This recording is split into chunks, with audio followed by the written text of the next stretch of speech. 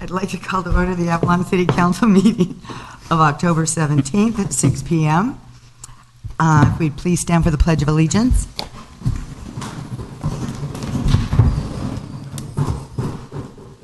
Put your hand over your heart and begin. I pledge allegiance to the flag of the United States of America and to the republic for which it stands, one nation, under God, indivisible, with liberty and justice for all. I would just like to say, you know, we all feel we really live in an idyllic community, and most of the time we're just very happy. But for the last few months, it seems like there's just been a lot of unrest, not only locally, the things I've noticed, and we probably all have, and of course nationwide and worldwide. But as we look at Avalon, I want us to pray for our families that are suffering from conflicted relationships, from alcohol and drug abuse, children traumatized by bullying at school or parental abuse, those experiencing health issues. And there are many people in this town, believe it or not, that suffer from loneliness. So I would like us as a community to reach out to those people. And people, if you are out there and you need to reach to someone else, please know you have a family here that loves you.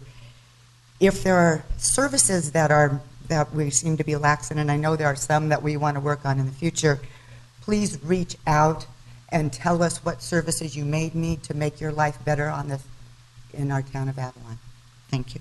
Amen. Thank you, Annie. Okay, we're going to have the roll call. I'm not going to forget today, Oli. Councilmember Cassidy. Here. Councilmember Hernandez. Here. Councilmember Sampson. Here. Mayor Pro Tem Olson. Here. And Mayor Marshall. Here. And the first item is a presentation by Tracy Dignan of Southern California Edison. Good evening, council members and honorable mayor. I'm Tracy Degnan. I'm from Southern California Edison, and I'm here to present our annual gas safety presentation. Okay. On. There we go. So this presentation will provide some safety tips and information to help ensure the safety of your family and yourself and your businesses. I also brought some brochures, which I left outside, so I'll grab those when I'm done and bring them in. But we brought some brochures that we're going to leave on the table over here for people to take at the end of the presentation or at the end of the council meeting and pass to your family, friends, that also go over some of the safety tips that we're going to talk about tonight.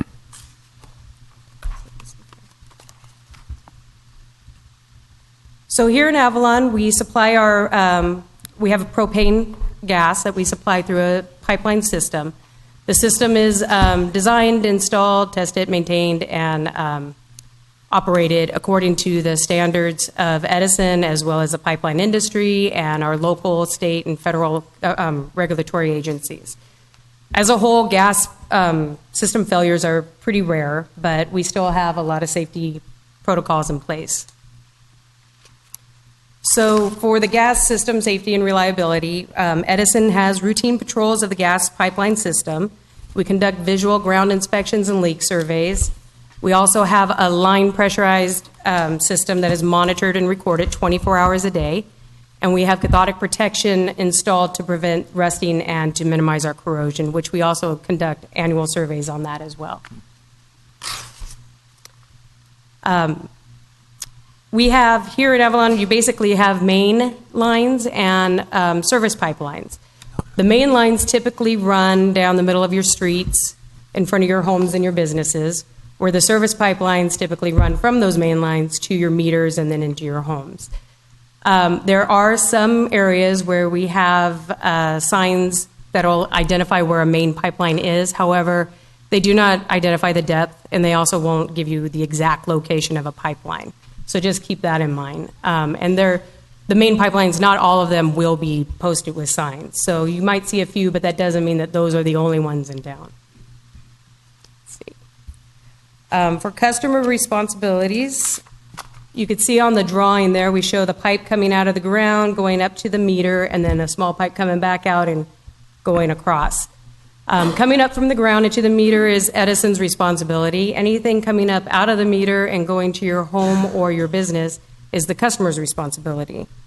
As such, your piping may also be, can also corrode and have leaks, and so it should be inspected periodically and repaired if any unsafe conditions are found. Let's see. More on the customer responsibility. Most plumbing and heating contractors can assist in locating these, inspecting and repairing piping. They could also test your gas appliances regularly and make sure that everything is well ventilated.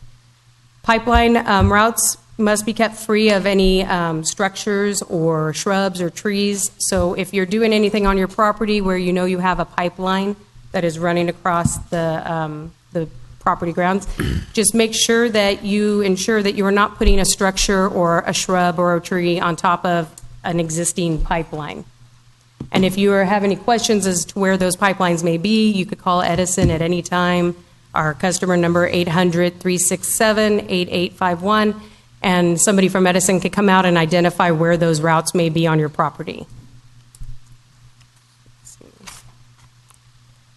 If you do have a project that you're planning where you're going to be digging or excavating on your property, please call Dig Alert. You need to call at least 48 hours in advance, and again, an SCE personnel will come to your property and locate any pipelines for you and mark them out so that you know that you're in a safe area when you start to dig. If you are digging near a pipeline, you need to use hand tools until the pipeline or the gas line is found. And if at any time you are digging and you hit a pipe and there's a gouge or scrape or dent, or you're not even sure, if you hit a pipe, just call Edison so that one of our personnel could come out and inspect the line, make sure that there's no damage to it, and rewrap and recoat if necessary to prevent any future leaks or possible failures. Again, the 800 number, 367-8851, is the number you would call to report any minor damage if you see any out there. Okay, so how to recognize a propane gas leak? There's basically 3 different ways: smell, listen, or look. Smell, you're going to get that rotten egg smell that we're all familiar with. I'm sure we've all smelled it from time to time. Some say it smells like sulfur. You could also listen. Sometimes you'll hear a hissing noise or a whistling noise. That could also be a sign of a leak. Or discolored or dead plants, or any kind of freezing like of the pipeline may be an indication also that you have a leak. I think this next slide kind of goes over some more ways to recognize. Flames coming from the ground might be a good indication that you have a problem.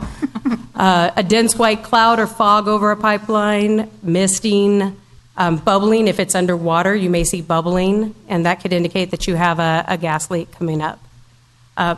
Propane in its natural state is an odorless, colorless gas, so we do add an odorant to it, and again, like I said, it smells like rotten eggs or sulfur. So be aware of that. And also, propane is different from natural gas in the sense that natural gas tends to rise where propane likes to settle. So you may notice the smell or leak in like lower areas such as a basement or crawl spaces. That may be the first indicator that you have a leak somewhere. Again, if you do suspect you have a leak, please get to a safe area immediately and then call 911. And then also try to call Edison so that we could send out the proper personnel to inspect for the leak. If you can, describe a description of where the leak is and its location. Again, get out of the area, warn others to stay out of the area. In the past, I know there's been recommendations to try to ventilate. We don't want anyone trying to ventilate. Just get to a safe location and evacuate the area. If you're outside, walk away into the wind, away from the gas smell. And another important thing is eliminate any ignition sources. Believe it or not, your cell phone can be an ignition source. So don't call for help right at that spot. Get to a safe place first before you make any phone calls. Light switches, motors, equipment, anything like that. And if you think you know where the leak is, definitely do not try to go turn it off yourself. Just get to a safe area and let the fire department or Edison come out and take care of the leak. Okay, and safety is our priority. We have a big customer service number up there, 800-367-8851. You could also visit the Edison Catalina site, which is www.sce.com/Catalina. And again, if there's an emergency, please call 911 first and then call Edison. And that is all I have. Does anyone have any questions? Anybody from the audience have any questions? Thank you. That was very thorough. Thank you, Tracy. Thank you, Thank you. guys. Mhm. Well done. That's our only presentation. So do we have an announcements or written communications? I have several written communications. I have one for item 10, which will be read into the record during that item. Okay. An item on number 12 for your consideration, which was placed on the dais for this evening, and an additional, that's it. Okay. Thank you. City manager report. I have none, Mayor. Thank you. City attorney report. None tonight. We'll be talking enough later. Okay. Council member reports. I have one item to report. I attended the Gateway Cities Council of Government meeting on the first Wednesday of October. The major discussion was a ratification of the new executive director recommendation, and that was a majority of the topic. So we have recommended a new executive director. But I might have a couple tonight. Great. Oh, there you go. One of the ones, I've got several complaints on the generators over at Vaughn's Express area. Has there been anybody else from City Hall get a complaint on that? Yeah, I have. There's been a couple complaints, and I don't know what the criteria is for that. When they install them, do they have to come to City Hall and get a permit, or how does that work? And then we go and test them to make sure the decimals aren't high. I don't know if any of that was done. Apparently, it wasn't. But can you look into that for us and get us on the right direction with that? Yes, Mr. Council member, we have made an inquiry both to the planning and code enforcement to find out, A, if there is permitting required and whether a permit was properly gotten. I guess that's the right word. And secondly, even if a permit was received, does the unit itself exceed the decibel level that's in the code? And staff is tasked to look at that, and we will have that for all of you shortly. Okay, so the next one I have is the one that it kind of, and I guess this is the spot to do it in, is last week when or a couple of weeks ago when we voted for the Island Enterprise stuff, started thinking about it a little more and more, the things that went on and how we voted on it. I wasn't really happy at the end. Can you give us an update on how much the cost was and how much we had to do about that? Or Yeah. how much we voted on that without even waiting to come back and see how much they were going to be set back? And can you give me any information on that? Yes, sir. Thank you for bringing this to our attention today so we could get that information. The staff recommended fees and moorings plus lease fees in 2017 based on the former harbor master's report would have generated about $57,570. The agreement that was approved, or the direction that was provided, results in revenue to the city of $5,289.17. Now, those numbers may be a little off because some of these fees may be paid, but that's the numbers that the harbor department provided. So we went from, what'd you say, $57,000 down to $5,000? Yes, sir. And the original amount was 57, you said? Yes, sir. I do have the spreadsheet. So we voted on this thing, and it ended up being only $5,000 they had to pay to the city instead of $55,000. Yes, sir. And I started thinking about that. That's quite a bit of money, and I kind of felt a little pressured into that voting scene. I kind of thought that it was unnecessary to really have it presented at that time. I mean, why the hurry up notion to get it off the board? And if there's any possible way, and I think there is, I would like to change my vote back to a no on that. And I don't know how these other people feel. How does that work?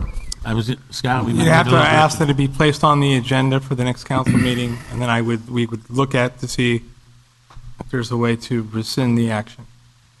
Okay. It would have to be a motion to rescind and then have another action. I'd like So to look. we'd have to put that on the agenda. I'd like to look at that too. That's quite a bit of difference from 5,000 from 57,000, and we're always talking nickel and diamond things together in the city. $10,000 here, we don't want to spend this and that, but yet we're throwing, $52,000 down the drain. That's just one of my concerns. So yeah, if all possible, I'd like to see if we could put that on the next agenda, please. What was the difference between, because the last meeting that we talked about it, that, I believe that spreadsheet said 33 or So close. 32, I think. No, Cheryl, do you remember what that number was on the last, sorry to, But originally was at 57, though, That was correct? Mr. back in Praise. June, yeah. The original thing, right? At the last meeting, all that we brought up was whether you wanted to start the leases as of 9/5 or as of 5/1. The difference would have been back billing for the boats that were occupying space in the harbor. So if we started it on 9/5, it would have been about $32,000 billing. If we started on 5/1, which we did, it was, I don't remember the amount, but it was quite a bit less. So it was a different scenario. Okay. And I'd like to just clarify a little bit on some of the numbers. The original staff recommendation resulted in almost $60,000 in mooring revenue, and the city council decision last month resulted in about $7,000. Almost $2,000 of that had been paid in fees already. But that amount, that $7,000, is about what Island Enterprises was charged the prior year. So the $60,000 would have been $53,000 more revenue than what they had been charged in prior years. So it's not that the city is losing revenue it had collected in prior years. And it's not that they're only paying us $7,000 in that time period. There's They're- other monies. They're generating harbor use fees and admission fees for the city. Right. because I know part of the confusion that I had when we even brought it back last time was how do you determine, I mean, we finally heard the topic on the 5th of September, which, I mean, it had come questions, discussions back and forth. So, I mean, we knew as of May or earlier than that there was going to be a new shoreboat operator. We just didn't finalize and hear it until September. That's correct, that the sequence of events.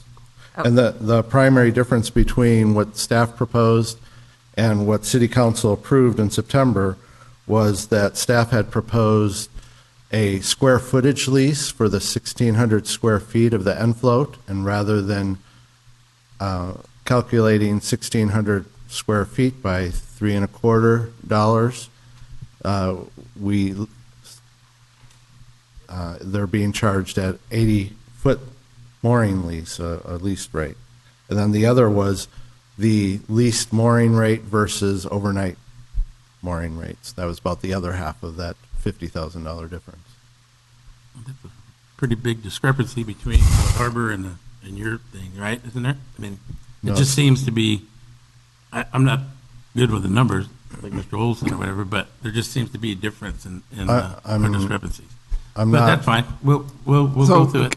council has asked that it be Great. placed on the agenda. We'll Great. place it on the agenda at the next meeting with an explanation as to how we came up with the Perfect. fees, and then I'll do some research Do to that. see the legality of going back and changing those fees. Yeah, Thank let's, Yeah, let's talk about how we arrived at those figures so that we Right. understand what we're voting on a little more in depth. But then that's all I got. Councilmember Sampson? Yeah, I have a few things. So, public safety. It falls under a lot of people's responsibility, and I guess in our position, it starts right here in the city council dais. I feel a little responsible for what happened at Bolly Burke, even though, we didn't create what was going on in the streets solely but we have to assume the responsibility for this moving forward. I would like to call for a traffic engineering study, traffic engineering, pedestrian, vehicles. I mean, this is all going to fit together. And it's kind of an important time we do this. If this Vaughn store ever goes in, that's going to need to be engineered. I mean, it's going to be an ongoing thing, obviously. With the Trailhead project, I saw the plans for that when it was vetted through the Planning Commission, and that's a really important part of the community over there. It goes by the golf cart rentals, and on that. So there's two sides of the streets that people could possibly come off the boats and go back on them, and it's really important how we deal with that traffic. I'd like to know if this is a feasible thing for the city council to do, to basically, so directly right now, our immediate fix is to clear the areas so that the vehicles coming towards Vaughn's, the bigger Vaughn's, can see the entire crosswalk, and people coming out of Vaughn's and out of the post office. We should actually have some kind of maybe strobe lights going across, that anybody gets close to there, the strobes go on and there's a stop area. Yeah, I don't even care if we have to have a stop sign. At this point, when an 80-year-old woman gets hit in the middle of a crosswalk in a town that people should be going 5 miles an hour, I don't care what we have to implement, 5 miles an hour, stop signs, speed bumps, but what happened is never going to happen again. And it's happened in the daytime like 2 or 3 times in that same spot, which means people are not paying attention, or there's too much going on at one time for people to be able to even all absorb and react to. That is the drivers.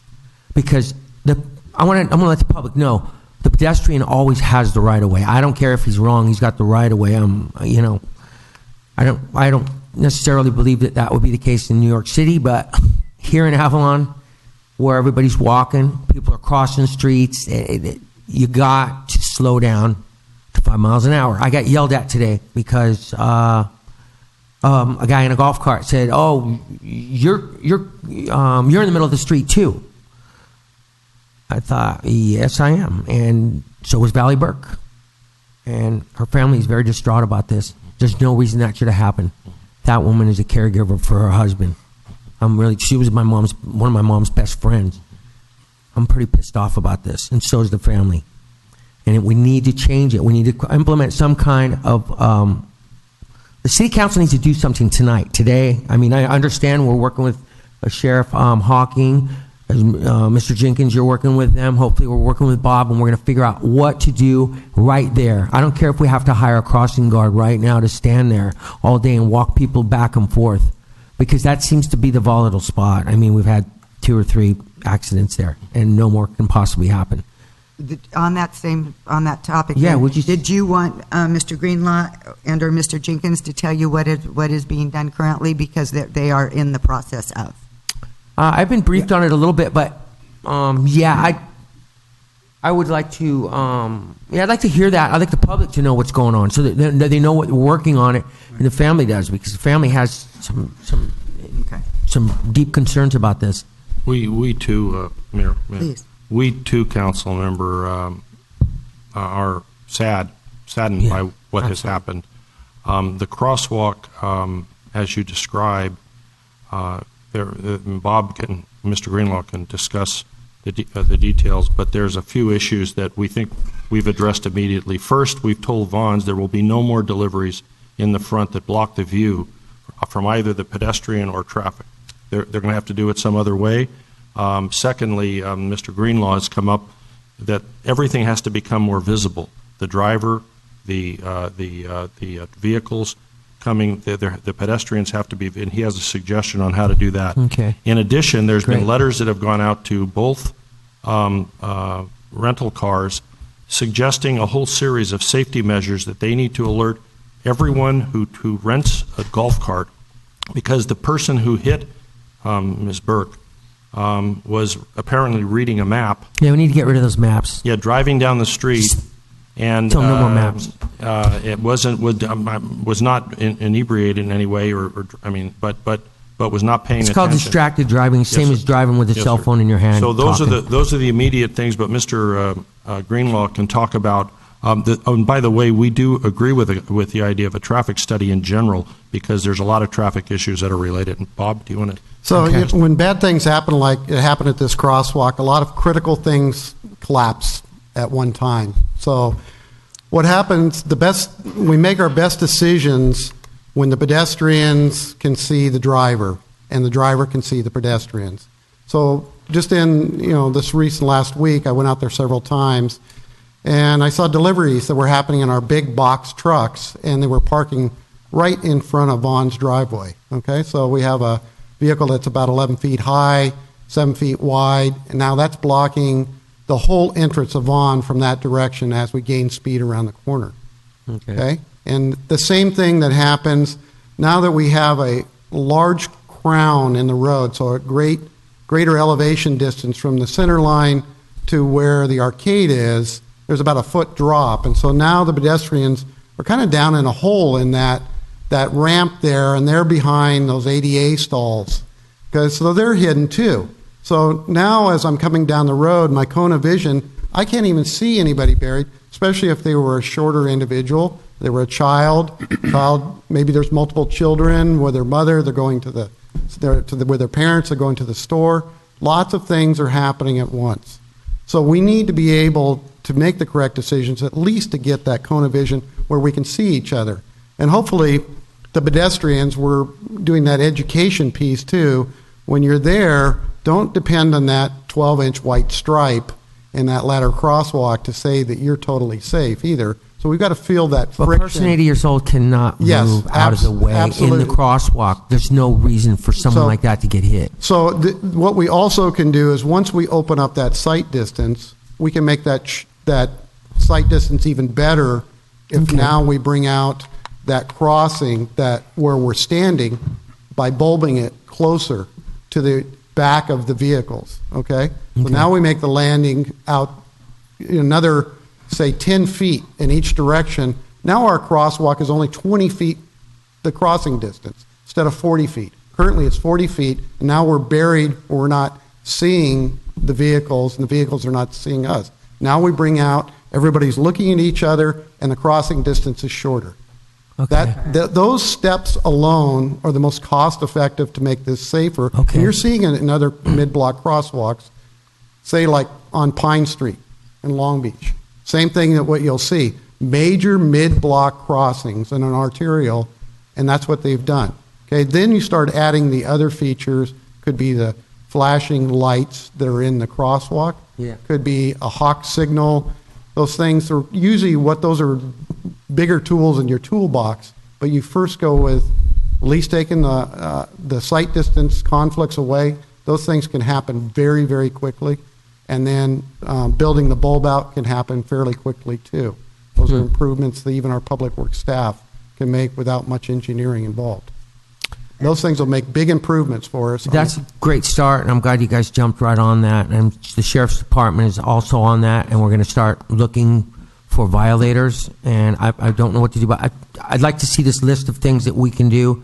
But the pedestrian has the right of way in this town. I don't want to take that away, but let's see. You drive for necessity, convenience, or luxury. Most people drive because they want to in this town. Necessity, you can tell who needs to drive for necessity. I mean, most of us drive for convenience. It just gets us. But we don't have to drive. We can just make everybody walk, especially if we keep plowing into people. I mean, it's not much of a solution at this point because, but we have to understand it. I'll go through any measure we have to in order to protect the general public. Okay, thank you, Bob and Sheriff's Department and Mr. Jenkins. Another issue of public safety.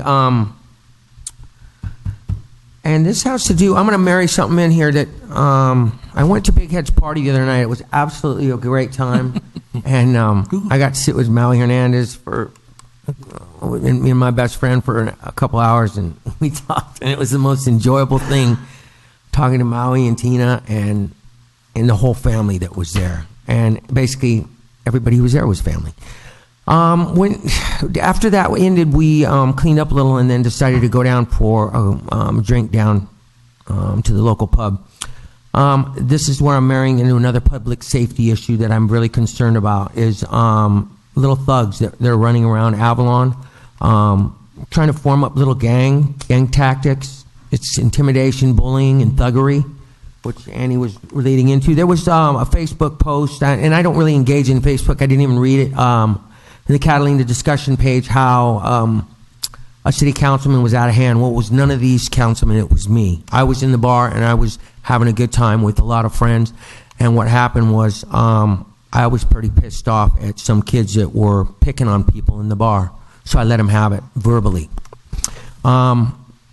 We had a gang here in this town one time. They caused a lot of destruction and a lot of problems for everybody. I don't want to see that come back.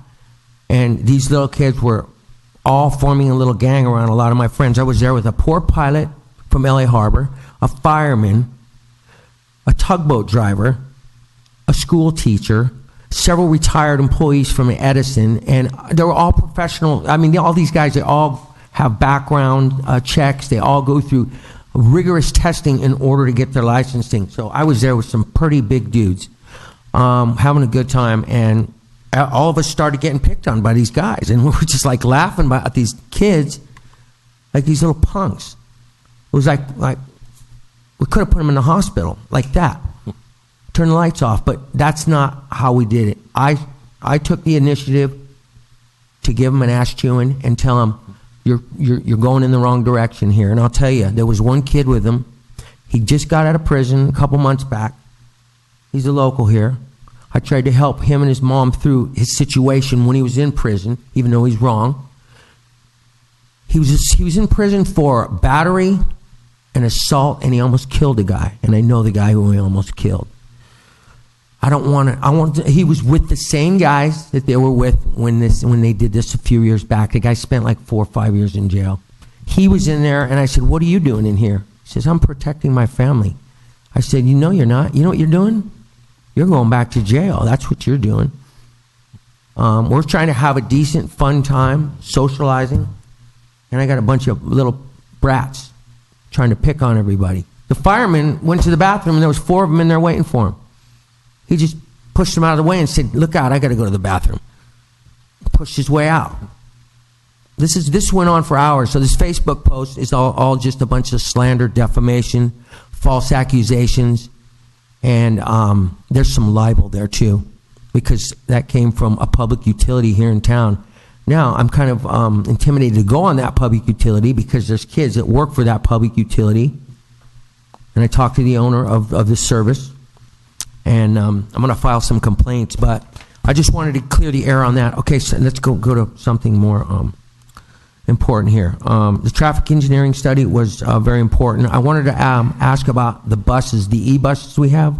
I understand they're starting to break down again, and are we on a path to fixing them, or a path to get our money reimbursed the taxpayers' money that was invested in that reimbursed, and get another transportation service that is going to actually last the community and be a viable and sustainable solution to our traffic needs. Because the way I'm seeing it is, and the way everybody else is seeing it, is that public transportation has to be boosted up here. We can't be backing off on it.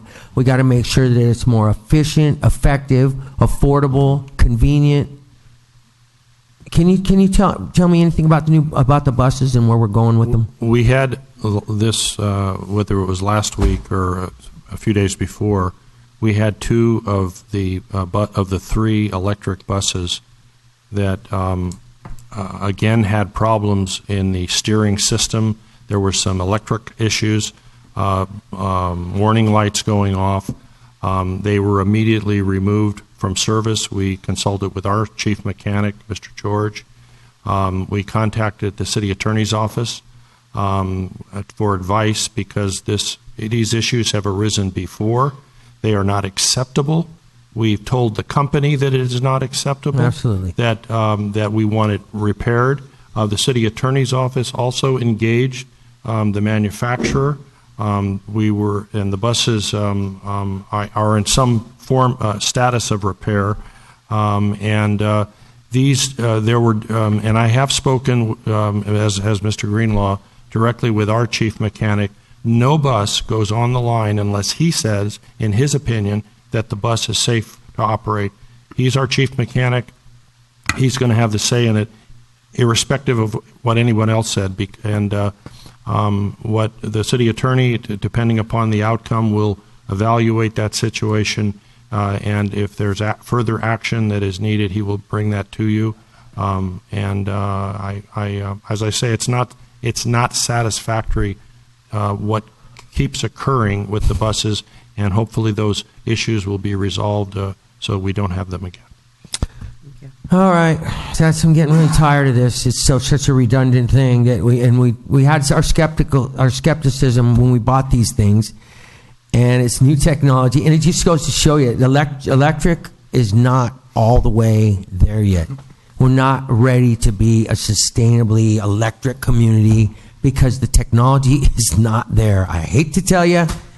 So somebody tell Jerry Brown that, and maybe we can wake up the state.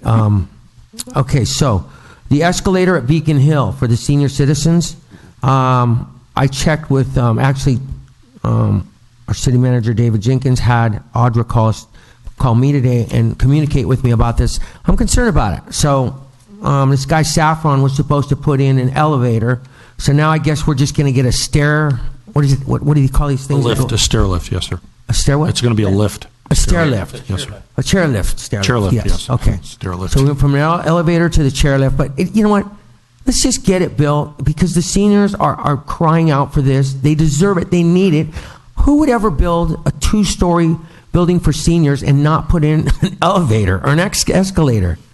That is so incomplete. My goodness. I guess that. So was there an update though? Because we were going Okay. because we had gotten some prices Yes. at some point, but I don't think it didn't ever come where we said give the bid to so and so. Did It still that hasn't happened? No, the owner, according to Ms. McDonald, the owner just had gotten back to them to go up into the project and do whatever measurements they have to do so that the bid can be let. And that was what I heard today. It is taking far too long to do this project, what should be a relatively simple project now with the chairlift as opposed to an elevator. And we'll report to you. In fact, we will put that on the agenda for you at your next meeting so we can give you a full update. Okay. Yeah, so Audra said, okay, cut to the chase.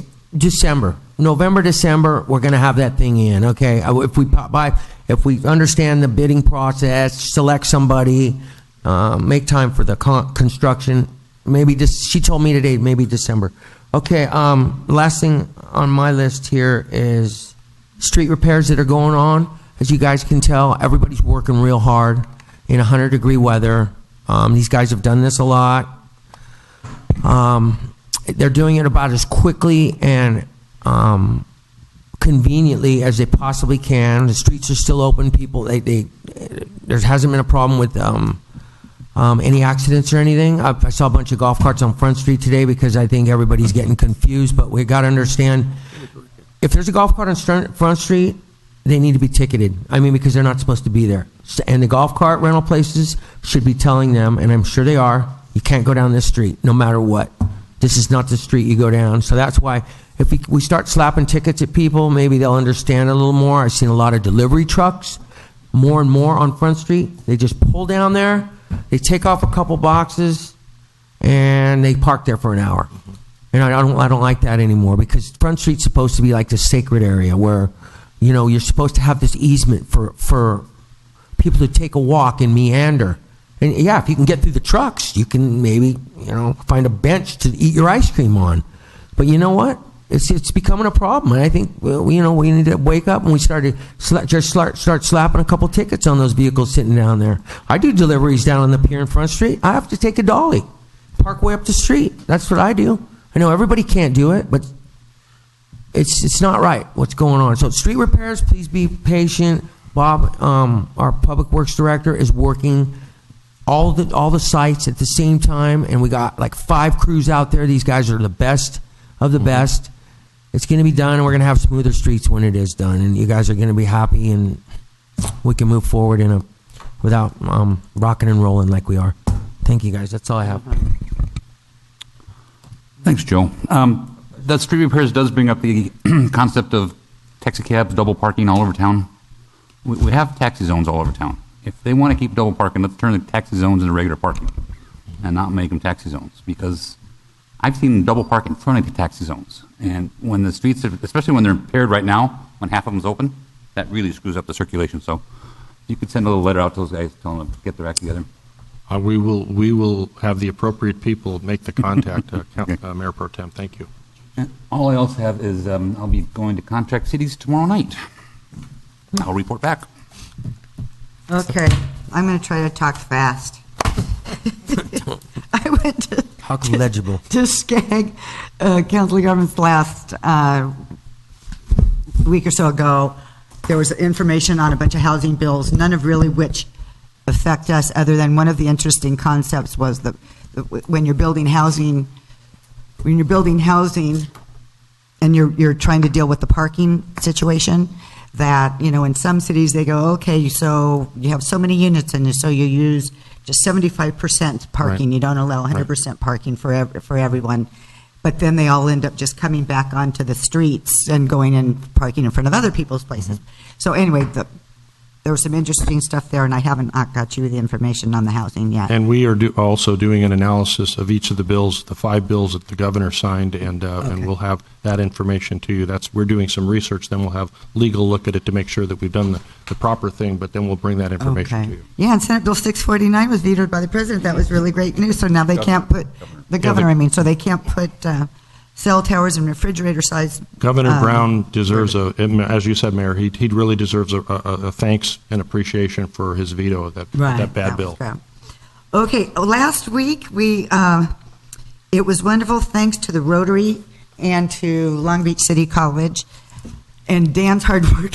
He never worked so hard at trying to get 16 kids over town to visit Long Beach City College. So thank you.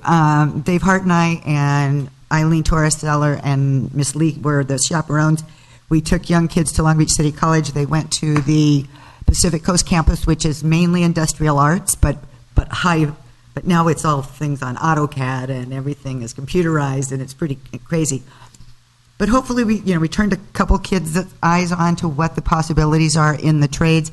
They also, Eileen said that we definitely will have a career fair this year at the school, and there were some union people that were there that, they give you a job 4 days a week. They pay for you to go to school a day a week. They become welders. They work in the ports. I mean, there's a lot of opportunities out there for young people in all of the trades. So very exciting to see that, and whatever effort we can make to get our kids trained for those that don't want to go to a 4-year school. Would like to thank Constant Rux for the vigil she did for the victims of the Las Vegas tragedy. It was very touching. She went through a lot of work, and we want to thank her. And Jim Luke Johan was there as well, and some of you in the community. So thank you for being there. Tomorrow, the city manager and I are going to visit Supervisor Hahn, kind of the state of the county address over in San Pedro tomorrow. So that's a quick one. November 3rd, and there'll be more out. The Catalina Islander wants to come to town and kind of do a one-on-one with folks to figure out how to work their paper better, for lack of a better word. So we'll be getting information out on that. And for those of you that know, and it will be better pronounced, Congressman Alan Lowenthal will be here on November 18th. They're working out the location. And so that's it. Okay. So, oral communication. This is an opportunity for people in the community to speak on items that are not on the agenda. You will be limited to 3 minutes, and no action will be taken.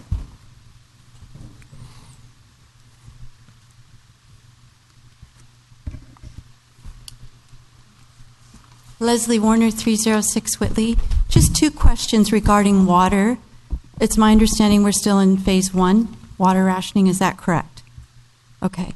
And second, it was my understanding that Edison was doing some kind of report that would show you the maximum population they could serve with water. And I'm wondering if you have any information about that. They were researching and trying to see how much water can we really provide?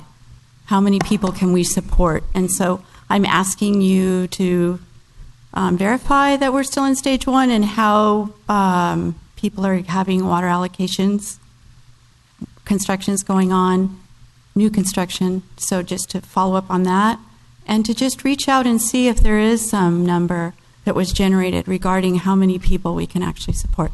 Thank you. Thank you. Thank you, Les. So we got, in reference to that comment, we did get a readout that shows us the monthly amounts that Edison has been producing, correct? Yes. Desalination.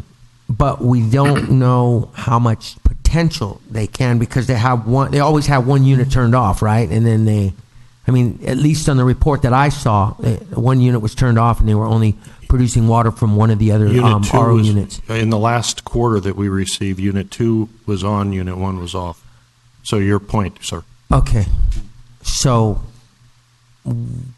can we run both desalination units at one time?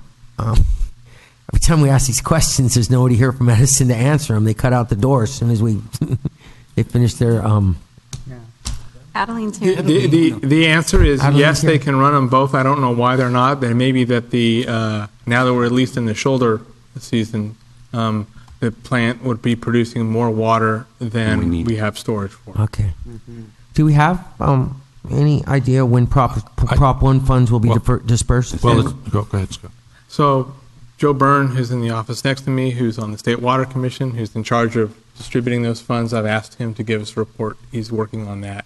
It's going to take a while because the state has to gather all the applications, analyze them, rate them, and then it goes through a public hearing process. Okay, so there's a chance we might not get any money from that, right? Well, there's a chance, but More than from likely. the information that we have received, Because it seems to me that That we Edison is should. waiting and just depending on just that solely, and they no backup contingency, and that concerns me. Actually, if I may, sir, Southern California Edison and the city are working hand in hand. They've applied for $23 million of funding. We, in fact, just had communication today, Ms. Yoon, Adeline Yoon, who's in the audience from Edison. Okay. And we talked about what is our best strategy, what needs to be to get those monies approved, and whatever it takes. You have directed us to take to do whatever it takes that's legal to get this done, and that's what we're doing. And there is a lot resting on this application that would really create sustainability, a sustainable fresh water supply for Avalon. Thank you for your question, Leslie, and keeping that water conversation alive. We cannot let this die again ever until we have a sustainable Yes, sir. amount of supply. Paula Patterson, 221 Whitley. And Annie, I wanted to thank you for your inspiring words. They were beautiful.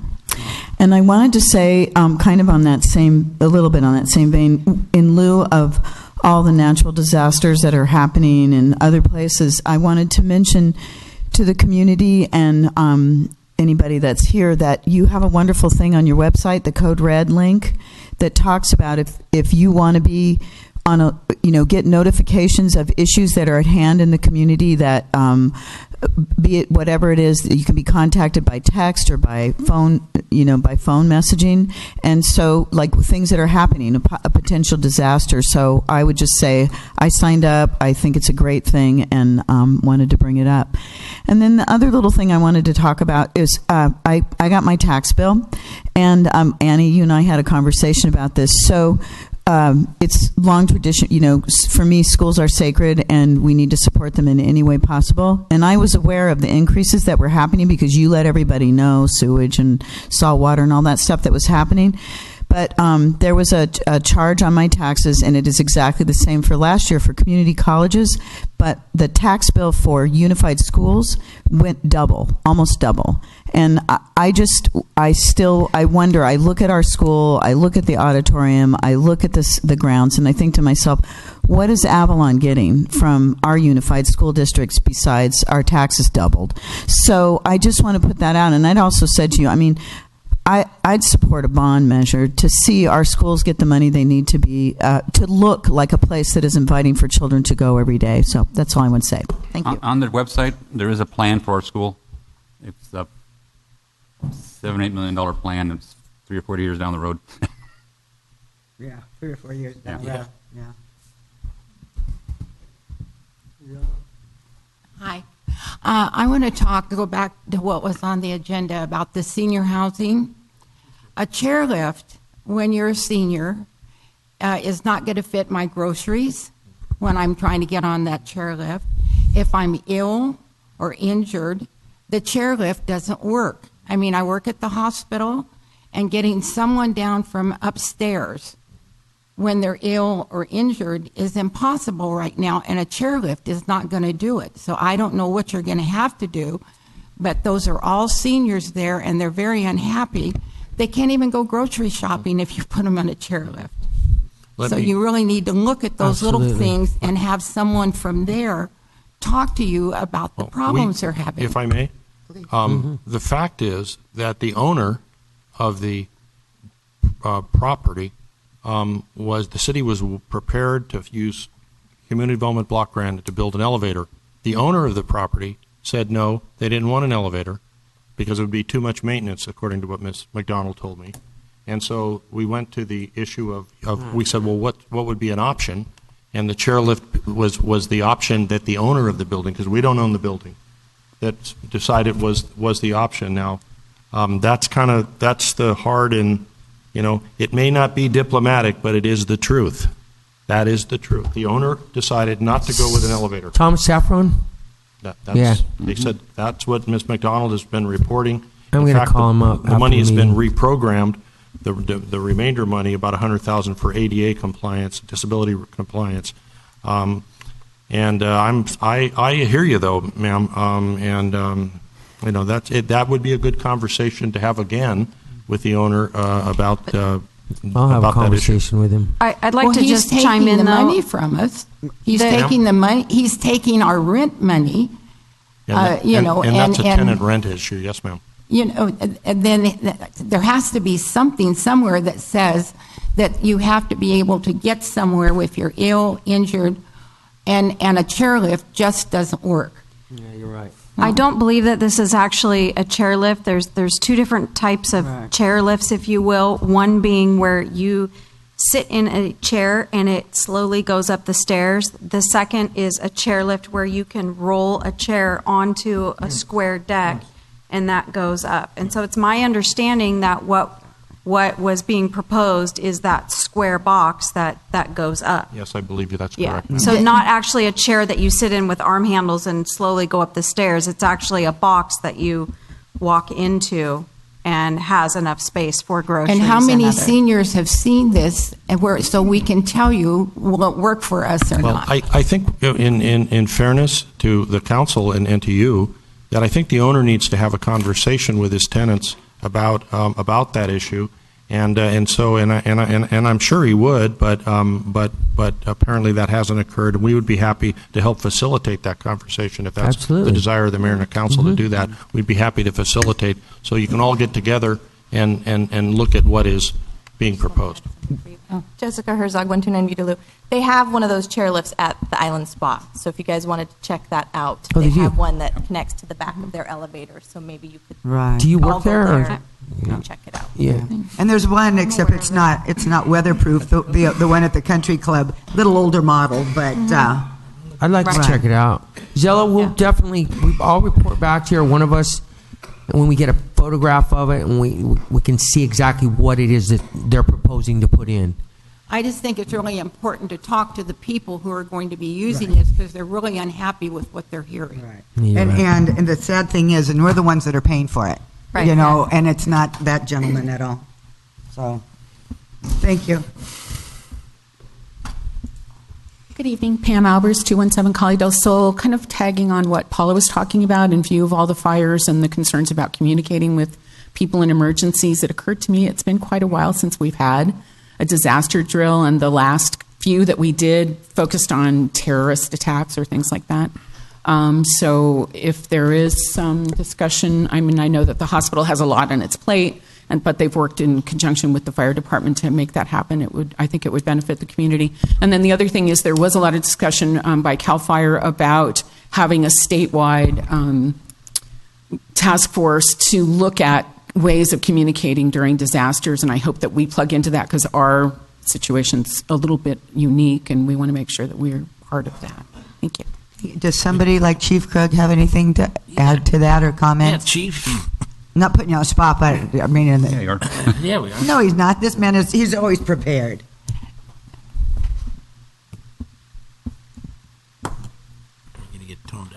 Good evening. We routinely conduct drills. Some are tabletop drills, some are full-scale drills. One of the issues we have here is it's difficult for us to sometimes have large drills where we take everything out of service. So we are also plugged into the state for resource management. So we're always interested in more training and more drills, and we can certainly facilitate that. Okay. All right. Thank you.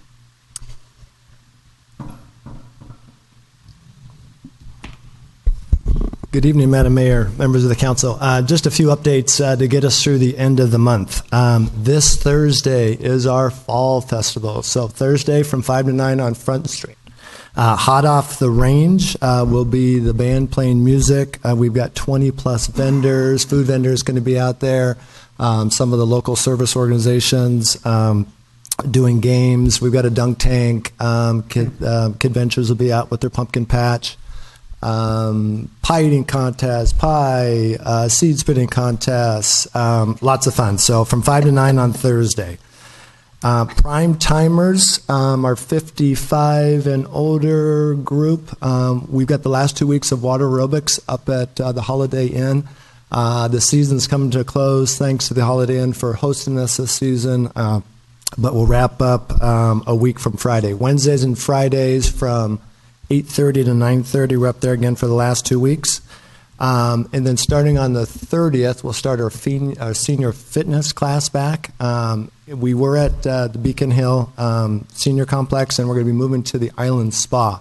Carla Lupa will be teaching. It's great to have her back. So she'll start Mondays, same time. It's a 9:15 to a 10 o'clock class at the Island Spa starting Monday the 30th.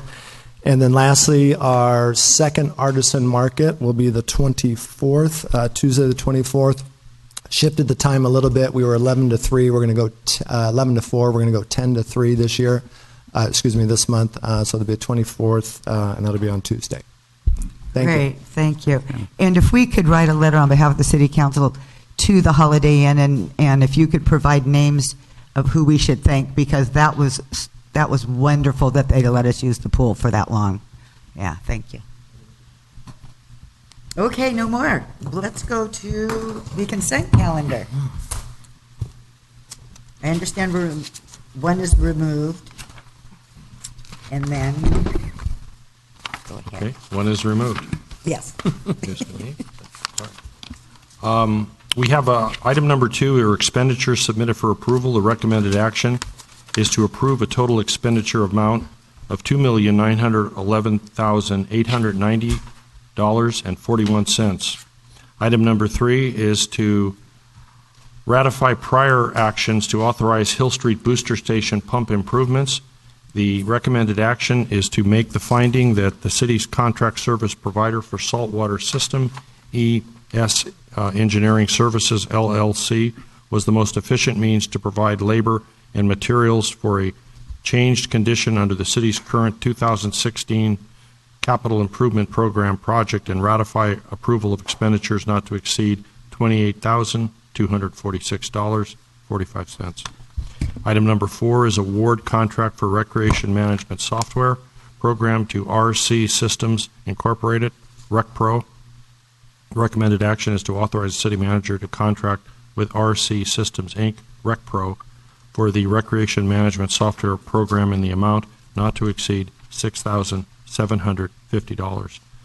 Item number 5 is Avalon Harbor Sedimentation Analysis and Conceptual Remediation Study supplemental work. This is that continuation of the report that you received at your last meeting. The recommended action is to authorize the city manager to execute a contract amendment with MBI, Michael Baker International, for the proposed scope outlined in additional work request number 1 for the Avalon Harbor Sedimentation Analysis and Conceptual Remediation Study for a revised not to exceed total cost of $110,660 and make a supplemental appropriation for the additional work from the Harbor Fund for $60,660. Item number 6 is the addition of 4 used autoettes on a temporary basis and one used pickup truck to the Avalon, excuse me, City of Avalon vehicle fleet inventory. Frog entered my throat. Ribbit. Thank you. The recommended action is to authorize the city manager to add 5 vehicles to the City of Avalon vehicle fleet. These vehicles, 4 used golf carts and 1 used pickup truck, will be purchased for a not to exceed amount of $12,000. Amend FY 17-18 budget to include an additional expenditure in vehicle replacement fund number 13825-6781. Item number 7 is fiscal year 2017-18 first quarter treasurer's report. The recommended action is to accept the 17-18 first quarter treasurer's report. Item number 8 is replacement waterproof computer monitors for all harbor patrol boats. The recommended action is to authorize the purchase of 6 waterproof computer monitors from the True View Monitors for a total of $9,150, shipping included.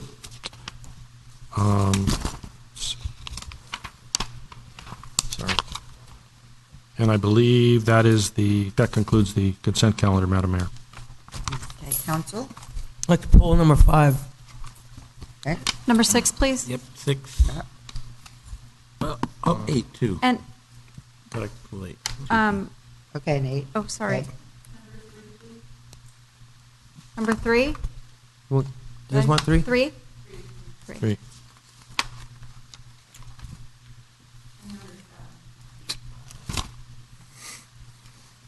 Move staff on 2 and 4. What about 8? And is a motion for doing? I'm sorry, Did we pull 8? Oh, we Yeah. Yeah, we pulled 8. Oh. 8 was pulled, yes. Is there a second? A second. No further comments, call for the vote. All ayes. Thank you. Okay, item number 3. Just very quickly, I think it's just a question of maybe including a little more information so that the public would have an idea what happened here.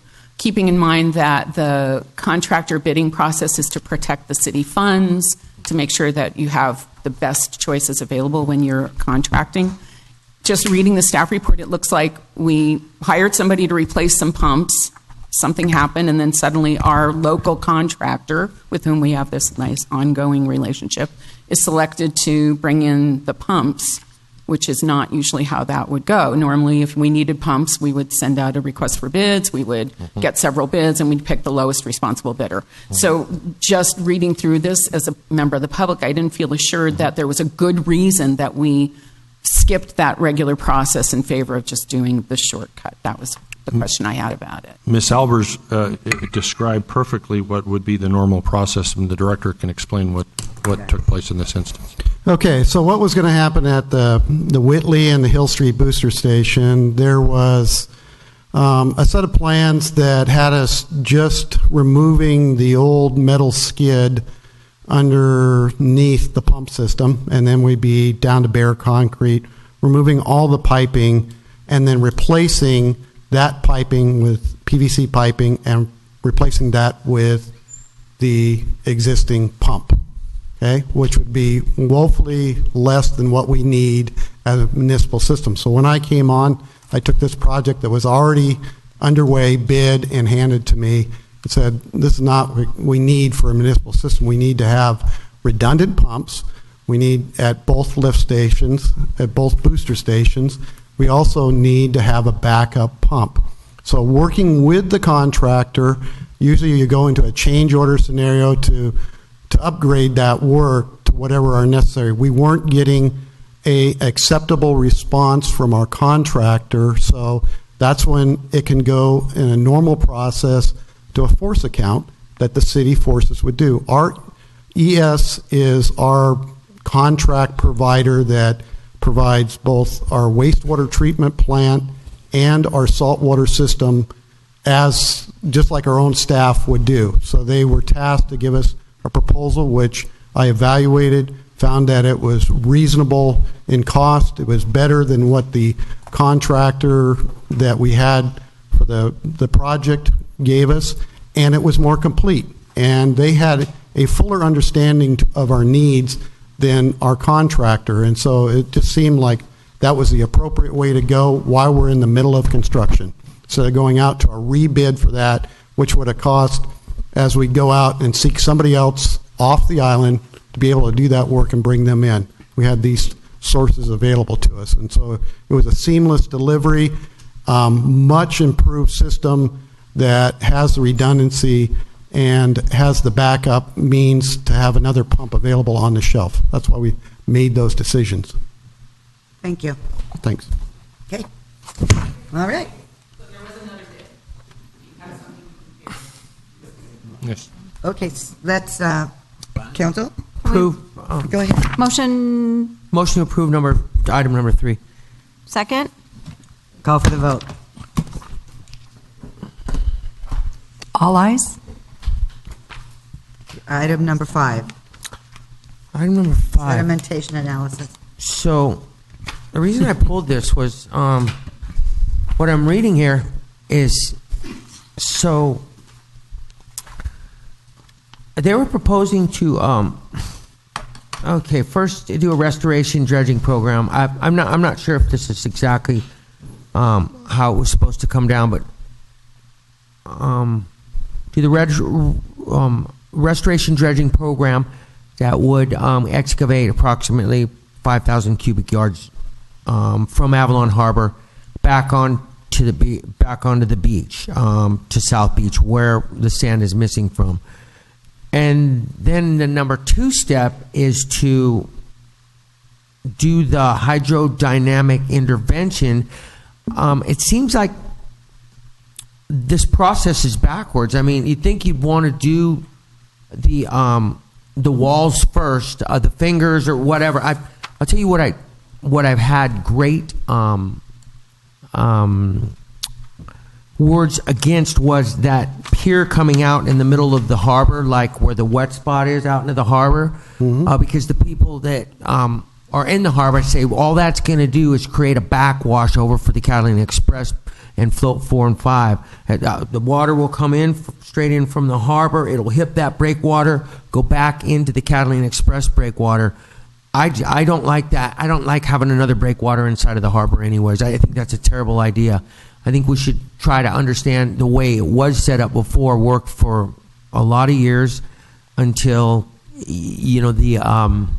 so much sand was pulled off that beach that it started undermining the foundations of those rock walls that actually held up the sand up onto the beach.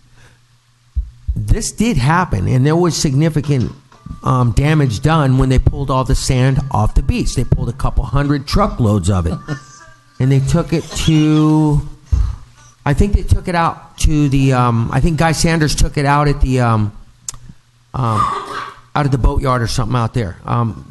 Something was done with that sand, but it was taken off the beach purposely with loaders and dump trucks. And I think that was a terrible idea because that's when we lost the ramp that goes into the water. That's when we lost our fingers. And now we're starting to compromise our entire retaining wall that holds up the entire beach.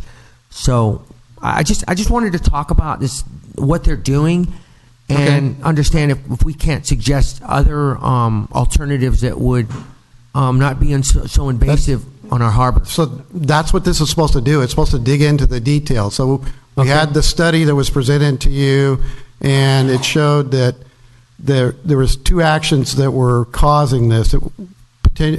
Partially was the Catalina Express operating their engines in reverse, but over very multiple occurrences, also the wave action, and those 2 things happening together. So we realized that we need our beach back. I heard that, and so one way to get the beach back, and that's what the study was recommending, was to do dredging because our sand is actually in about 20 feet of water. It's offshore. That's the good news. It's there. It's not too far out. Okay. And so what the study was supposed to do in that aspect was look at the different types of alternatives of dredging, look at the permitting that's involved in that, and look at the scope and schedule and cost with that. So dig into the details. So there you get the sand back. Okay, now how do we keep the sand there? That's what the second task was, whether if we're not real good on the idea of putting the 100-foot baffle wall near the wet spot, where is an additional location? And so that's what Dr. Jenkins was stating, that we can move that location, and so they need a little bit further analysis, shortening up that baffle wall, and looking at what the alternatives, what's the best location for those. Yeah, I just don't. That baffle wall going into the middle of the harbor. Well, it could end up resulting where we had it before. Yes. Okay. I like that idea, because that's a dead corner, and it seems to be where all that force is being generated off that wall that comes across South Beach towards the pier, and then it takes our sand away. And those fingers were there for a reason, obviously. And I'd like to understand what the time. Those also worked when the Catalina Express wasn't operating. So now we add the Catalina Express on top of that and put those two dynamics together. That's what the further details of this study is supposed to come to, some solutions with cost, scope, and alternatives for you to be presented so that you can make a decision on how you want to proceed forward. And part of those details is also getting in a discussion with Catalina Express. How can you do your operations differently? What can we do with the floats that could make you operate differently? So also digging into those details. So we're trying to work on each part of what the problem is and come up with solutions, and hopefully it's the most cost effective and with something that'll last. Yeah, because endure. Those costs that they were predicting last time were just astronomical. I couldn't believe it. But I mean, we need our beach back at any cost. I'd like to say at any cost, but I don't want to put that on the taxpayers of Avalon. So it's got to be something that is realistic for us, and just to go out and do a study and about any possibility that would possibly fix the harbor. I think if there was some kind of suggestions we could give them and tell them, hey, look this is what we want. This is what worked for the last 80 years. If you could concentrate on this area, then we wouldn't have to take all these other ideas and so that's very possible. Those. That could be some of the first tasks of the study that we ask them to do. Please look at what is the time frame on this. They said that they can complete this work within 3 months. Okay, yeah, because I'd like to see our beach back next summer. Yes, and that's why we rolled this back out to you, so that as quick as possible. But if we're on our way to getting our beach back next summer, that's great, because then we have some hope for that on that side of town, Casino Dock on the other side of town. So we're working in a good direction.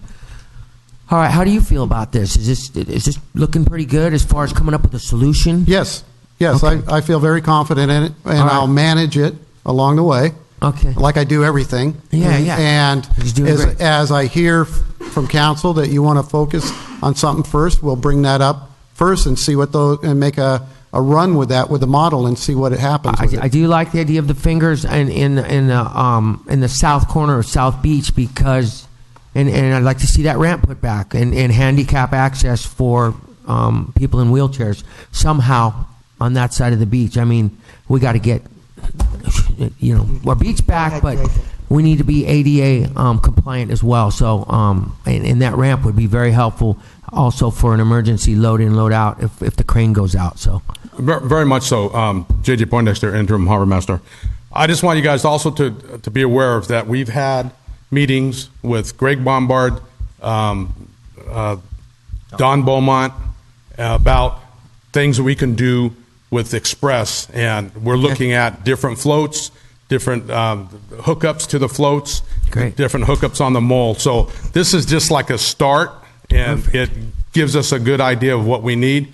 I too agree with you that having a wall out in the middle of the harbor creates an issue, because there's going to be moorings left, and that's where we get our income, is from the moorings. So but this is a good start. But we have had meetings, and we are in contact of trying to change the way the Bombards and the express boats have been tying up there. I mean, just because we've done it that way forever doesn't mean there's new technology not out there. So we are working on that. Great. Thank you, Jason. Looking forward to it. And I can add one other thing. As we're doing the mole project and we're seeking additional funding, we are trying to look at how we can reconfigure the float so that all aspects of the mole are good for a long duration.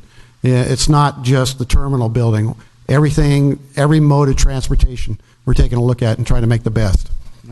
Thank you, Bob. Thanks, Thank you Bob. very much. Appreciate it. Okay, if there's I had asked to speak about this only because the staff report and the proposal don't match up. The staff report indicates that they're going to be looking at funding sources, which I think everyone's recognized. We don't have this money, and so that would be a very important thing to get in conjunction with all this other technical information, engineering estimates and so forth. But the proposal itself does not say that that's what Michael Baker is going to do. So that maybe needs to be tightened up. We have some ideas that are not cooked completely. No, we're not cooking the books. I mean, but cooked ideas, cooked up already. But there's some ideas depending upon the cost of the project. There's one option we're looking at is some state beach and harbor funds that they've, in fact, when they were here visiting, said that that there is restoration monies available. And I remember you spoke about that. I'm just Yes, ma'am. indicating you're paying $60,000 for a proposal that's described one way, which when you read the proposal is not what's being provided.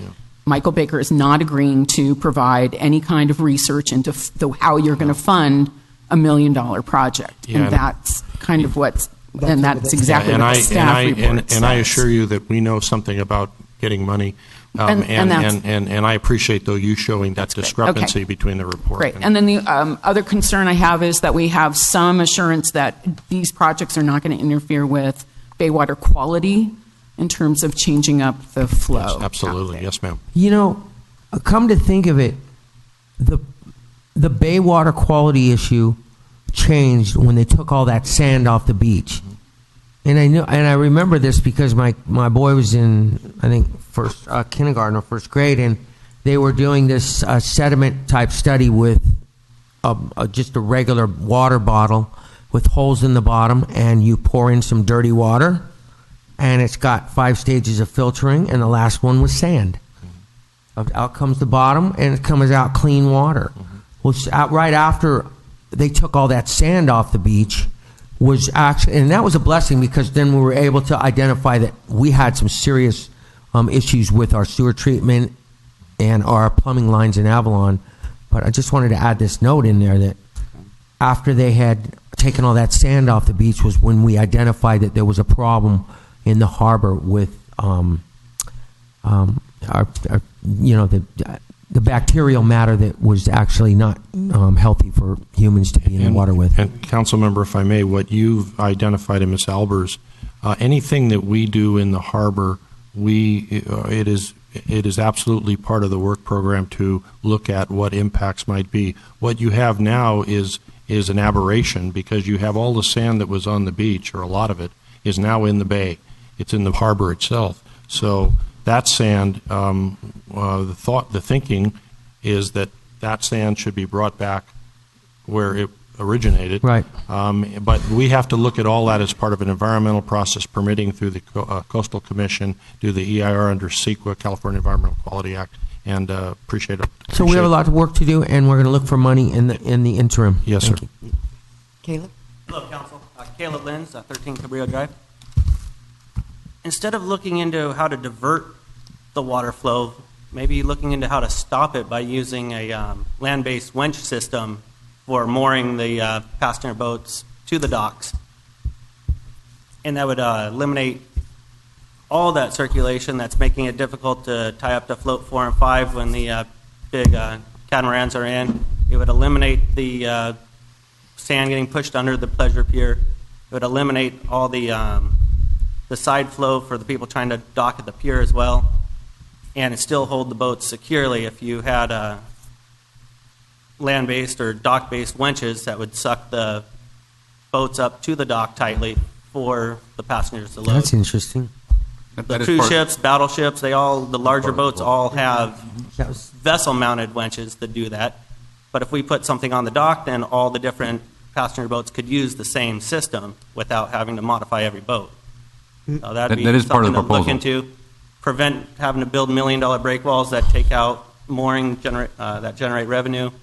And That's not going to happen. I think it would Guarantee you. it'd be a very simple solution to the problem. It'd save fuel on the boats. They could turn their engines off instead of sitting there full throttle reverse, and make it much easier for other people to use the harbor at the same time and not wash our beaches away. Well, and Caleb, you're right, but if I don't know if you've read the study, but the boats are a very small part of the problem, is what I understood. When did this problem begin? The boats are a big part of the problem, and part of the proposal is to look at alternate ways of tying them up, whether it's a But winch that's, the system or... boats isn't the only part of Yeah. the situation, though. Okay. But before the big boats with the high thrust and reverse, the beach Right. didn't wash away, correct? To my knowledge, this problem started when they took all that sand off the beach. To my knowledge. Well, there's also in the report, there's the discussion about the bafflings or whatever you call them underneath the pier and the deterioration and degradation of those just from time and non-repair. Yeah. The baffling under the pier may be holding that sand there under the pier next to the dinghy dock so all the outboards hit at low tide. But the sand being pushed over there is still from the current. Right. And there were a couple baffles right by the storm drain and between the launch ramp when we were children. Mhm. Those have been removed. Mhm. Those could potentially have deflected some of the current. But I know as a child playing on the beach and operating boats in the harbor, when the old red and white boats were there, there was not any amount of current compared to what we have today. Right. So. Well, Caleb, it is interesting because Jay Guyan came in today and he had pictures of their back, and I know that Mr. Greenlaw met with him today. So I think those kind of discussions with those of you with experience in boating, I'm sure you can all be part of the conversation. And I think a couple, winches strong enough to fasten those vessels to the dock or to Right. up here on the shore would be a very simple, cost-effective solution. Yeah. You could probably put those in for the amount of the study you're voting on conducting. Yeah. But that was one aspect of it, yes. All right, thank you. Thank you.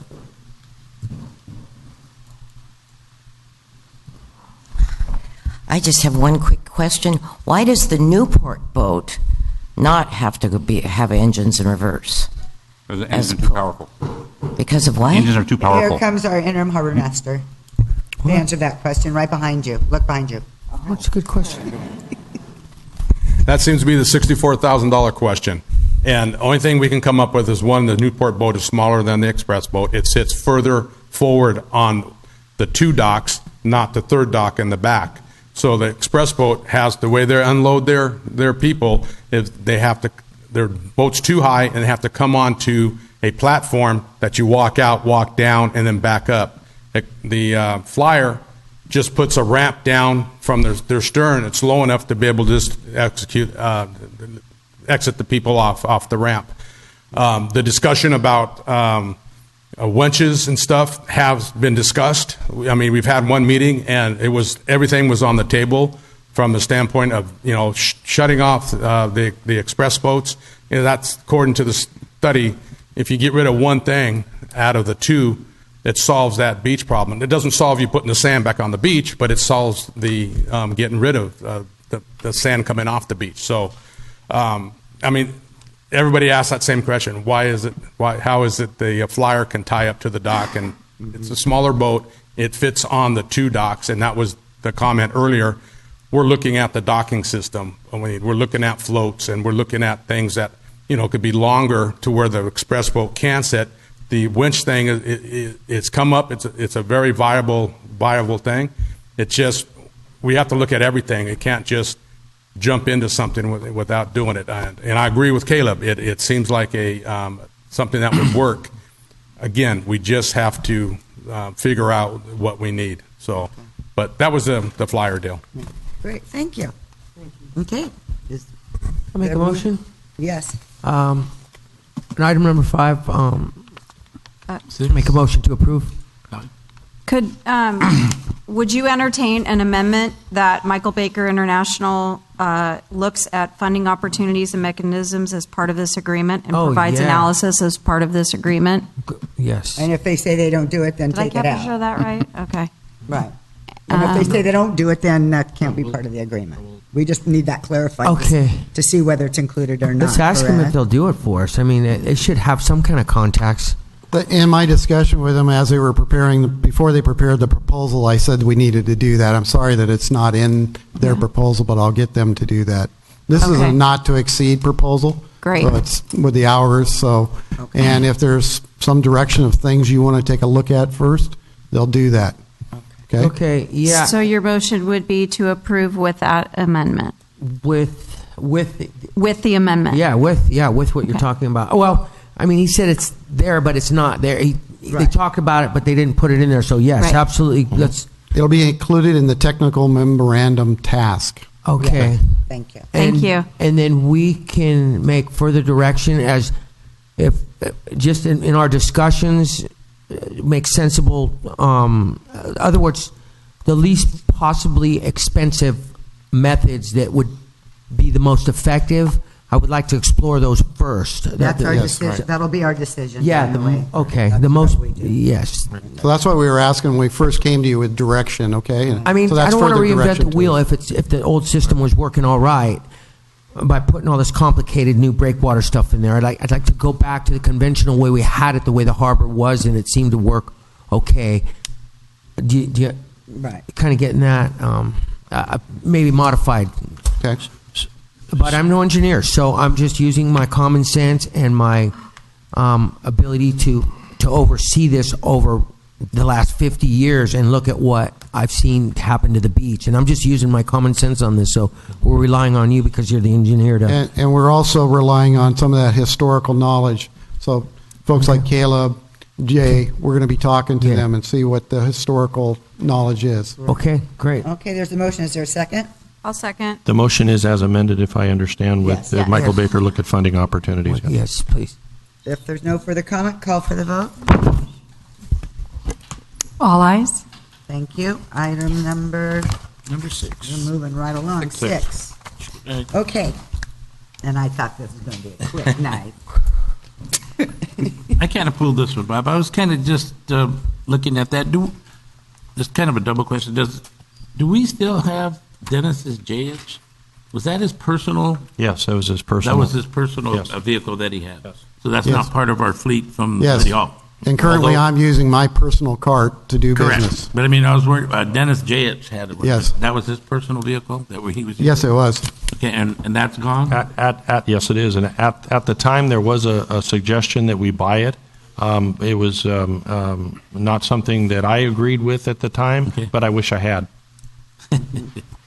Yeah, I was just, because I remember we were overlooking the budget for vehicles for different departments at the time, and I noticed that different departments had allocated a certain amount of money for vehicle repair or replacement down the line, and I think I was on vacation when we went through all this. But anyway, they ended up taking all the money out of the vehicle replacement list for that, for some of the department heads.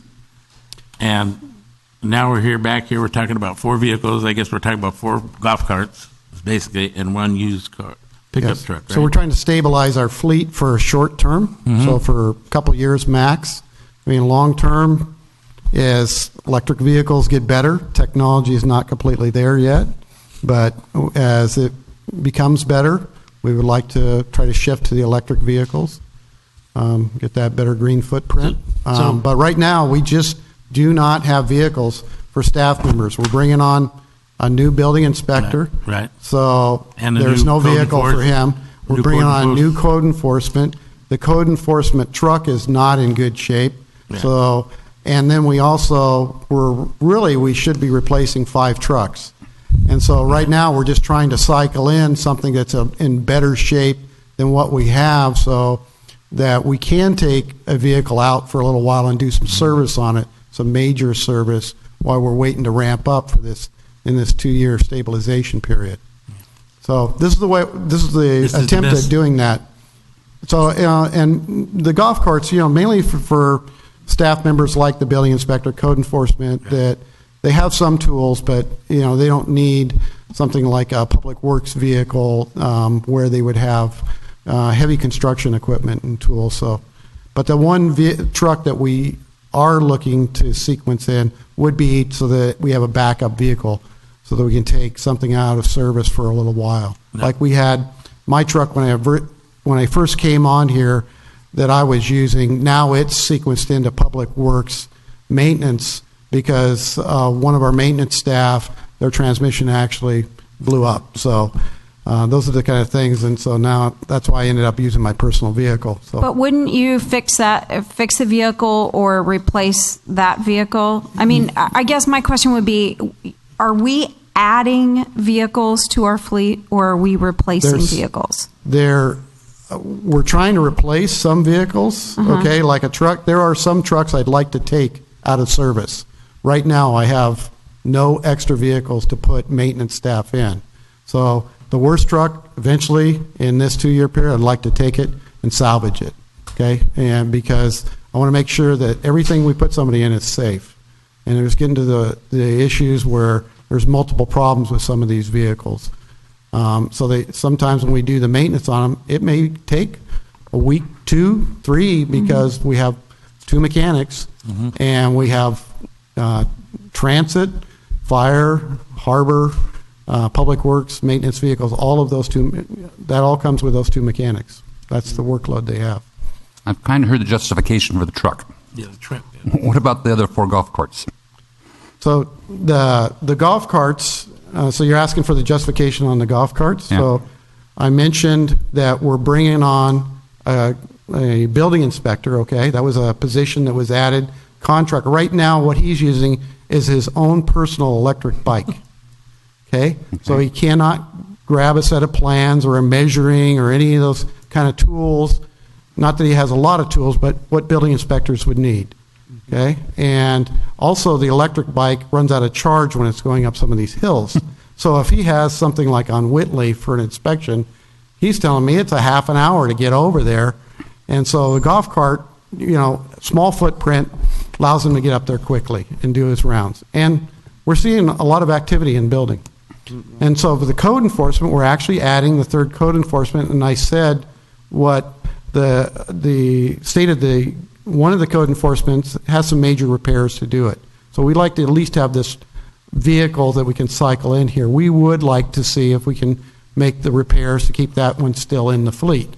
But when I'm getting told by our lead mechanic that we should have 5 that should be going out soon within this 2-year period, as an engineer, I like to have that redundancy so that I always, every day, I have, when 2 of something goes down, at least I have 1 to put back in. But for $12,000, what can you actually get? So we're planning on getting $1,500 a piece for the golf carts, used golf carts. That's $6,000. And so our lead mechanic has identified those.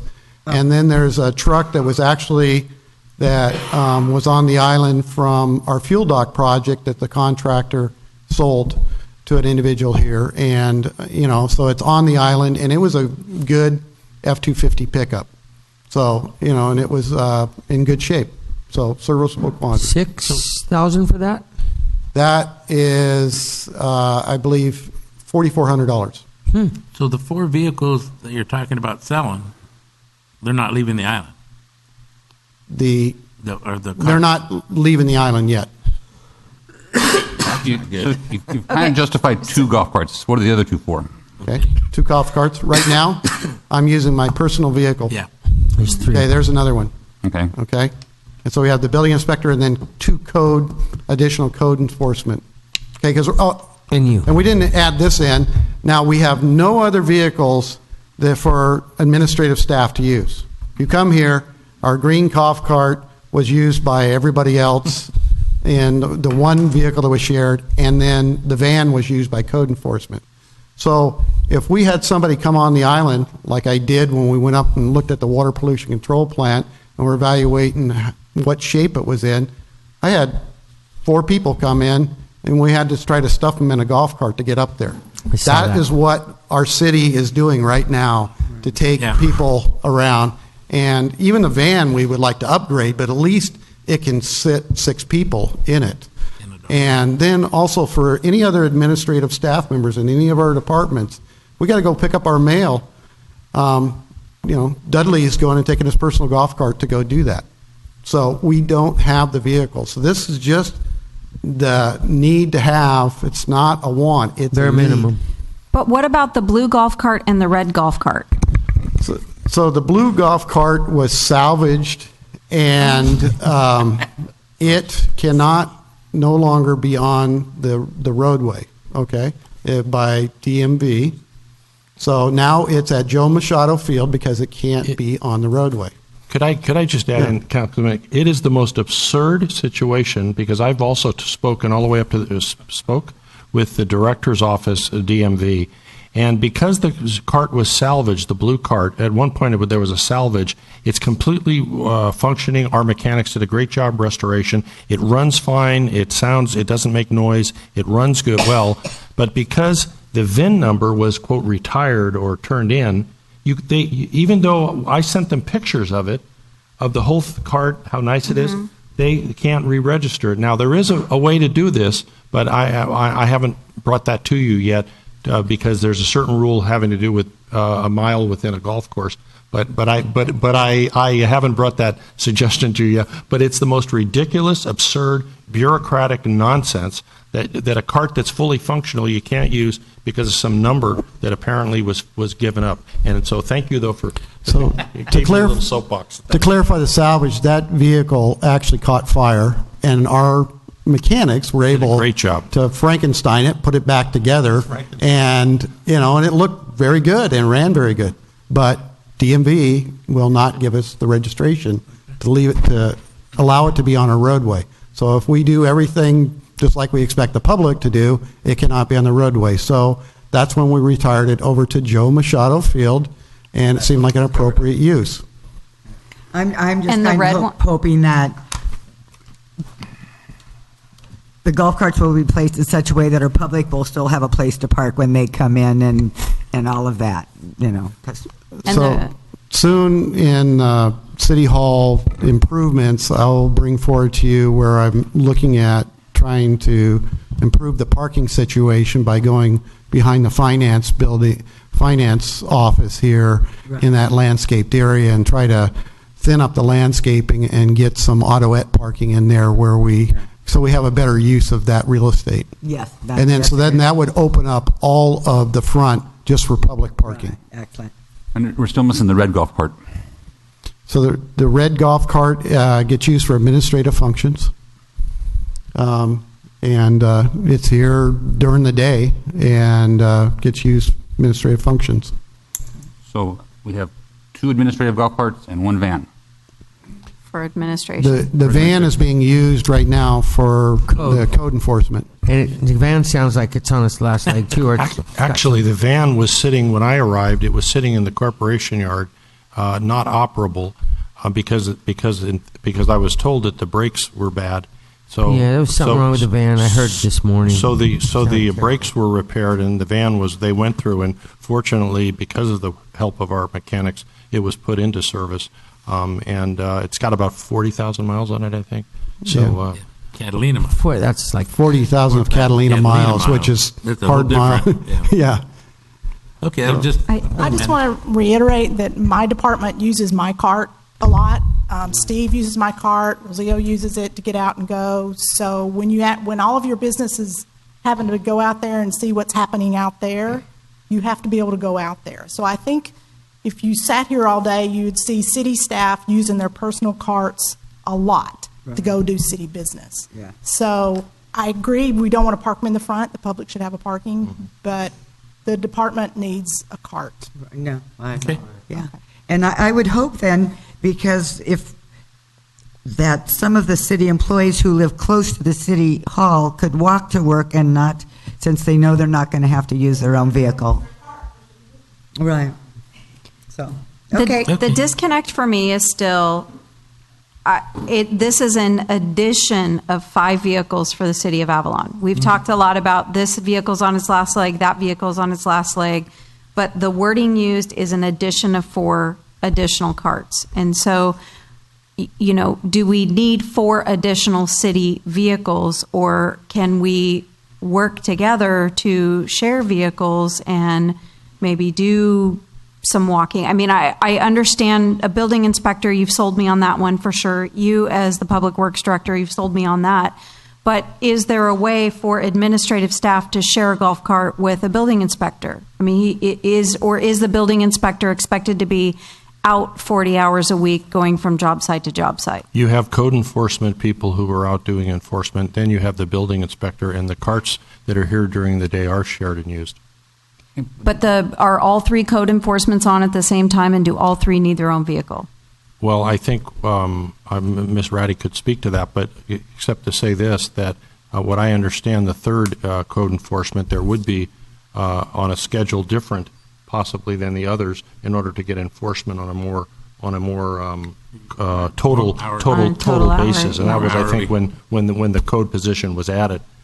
But I don't think that needs an additional cart because he's overlapping other shifts. It may not. What your staff is doing is telling you what they think is the best alternative on an interim basis, and certainly as the council, you can choose not to do that, and we will do with whatever we have, so that's and I perfectly understand if you choose not to. It's ours to bring you recommendations. It's yours to decide whether you want to do it or not.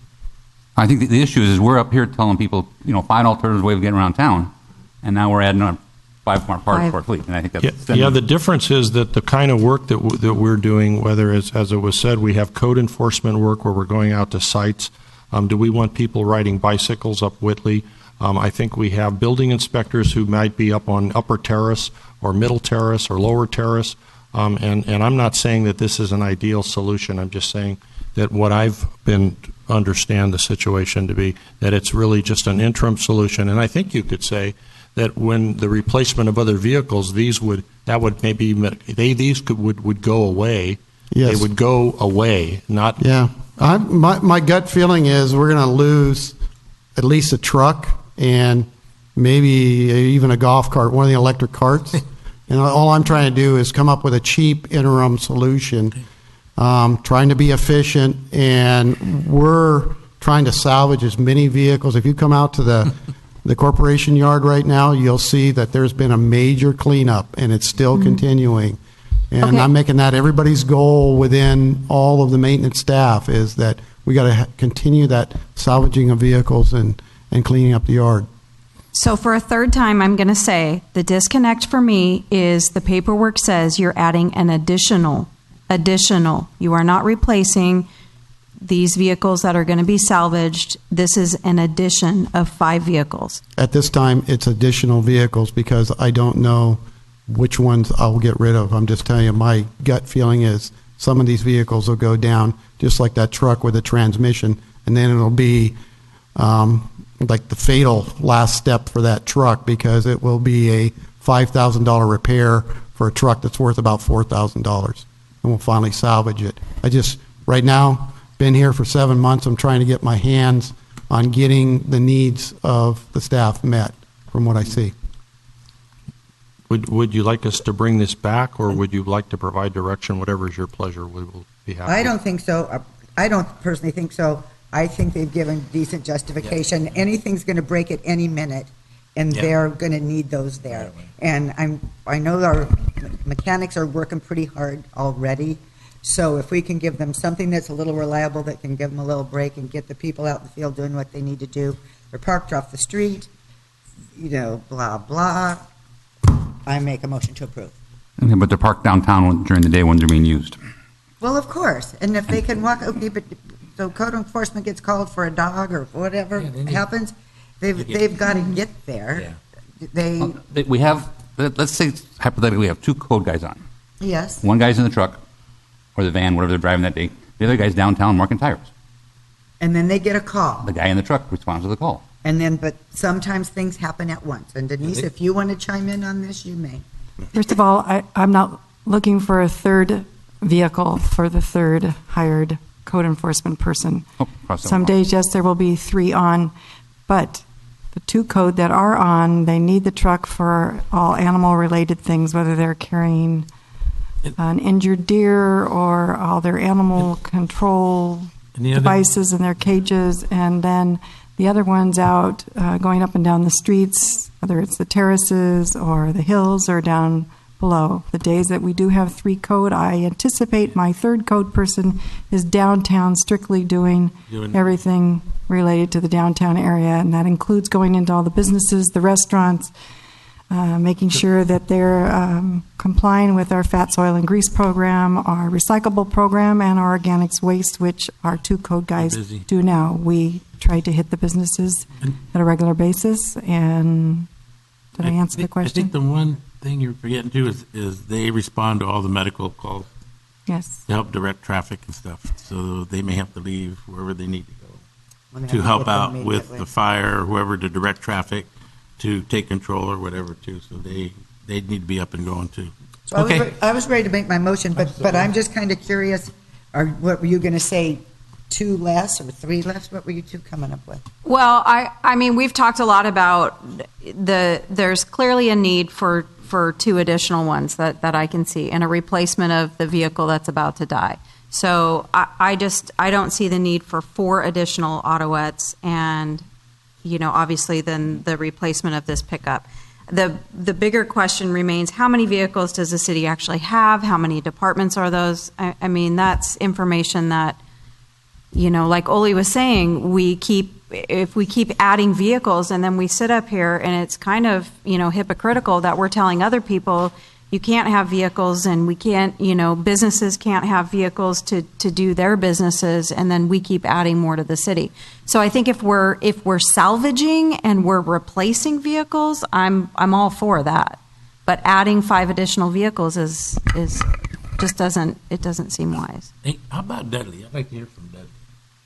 And I just The want vehicle to guy. further clarify that the code currently uses the van, which isn't ideal because of where they park and they go. And the other one would either be using the limo-style green golf cart, which, you know, doesn't do very well on the hills. So then they use the truck. So to eliminate the van, so it's available when we go pick up any dignitaries or contractors or lawyers, that's always available. Yeah, lawyers that- So we would To the meeting. need that golf cart. That's, What do you think, Dudley? Okay. How do you? I would just say, anecdotally, 3 of us in administration bring our own cars to work because we know at some time during the day we're going to need them. It's not for our personal use. We're picking somebody up. We've got so many different contractors that are coming into town. We give them the green golf cart, but there's no telling if it's going to make it for more than an hour. Then they're stuck someplace in town. Then we got to call a mechanic, and he's going to fix it. The red cart's not much better. Both of them are electric, and so Joe, there goes to your electric point right there. But there are 3 of us using our own administrative needs at $6 a gallon. So I'm glad Bob was able to bring up that we do use our own personal ones, and when most of the time, I know I park mine in the back, so I'm not impacting anything out here, and most of the other ones do at the same time. So, But if the green one's not functional, I'm using it is crucial. if it's not functional, then shouldn't it be replaced? If it's non-reliable and non-functional, shouldn't it be replaced? So it is reliable and functional. That's what I think Bob is Yeah, that's what asking he's for. doing. He's asking on the interim that we have some things that we can switch out in case we need something, because that's what we have right now. Kind of like D-cell plant number 1 and D-cell plant and number just 2. one other thing too, because I'm going through public service stickers. This is that time of the year, so we're trying to justify what public service stickers the city needs and everything else. So we're going through the list to see what needs to be salvaged, what needs to be replaced. We're still in the midst of that. So, and this is a big part of that too. Okay. So we're not exactly adding a whole ton of cars onto the street. There are some that have already been salvaged that we're trying to match up those numbers now to see what our total is going to be. So, we're in the midst of doing that right now. but I can say that people are using their own personal carts to try to do city business. It's $6 a gallon. Are any of the new ones stretch golf carts bigger, 4-seaters, or are they 2-seaters? They're a combination of 4 and 6. Okay, so there's a Okay. couple 4s and a couple. Yeah, and we'll reconfigure those to whatever the needs are. If Electric or gas? They're gas right now. Oh, okay, good. And I mean, they're used rental carts, and so they're on the island already. far more reliable than Anything you would feel comfortable doing would be helpful. So Okay, so we'll leave it have at that. we'll have Jordan do sound tests on them, just to make sure they're Mufflers. operating the best they can. They're going to go first into our mechanic shop and make sure that they're safe and they're in good shape for our staff to use, okay? And we'll also look at the sound. Thank you. Okay, I make a motion, which I usually don't. I make a motion to authorize the staff to add 5 vehicles to the City of Avalon vehicle fleet. I make a motion as long as, I second that motion as long as the mechanic finds that these are pretty sound vehicles, because if they're going to be blowing Agreed. motors right off the bat, Agreed. that's going to be a couple $1,000s right for a new motor or something. So mechanics already researched them Okay. prior to us coming to So council. they're not blowing black smoke everywhere. No, Okay. he researched this. That's fine. How about adding 3, replacing 2? Motion's been made.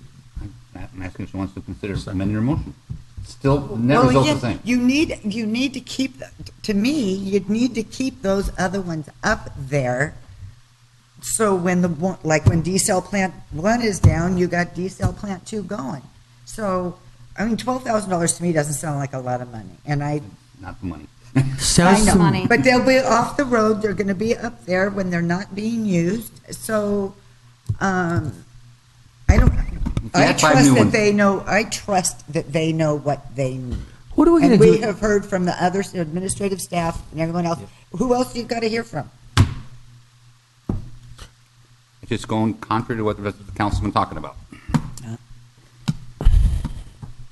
Yeah, but okay. But the difference is it'll be our vehicle on the street instead of Dudley's or Denise's or Christie's or Amanda's. Can I ask so you- the same amount of vehicles are on the street. It's just they're not having to use their personal vehicle. Can I ask you, once the red one blows a fuse and the green one blows a fuse, can we please get them off the island, though?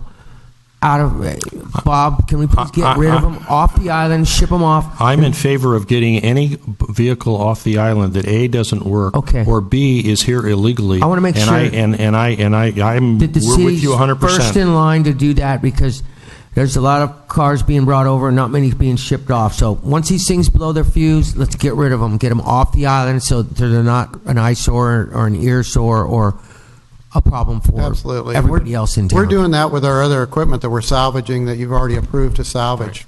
Right now, The buses. the buses, the man lift. It just went toward the barge today. Great. Well, the other crane went. Yeah. Those 2 vehicles that are on the hiatus, let's get ready. Just make plans, ship them off the island. That way they're not a problem for us in the There's future. a motion and a second. Further comment? Call for the vote. 3 ayes, Marshall, Sampson, Hernandez, 2 noes, Cassidy and Olson. Great. Thank you very much. Okay, you're looking at item number 7, Treasurer's Report. Who pulled that one? I'm just going to say, forget it. I'll bring it up in Okay. Oh, it's bam. Okay. Move staff on 7. Move staff on 7. Is there a second? I'll second. Moved and second. No further comment? Call for the vote. All ayes. 8. I think you pulled this one, I did. Councilman Hernandez? I did. Maybe Harbor Master JJ, interim? I think when this first all came up, the first time we had these, are these the ones off the boats? We're talking about the computers off the boats? Yeah. Correct. Currently, we have on all of our patrol boats, they're 17-inch monitors, a little bit bigger than what you have there. Okay. But they're designed to be in an office. They're not designed to be in salt Right. air or water. I think I remember. Okay. Yeah. So back in the day, I did ask when we first got these if these were going to be compatible for the salt water when we first did this, and apparently they're not. Well, the problem we're having with these now that we've had them for a couple of years is that they all have like a 2-year warranty, but they're breaking. They're the corrosion. Before? Oh, the corroding. Yeah. So I sent them back. They fix it, but now they finally said they're not going to fit. They're not going to warranty corrosion because they're not designed to be out in the water. They're designed to be in an office. Okay. So that's why, I mean, extensive search to find that. That's a hard item to find. So I found it, and that's why we're before you tonight. Okay. And there was a problem, it seemed like I remember hearing, with the glare off those monitors, or where they were positioned or something initially. Well, actually, these have one of the issues with the guys where at nighttime it doesn't dim dark enough. It takes out the light.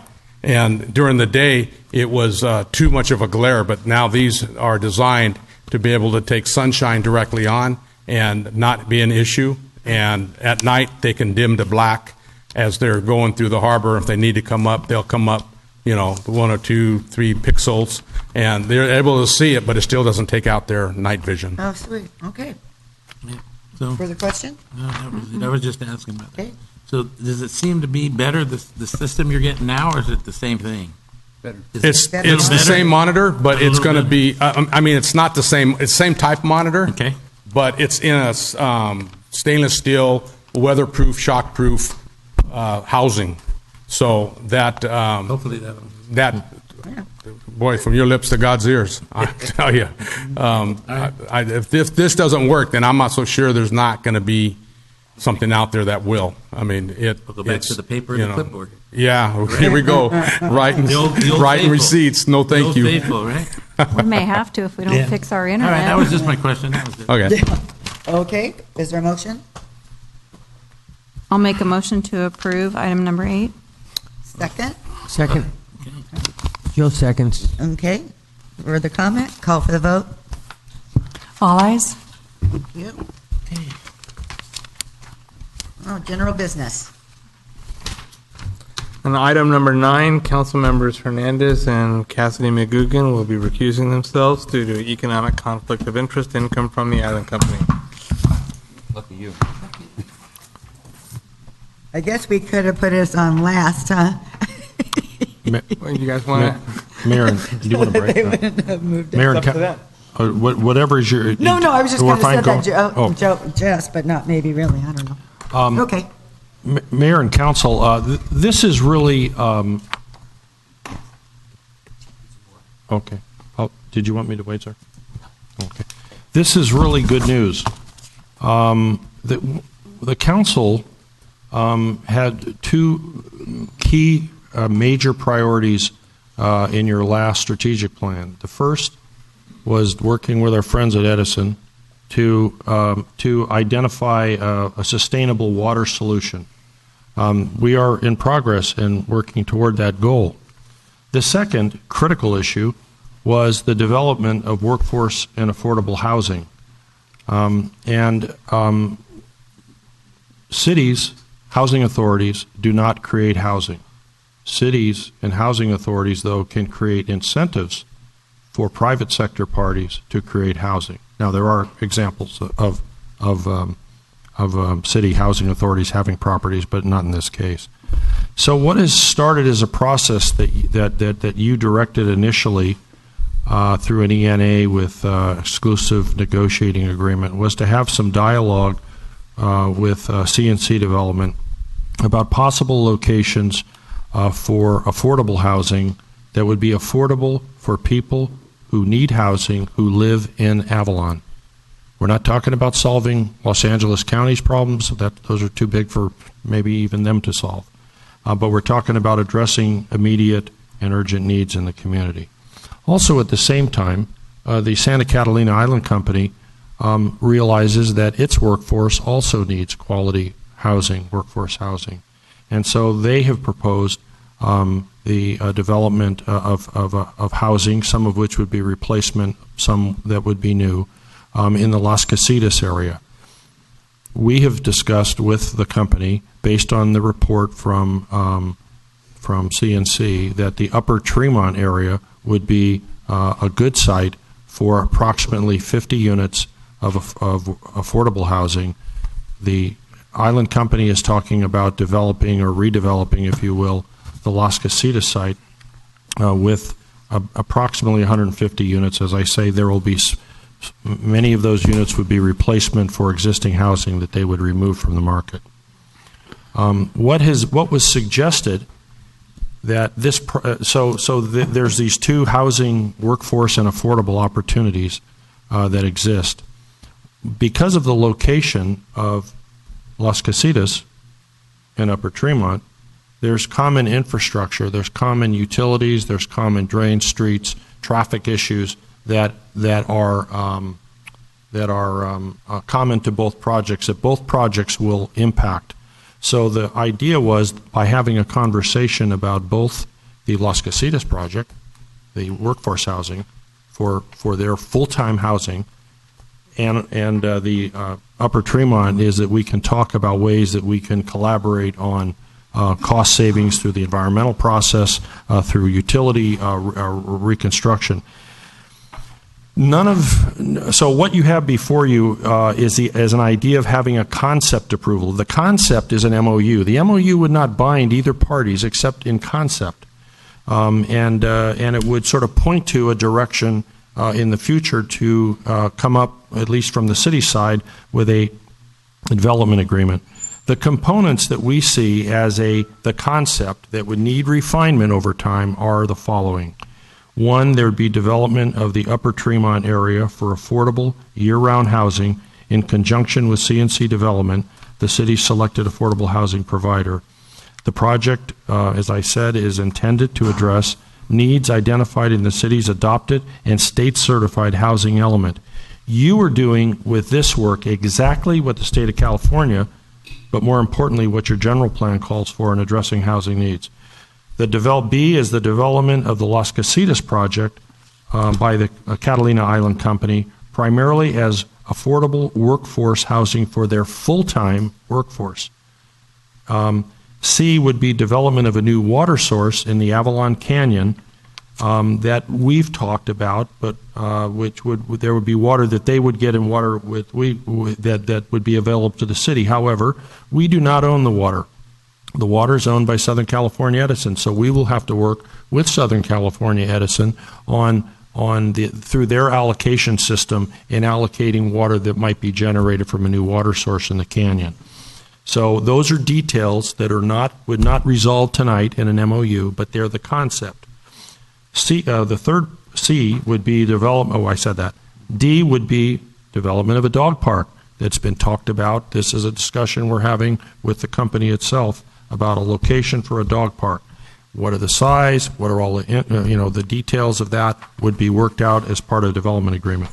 E would be development of new recreational facilities in both housing projects. That is, neighborhood facilities in the Upper Tremont area, and then additional recreational facilities in the city campus area. That's the idea. We have to work out details.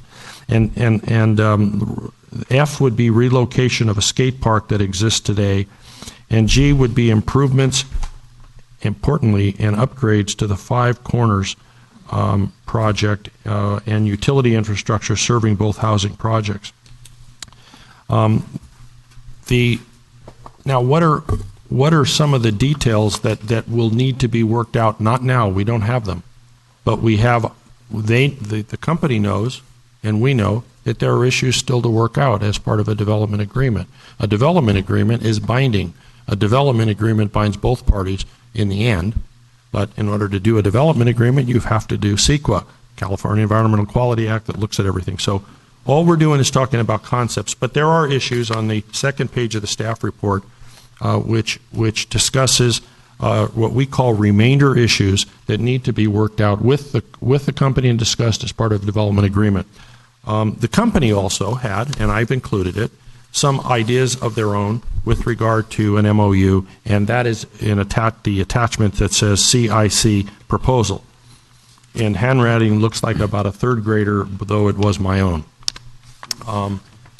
And so what we are asking the Housing Authority and the council, really, as a housing authority and the city itself, is do these concepts that we talk about, Las Casitas, we talk about Upper Tremont, we're talking about a new water source, we're talking about dog park, we're talking about a skate park, we're talking about infrastructure at Five Corners, Are you comfortable with this concept and directing us to proceed now to work on the terms of a binding development agreement that will take some months to put together in cooperation with our friends at Edison on the water issue? And that's there. You have Island Company representatives here. Who may want to address it. But again, we are going to get nothing done if we don't work together on this project. Nothing will, I guess there's something could be done, but it's not to the degree that we have the opportunity with workforce housing for the company housing, which has a 20% inclusionary under our ordinances, and affordable housing. This is not, the affordable housing component is not unlike what the City Council did in 1982 with the Hamilton Cove project when the original Tremont project. So I'm asking you, in concept, are we okay to proceed and work out the details that we would then bring back to you? And are you comfortable? You may want to hear from people in the community, the company itself, and then any comments you have. Let's start with comments from the community. Does anybody have issues or concerns or comments they would like to share?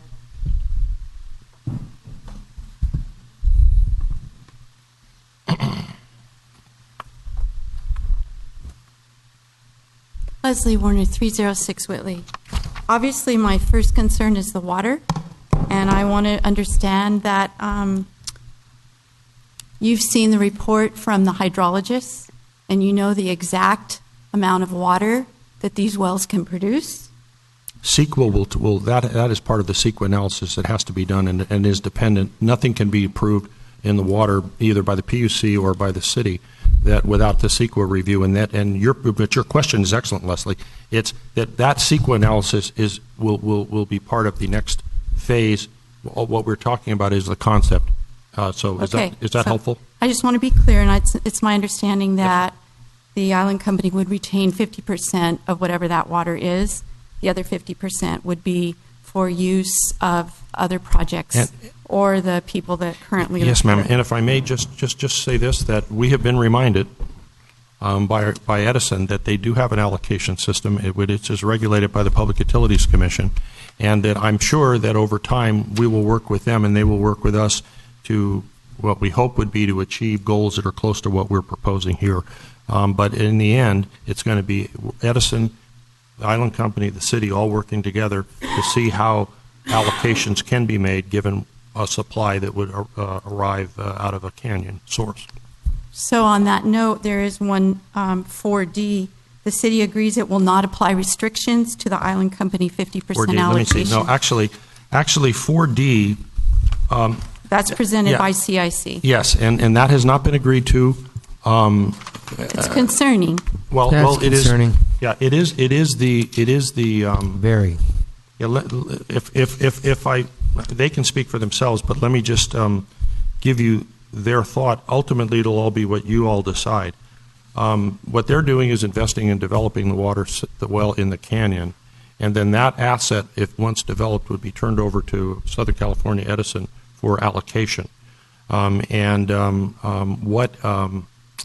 they would like to see is that if they get 50% of that water, what they would like to see is that they can use that for purposes that they may have. We would like to see as much water as possible generated available in the city as a source of water for people who may need that.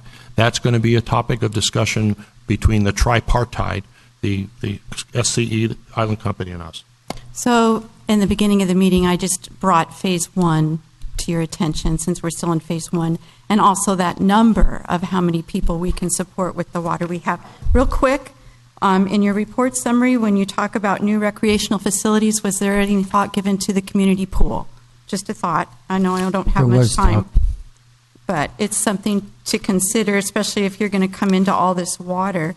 And then the other thing, I don't understand inclusionary housing completely, and I also see that Island Company wants this development agreement done by July 1st, 2018, which seems really soon. Well, so those are the things I'm concerned and I about think, at this moment. Mayor, may I just, because I really appreciate you raising the I'm issues, reading the Leslie. paper. No, you're very good. And it is, I think the sooner we have workforce and affordable housing in this community, the better it will be for people who live here and need housing.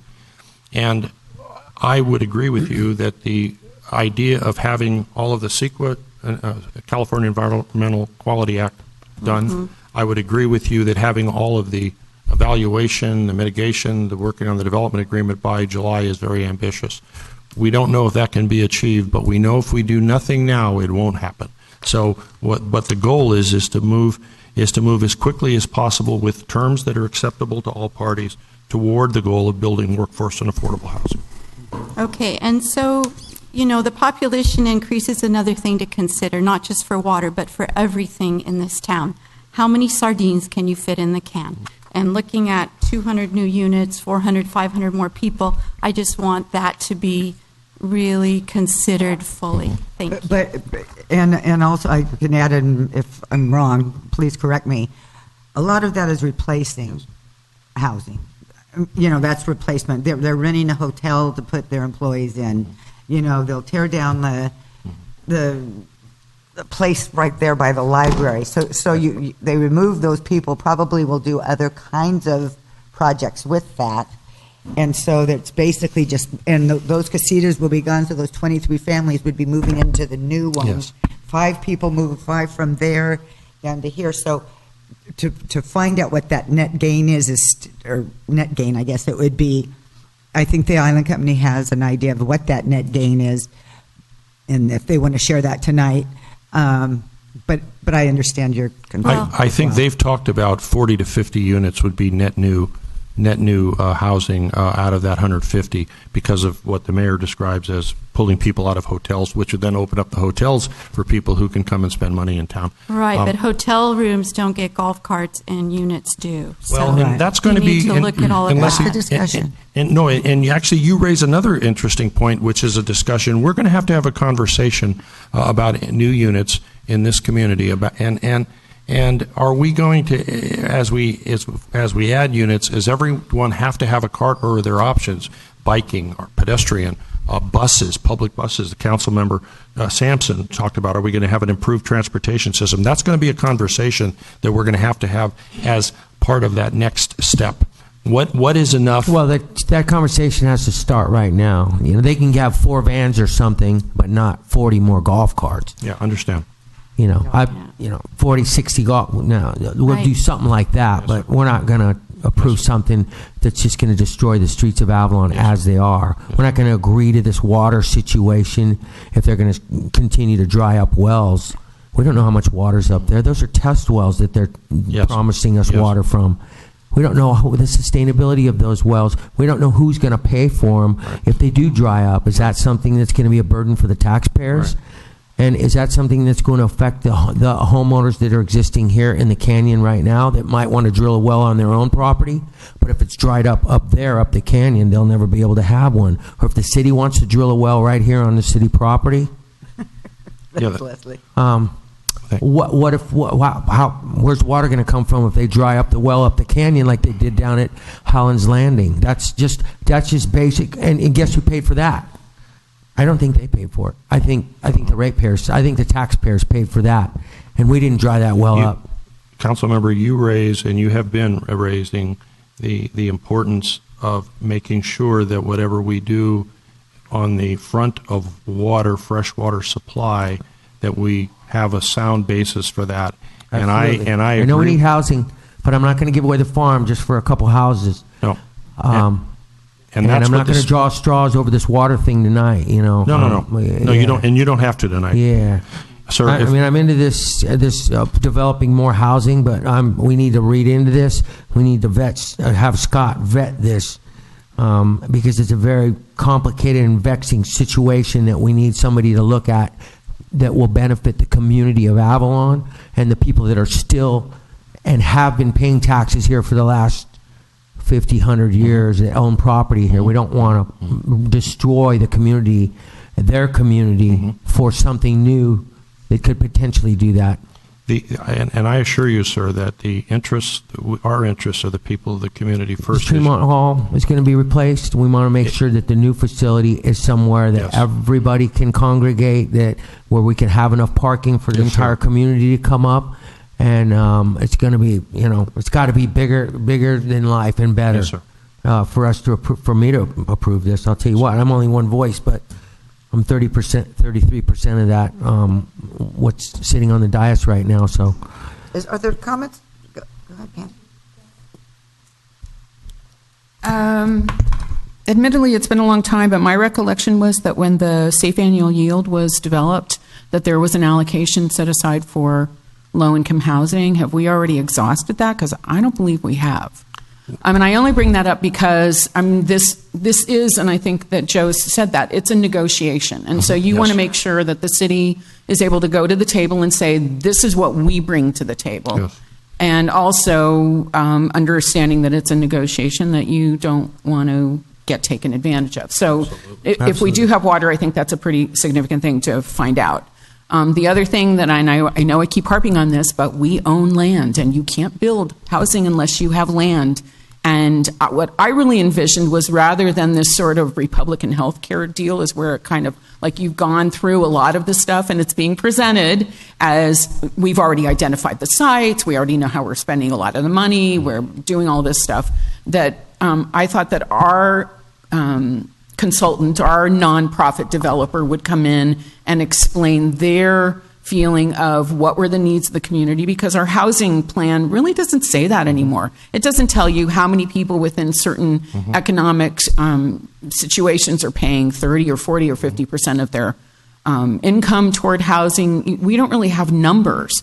So I don't know, does this even make sense if you put it up against our community? And I lost my train of thought.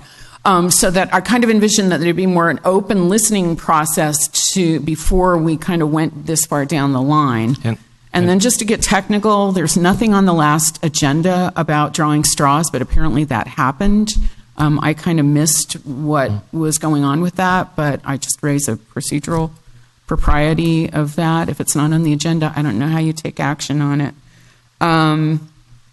And then finally, I think that Joe rightfully said that, there is a big concern about neighborhood recreational facilities, that Tremont is a community facility, and that has real big impacts for the community if that's going to be different. Yes.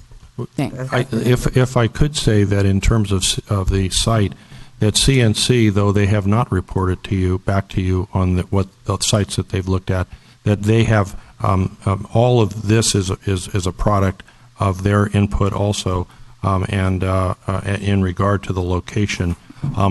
There are some people who have, one of the options which SEQA will probably look at is you could take the money and build 10 units. But if you need 50 units, you need tax credits. So how do we leverage the $6 or $7 million in redevelopment set aside? By the way, it was brilliant to save it. To save the money and not have it taken away by the state when they dissolved redevelopment.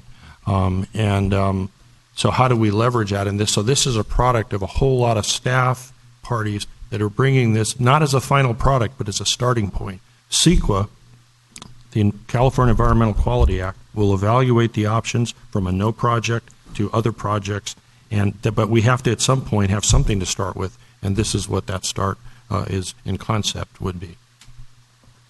Hi, Adeline. Hello, Madam Mayor, members of the council. Adeline Young with Southern California Edison. So I'd like to take some time to talk a little bit about the water allocation process, which may answer some of the questions that were raised earlier. The tariff rule is pretty simple, but it's complex in the number of scenarios that are possible. So in general, water allocations are required when there is a request for a new service connection or changes to an existing service that will result in additional freshwater usage. The customer shall provide written notice to Southern California Edison, and allocation may be assigned up to the safe annual yield as outlined in the tariffs. As mentioned earlier, no new allocations may be assigned during stages 1 through 4 rationing.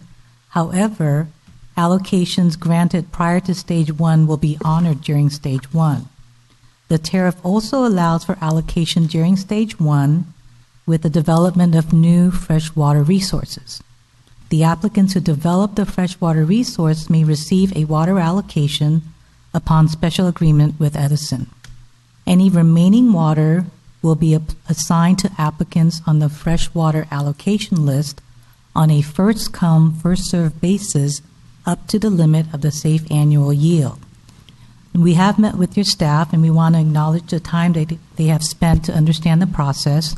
But we are also encouraging the city to complete and submit the water allocation application so that it can be placed on the freshwater allocation list.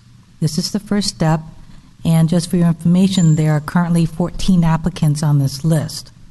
So I will be submitting Tariff Rule number 3, which provides information on the application for service, as well as a water requirement questionnaire for the planned project. Thank you. CNC Development has contacted Edison, I'm told, by Todd and Barry Cottle. They will be the ones actually that will be working with, assuming that they would be the one who would be working to get the necessary permitting, and we appreciate the fact that Edison alerted us that there is within itself a process, but in my diplomatic way, I'm going to say just two more things. One is there's a priority in this city for workforce and affordable housing that is not only defined in the general plan, it's defined in state law. Secondly, that I have every expectation that Edison's going to be working with us to deliver what the people in the community want. And third, as I've said in the past, some people would say it's not diplomatic, but I think it's truthful, is that we are all working on a supply that's not going to depend on an artificial tariff that has to do with levels in a reservoir that really mean nothing when you have a whole ocean of water that can be made in desal, and we are working together in that regard to create that sustainable resource. So, so I'm happy that we're all working together in this regard. But in the end, we have to deliver workforce and affordable housing. That's what state law says. That's what our general plan says. That's what the council says, and I know that you're going to be helping us in that regard. The other item I do want to mention in regards to the sustainability of the well is that there will need to be tests done to ensure that the well does perform and is reliable, and that addresses the sustainability issue that you raised, Joe. So those Absolutely. are all factors that will be considered.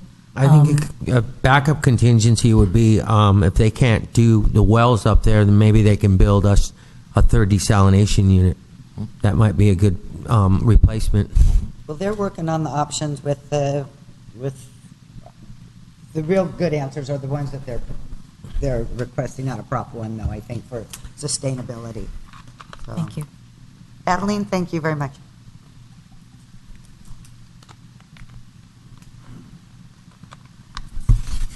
I was just curious as to what does SCI need in housing? What are the numbers? What does this mean? The SROs go away, or they get converted to other things, or this seems to be happening very fast. Seems like only certain council members were invited to sort of backdoor negotiations or meetings, when this does involve a serious amount of money, such as $6 million. I don't know where that information is coming from, but whatever. Well, you have been hinting the last few meetings that this I've been making reports regularly to the City Council and in the management update on the discussions that were held. Since we can only have 2 council members present if we talk in a committee, there have been 2 council members who I would say historically have been not historically, that sounds too long, but have expressed the interest to be there. We couldn't have 3, so what we've done periodically is brought back reports to the public, and then there were 2 council members, as you see, who cannot vote on the matter because it's a peculiarity of state law. But the negotiations have been done by staff with the CNC, with our staff input, with the company. None of this is like in stone. What it is are concepts that have to be evaluated and further developed, and that's the promise, if you will. It binds no one. All it does is say this is kind of the direction we're going. The development agreement, though, that would Is be binding, right? That's I the get final. that. That's going to take some months, and it's going to take environmental review. It's going to take the options that Mr. Sampson and others have said about water supply, and is it reliable, and what are the options, and are there optional sites that should? That's all part of that CEQA process. Well, not only that, but the dump, the sewage absolutely. treatment, any number of things. Yes, ma'am. So that's the CEQA part, and Yes, I ma'am. understand that. But why are we doing this by January? Why can't we wait till the This is April just- elections? This is just a memorandum of understanding. just so we But can two keep people going. are missing. They can't. They can't vote. The four of us were in conflict. I live too close to the project. Oli lives too close to the project. They're employed, and she has interest. So that's why we had to draw the straws, All right. because we have to have at least 3 people to vote. And it sounds like you're about ready to vote. No, this is just the MOU to move forward. I don't know if Right. you saw the other thing. Non-binding, Yes. and, when it involves all of our housing money, correct? The $6 million? It could, yes. It could. And we're going to get 40 units that we have to give back in 55 years. That's a point of discussion. Is how long is that's not going to work. How long is the term, or is there a term, or is it some other way? And that is part of the discussion, ma'am. Yes, ma'am. But my dog is very happy. 5 We're years, going to get a that's dog ridiculous. park. Mine too. That's not going to work. But 55 okay. years. Maybe 155 years. Well, Tremont is 55 years, I think, typically. They go anywhere from 55 to 70 or something like that. 35? Yeah, yeah. And the company, in conversations, they understand that this is a process of weighing advantages and disadvantages to them, benefits to the community. Our focus is to be fair, of course, but our focus as your staff is to do what is right by the community.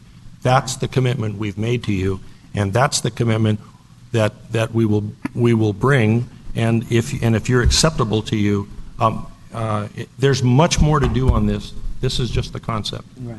Okay. Is there? Oh, Mr. Wilhelm.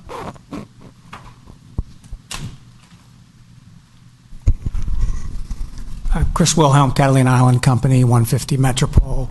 I just simply wanted to say that we've appreciated the opportunity to meet with the city, the staff, and talk about this opportunity to potentially create a partnership on these two important issues on water and housing, which are sort of mutual priorities, important to the city in general, important certainly to the island company as a member of the community. And so we're supportive of the idea of exploring this and establishing a non-binding memorandum of understanding that really hasn't been negotiated. It's a very simple list of ideas that we'd like to continue to explore with the city. All that conversation will happen in the public eye as part of the development agreement discussions, and so it'll all the issues will surface. One of the items in the well-written report that staff put together that gave two different ideas or directions on one of the items, and that was a conversation about the fuel dock. One way to look at this, as proposed in the staff report, was to include it as part of this particular development agreement. Another avenue staff proposed as an option was to have a separate conversation with the company about issues that might relate to the fuel dock. Our proposal or suggestion or urging would be to separate it and not make it part of this development agreement. This agreement really is about housing and trying to facilitate housing that the city wants and housing that the island company would like to put together, and we just didn't want to burden that dialogue with something that really isn't directly related to it, but we're more than willing to have conversations sort of in parallel with that, just not as part of the development agreement. Thank you. And Mayor, if I may, by the way, tonight would not be something we would say, gee, approve it. What we would do is, based upon conversation and direction, we would then have the city attorney's office prepare an MOU that would then come back to you again for review in regard to those terms. And will that MOU be be the size of our staff report? Uh, Size it- of the island No, companies? no, or it won't. No, it something will not. much bigger? Damn. Those are those footnotes, Mayor, that they put in the legal. For something that's not binding, it seems like I could write it. The most important element is the water, and I'm not understanding how we're going to make an agreement or even go near any kind of an approach to this without the prop, knowing what's going to manifest from the Prop 1 funds and how this is going to affect our community. That's the first thing that's on our minds right now is Well, and the Prop 1 should be Water decided and after food. the first of the year, and we won't have this thing done by then. okay. Yeah, this is a starting point. Okay, basically. yeah, absolutely. Okay, because that's going to be important to me. I just want to make sure that the first thing we talk about is water. I could have one more question. Sorry, I couldn't read mine in writing. The proposal from the Island Company indicates that all 140 to 150 are going to be for their employees, which I guess is why we're calling it workforce, which is a term I'm not really familiar with. I mean, the state doesn't really use it, but in any event. So let's call it Island Company workforce. Yes. So that we understand what that means. Yeah. And I don't know the answer to it, but it raises a legal question when, in fact, our code requires inclusionary housing of 20% of those units, whether, in fact, that restriction would satisfy the law. You were actually correct that the company knows that under the city's code that the 20% of developed units, however when that's defined, is for inclusionary housing. So that'll be part of that discussion. But the code that's, as you said, Ms. Alvarez, the code specifies that requirement, and that will apply to a Las Casitas project in some form, unless it's it will apply, and how it's applied, that'll be part of that dialogue, yes. Is that right? Madam Mayor? Yes. I would like to direct staff to work on merging the two documents to come up with an MOU, but also include, even though the Island Company doesn't want to include number 12 of the discussion of the gas stock. And that's the direction. Okay, and then let's figure out like everything what was discussed tonight that we all brought to the table. I want that to be in there as well. The concerns of the general public and the concerns of myself and the people I represent, which was basically the water and Tremont Hall and vehicles. All those things have to be well understood.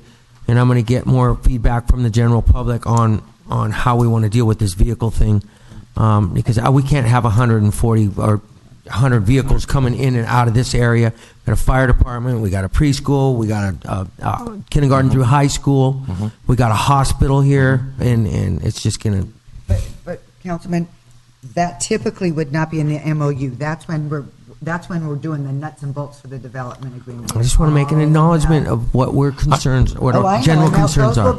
I think what we could say something in the MOU that the issue of vehicles and transportation to and from the is going to have to be something that is it's not going to just. Well, it'll be said more artfully, but that's going to, we can put something in general that talks about that has to be. It's already there, number 6. Yeah. Did I already say that? The parking needs and relationships. Public transit. Yes, thank you, Mr. Olson, for reading the report I wrote. I appreciate that. I understand your motion, Oli. Your directional vehicles thing. Okay. I guess I know that fuel dock is something. I don't know though. I mean, I really want to see that resolved in the future. I don't know if it is in here because is that a deal breaker to housing because we don't seem to do. Our next agenda item talks about that, so we got to get the resolution to that. We have to have a resolution. The Dock Cafe is the next thing we talk about, and everybody's asking for at least 25 years. And if we have a 5-year lease, how the hell do we do that? Oh, right. Exactly, and the rent keeps going up. Some sort of resolution. But it has to be part of the MOU, or it can just be. No, it's a direction from council that the council finds that the island company's fuel dock issue is an important issue that should be considered as part of a global discussion over the needs of Avalon, its residents, and its workers. And that's what the MOU will deal with. And the island company wants to reserve all the water they get out of the wells for whatever use they want to use it for. So it's just not workforce housing on their side of the MOU. Right. So it's a little bit of negotiation. Right. Yes, sir. Okay, then. Hey, I don't know what that direction does to the island company when you're hearing us say this right now, Chris Wilhelm. He knew it was coming. Well, okay. when we will, what we would do is, as we would do with, there'll be a draft of an MOU that'll be prepared, that'll be available to whomever, that draft, the company, they can comment on it. Again, this is, as I think the Mayor Pro Tem said, it's a start point only. And with the input that you've made on water, Tremont, parking, vehicles, those are things that are going to have to be vetted out in a development agreement. And the very water detailed. Very Okay. detailed. Okay. We have to protect the people who've been here for 100 years and been building this community with their sweat and blood. Yes, sir. For those of you who are here, do you mind if we take a little break? Second. Well, can we vote I on want it? to second that wait. motion. No, we did. He didn't. It's not. It was just You said- providing direction. okay. We were just No, but- providing All right. direction. Well, Want a can we have a motion? yeah? We like a motion. I'll make my directional motion. Okay, and then you want to second that? Yeah, please. Okay, moved in second. Comment? Call for the vote. 3 ayes, 2 abstentions. Cassidy and Thank you, Mayor, Hernandez. 5 Council. minutes. Thank you all. No longer.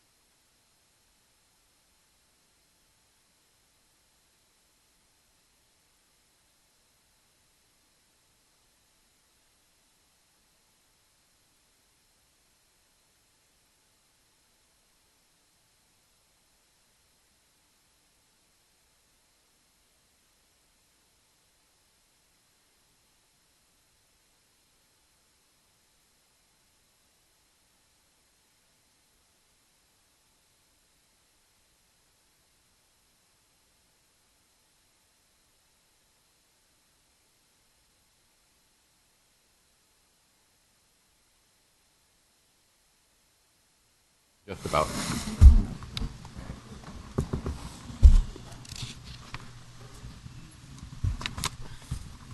And we're back from our break. Item number 10. City Manager. Mayor and Council, this is a report to you on the request for proposals for a Fuel Dock Cafe. On September 19th, the City Council directed staff to resolicit proposals for the potential proprietors of the Fuel Dock Cafe. An RFP was issued on that day, and the deadline to submit the proposals was October 6th by 5 p.m. Due to the short period of time, proposals were sent to all parties who had expressed an interest. They were sent to both on island and off island. There was an advertisement in the log, or it was sent to the log for publication, and there was also I understand from staff that the RFPs were sent to people who own moorings in the harbor. The product of that were three submittals, three proposals, summaries of which you have here, from Greg and Elizabeth Wenger of Island Caterers. You have a proposal by Rick Staunton, John Gilsikas, and Caleb Linz, and you have a proposal by Megan Wright and Howard CDM. In addition, you do have a letter from Russ and Jenny Armstrong, both in this packet, and you also have a letter that they submitted and ask that you have the clerk read the letter at some point in the meeting expressing their concerns or their interest. And what they said in their letter is that should you receive no proposals in the first letter they sent, that they would still be interested in discussing it with you. What you have, though, is a summary. It's contained in the staff report. I'm not going to read it to you unless you force me to, make me. And it talks about the various proposals. These are not all vetted yet, but what we need from you is from those proposals that you see here, are there one or more that you would like us to pursue with and get details on that we would then bring back to you for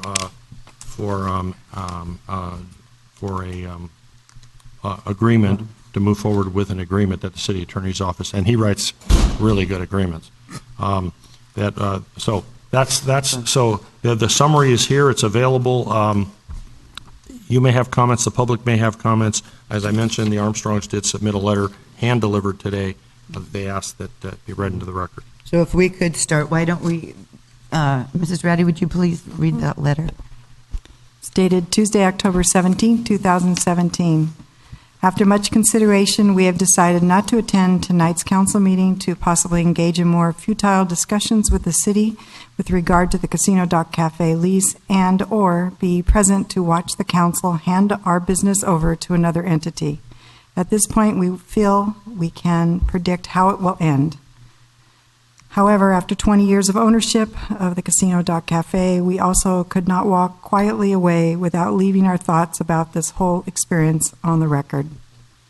While the city is likely doing us a favor by not granting us the lease to CDC, we nevertheless want to state publicly that we have found the process of attempting to negotiate a reasonable lease with the City of Avalon to be exhausting, confusing, and endlessly frustrating, and we have been amazed over and over again at the ineptitude and lack of leadership we have seen and experienced. In the past 3 years, at least, we have repeatedly invested hours in meetings, engaged in research, writing letters, and lobbying individual council members in an attempt to reach a consensus on the CDC lease terms. Over time and with much effort, we were slowly able to move the dial slightly in our direction. Through the first RFP process, we felt that we made some headway in achieving agreement with regard to the type and length of terms, but still we were unable to reach consensus. What transpired next might be legal, yet somehow it seems bumbling and unethical. Members of the council seemed so unwilling to further negotiate with us that they called for a second RFP, knowing that all of our negotiations and offers were exposed publicly and and all any competitor would have to do is best us by just a little.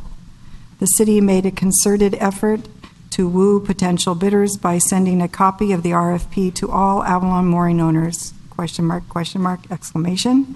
And it has come to our attention that members of the City Council personally solicited and encouraged possible candidates in town to submit RFPs, erroneously telling them that we were out of the picture. And now all of our years of negotiations and experience have primed the pump so that someone who submitted an RFP just a week or two ago can potentially walk away with a lease to our business. It doesn't seem right. Most sincerely, Russ and Jenny Armstrong. Thank you very much for reading that. Okay, council. Who would like to begin?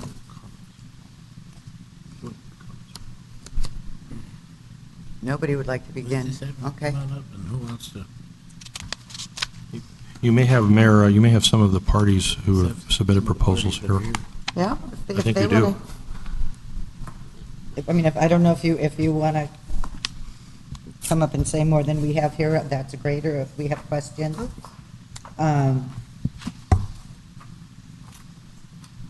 Does any of the council have questions? I have one question.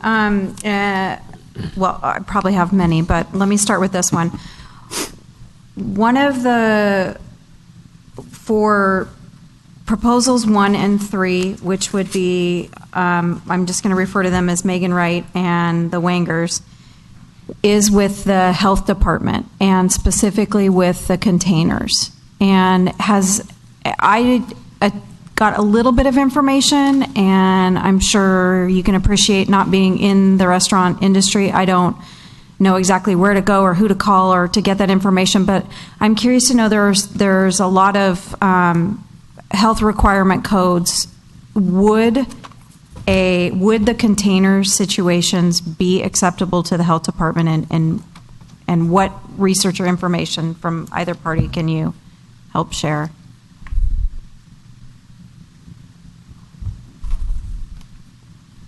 Good evening, Mayor and City Council. Thank you so much for having me tonight. I sincerely appreciate the opportunity to be bidding on this proposal.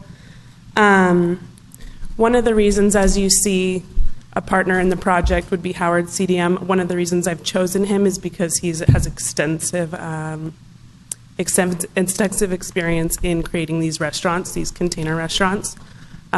He is completing the project, has said everything within the lease, everything even so build out with the restaurant inside the container, all of the permits, all of the ABC licensings are included in what he's going to be doing for me. So he's been doing this for the city of Long Beach, which is the same, which would be under the same health permit. So I believe that. And there is a difference between the containers and the food trucks? Yeah. The food trucks are, I think, a little more questionable, and is that need to remove and do all of that, but I think on the containers, they're very self-contained and go into self-contained, and our plan is to do the complete build-out over town, almost a complete build-out, with a few odds and ends that will be completed here. But he will do the build-out, he'll get everything permitted, and then send it over here to us. And our hopes are to have it done as quickly as possible. That's why we've chosen the container project, with it being, financially reasonable. If you have any other questions about that, I'd like to answer. I guess that leads to the next question, and I would also like to pose the same question to Jessica, who's here on behalf of the Wangers. So doing a container type of situation, would you be able to meet the footprint of what the city has already put in there as far as like the grease trap and sewer and all of that? The fog system is something that we need to talk about. Howard CDM, it's Martin Howard over there with Howard CDM, has told me that it's most likely an above ground. It's probably permitted for above ground because I haven't seen anything on the footprint that's going to be below ground. I can't figure that out. But we will definitely be able to meet the program because it's the same in Long Beach. And so he's well versed in all of that stuff. Okay. In addition to that, I would like to let you know, though, that I'm assuming people might have, some qualms about the container thing just because of the industrial look of it, of projects that he's done in the past. But our hopes and dreams are not for it to be industrial like that. We could easily work with the city to create either a stucco, we could do a stucco facade on the container just to blend it in more with what was currently there, and also the casino, which is a historical Avalon icon, and so that's very important to us in the project. We do have an approved plan for the site, so absent changes in the plan, that that would have to be a discussion that you would have should you be awarded. With the that city would be council. A discussion you'd have with the planning and with the commission and with likely the city council. Right, and I would also like to let you know that aside from the proposal, we are willing to do a standard structure there. We would have to negotiate the lease a little bit more, and it might extend the timeline a bit, but our goal was to keep the cost down as much as possible and get the timeline going so we could all start making money before the summer starts, and hopefully even by springtime. Would you be interested in building the upper deck if you had a? We do have that on our plans, so there is an upper deck on the plans. Okay.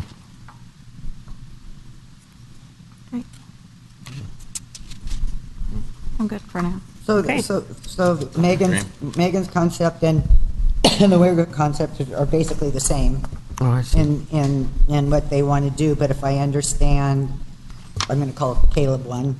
That would be the construction of a building, correct? He's shaking. Yes. Okay. Would you? I wasn't quite clear. Would you be open year round? I think, right? I'm open year round, definitely. Really? Yeah.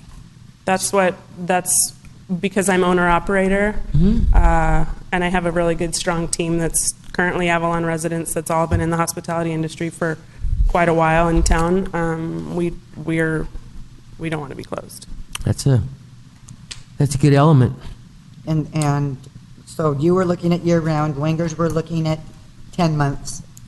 The reason I'm looking at year round is because of the enclosure. So without the rooftop deck, I don't know that it would. I understand other proposals, but because I have the enclosure, I'd like to do heaters and events. Hopefully, partnering with the city and doing movies on the beach movies on the dock as opposed to movies on the beach and things like that. That I'd love to do during the winter time to keep us rolling.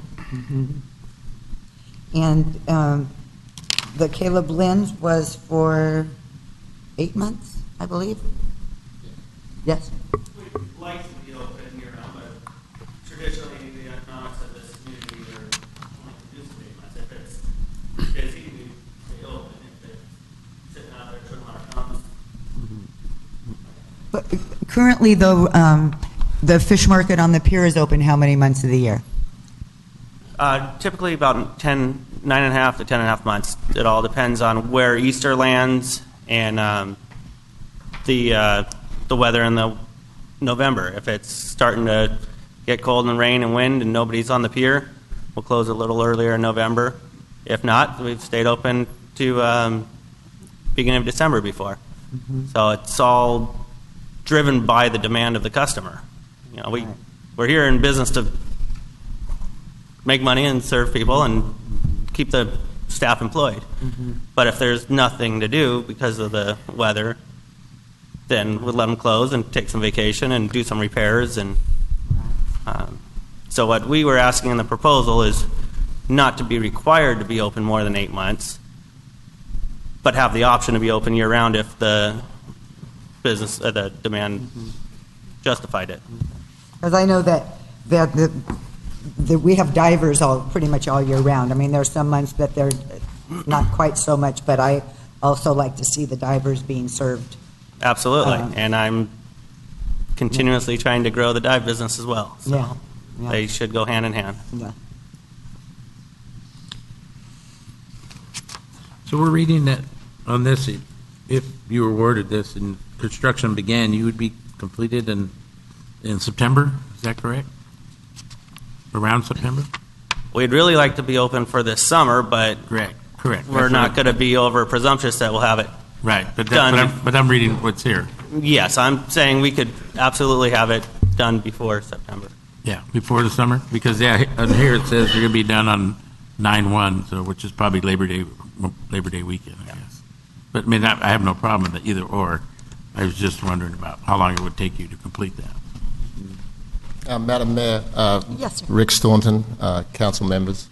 I think we looked at this project under the design guidelines that were presented to us by the city. So we looked at the plan, and we were under the understanding that the city had designed a building, including the space that we would occupy. And quite frankly, we weren't terribly interested in this until we learnt that we could actually do a second story. And that's when we decided that, well, the economics will justify us investing a significant amount of money in this project. We looked at it from the point of view not how little we could spend, but what we needed to spend to produce a first-class facility out there on the dock. So we want to do a great deck, both on the ground floor and the upper level. We want to have heaters. We want to have it semi-weatherized so it can be used throughout the year. We would love to keep it open throughout the year if the business demanded, but we didn't want to put in our proposal and tell the city that we would undertake to be open throughout the year. As Caleb well knows, we're in this to make money, and there's nothing worse than sitting around in an empty facility during a cold winter. So we want to maximize this facility for the community, for the divers, for the tourists, and for the locals. And in doing that, you have some questions about, well, how long is this going to take? When can you open? That really becomes a collaboration between us and the city. I mean, I have dealt with cities on numerous occasions building restaurants, and I do know that sometimes getting planning approval, what you want to do, takes time. I can undertake that we will do everything we possibly can to work with the city to redesign the existing building so that we have a workable second story that can be seated throughout the year as quickly as we possibly can. I don't know how long the city would take to approve those plans. That's entirely out of my hands. That's within the city's hands. But we would like to go as rapidly as we possibly could. Could I say, Mayor, to the extent that the footprint is the same, as Mr. Greenlaw can correct me here, because we've talked about this, and to the extent that the footprint on the roof it doesn't change the design, which would require both city and potentially, maybe, Coastal Commission.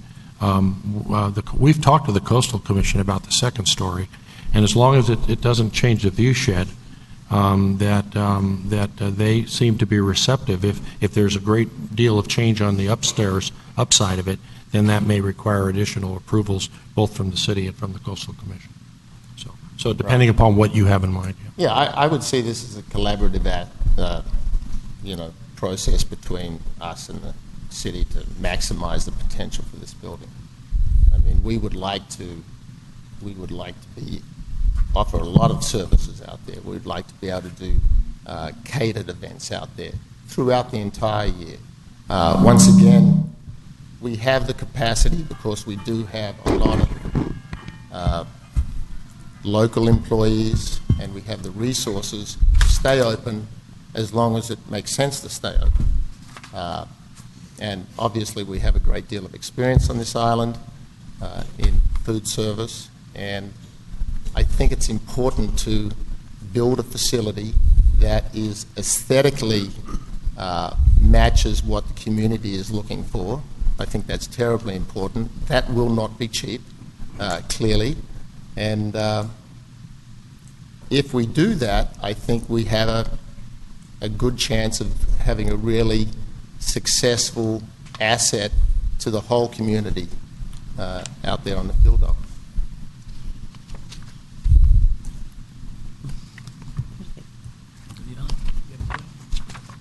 Is there any questions from the audience? No. Okay. About Jessica. Thank you. Oh. Jessica, you were- yes. Hello, Jessica Herzog. I'm representing Island Caterers and Elizabeth and Chef Greg Wenger. Thank you all for hearing their proposal. They're very appreciative. They were not able to attend tonight because they are working a catered event, so they apologize for their absence. They would love to be here. Just to answer Cindy's question, as far as container structures go, think of it as just replacing your brick and mortar. There's, when you use a brand new container, that is 100% up to code. So it's considered the same as building a wall with steel framing. The contractor that we're working with, that's his business, is converting containers to whatever configuration that a business desires. And all that work is done on the mainland. The container is shipped over here. We work out the logistics of getting it on site and connected to the pad and bolted down. It's very minimal as far as the work that needs to be done once it is brought over here. And then you're plug and play. You're ready to open. I passed out an improved timeline to you guys before I got here, just so that it would be on your desks. Nothing, exciting, but it did give you a little bit of a more clear vision of, the timeline. And that was provided to us by the contractor who does this for a living. So we feel confident that he can meet his expectations, because this is basically his bid to us. What was your other question? As far as the aesthetics go, this town has all sorts of different buildings. We do not have a code for, anything visually, like whether it's residential or commercial. So we are willing to work with the city to improve the visual aspect of the building. There are concerns with stucco on a steel building because metal expands and contracts with heat. So there are innovations with like foam-like stucco substitutes that could be put on the exterior of the building that would, change the look of it if that was a deal breaker. So we're willing to make those changes if necessary. Our proposal was very vague in some areas because we wanted to have a partnership with the city. We wanted to ensure that you're getting what you want out of the deal, and we don't see that location as a disadvantaged, difficult property. We see it as an excellent waterfront opportunity to make money for the town and for the business owners. So they're fully excited and prepared to operate in that location and not, trying to kind of pad their offer with negatives that need to be countered by better rates or, lower lease prices.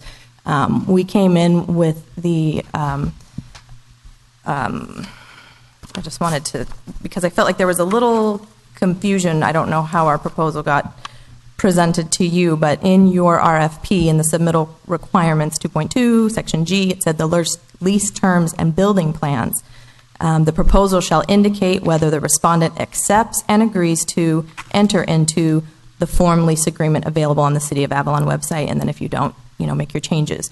So in our RFP, if you look at the section where we discuss our lease, all we did was read the entire lease, agree to everything that you put in there, and then made our comments of what we would like to see changed in. I don't know if you got color copies of our work, but we put it in red, and hopefully you can see the strikeouts and what we were suggesting to be our only changes, because we read your RFP to what I just recited to you, saying we were assuming we were beginning that lease as the lease.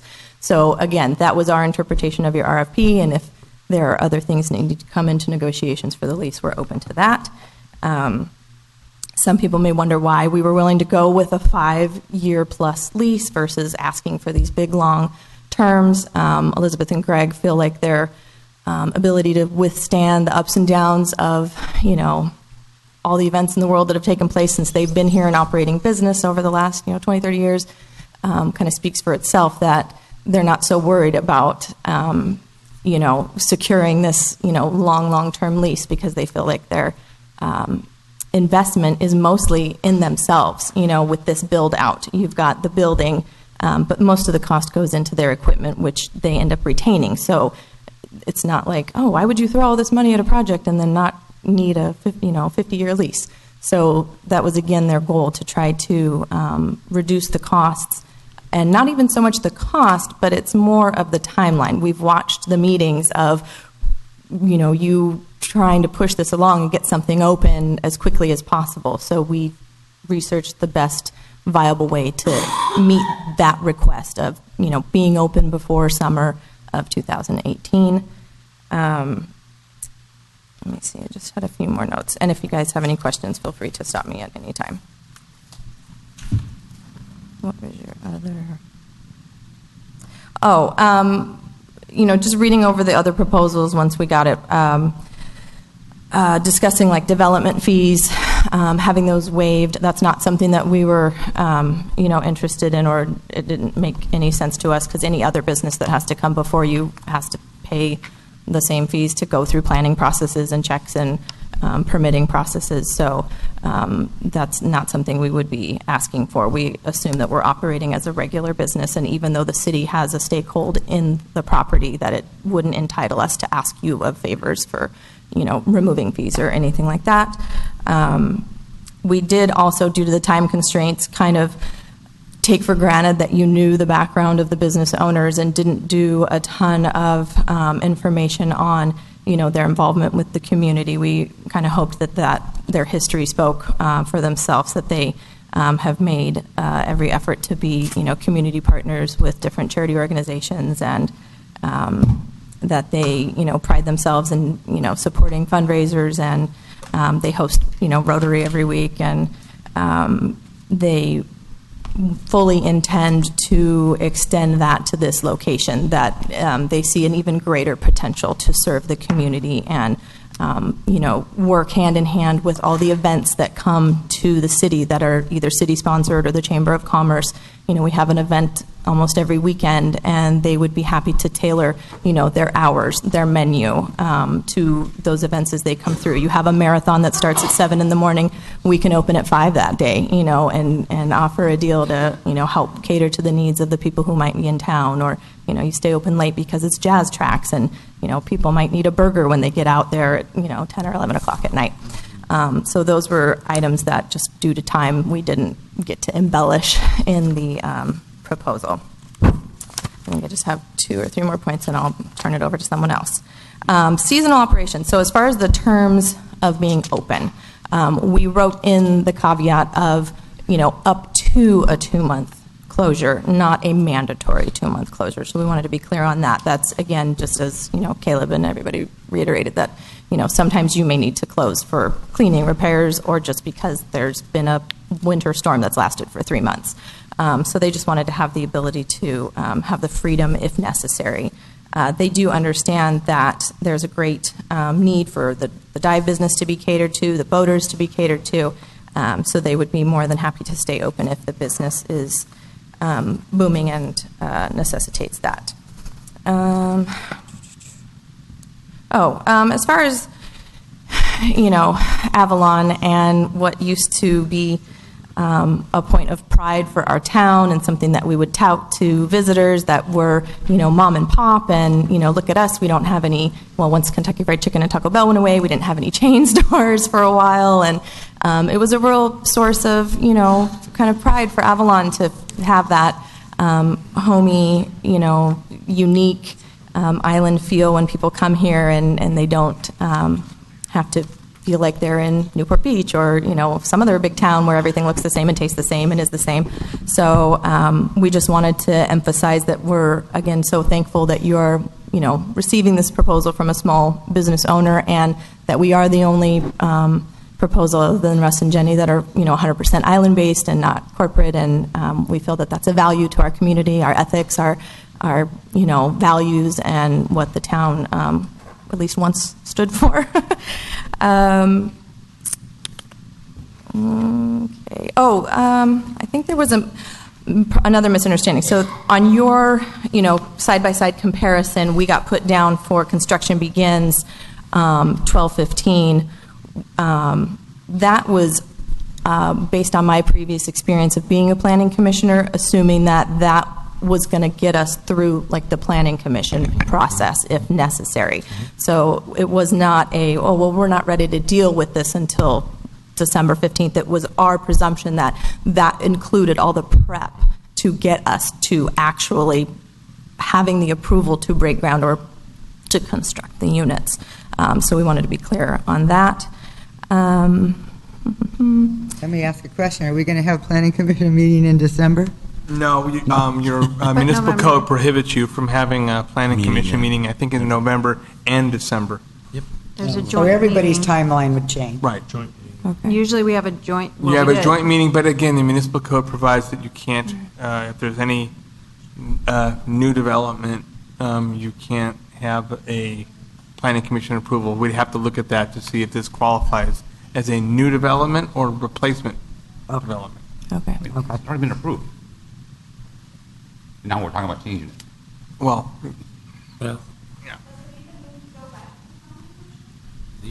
it depends on. On what they're. It depends. It might be a revised, right? Is that Right. what we're talking about? Kind of a revised To the extent plan? that it varies substantially from the plan that's been approved, it may, and that will be your call, Amanda, I would suppose, that if it's not a lot from the plan, the footprint's not going to change, it can't change. So that will be a question that would have to be, and I think you've already accounted for planning commission, whatever. Right. I didn't realize about the,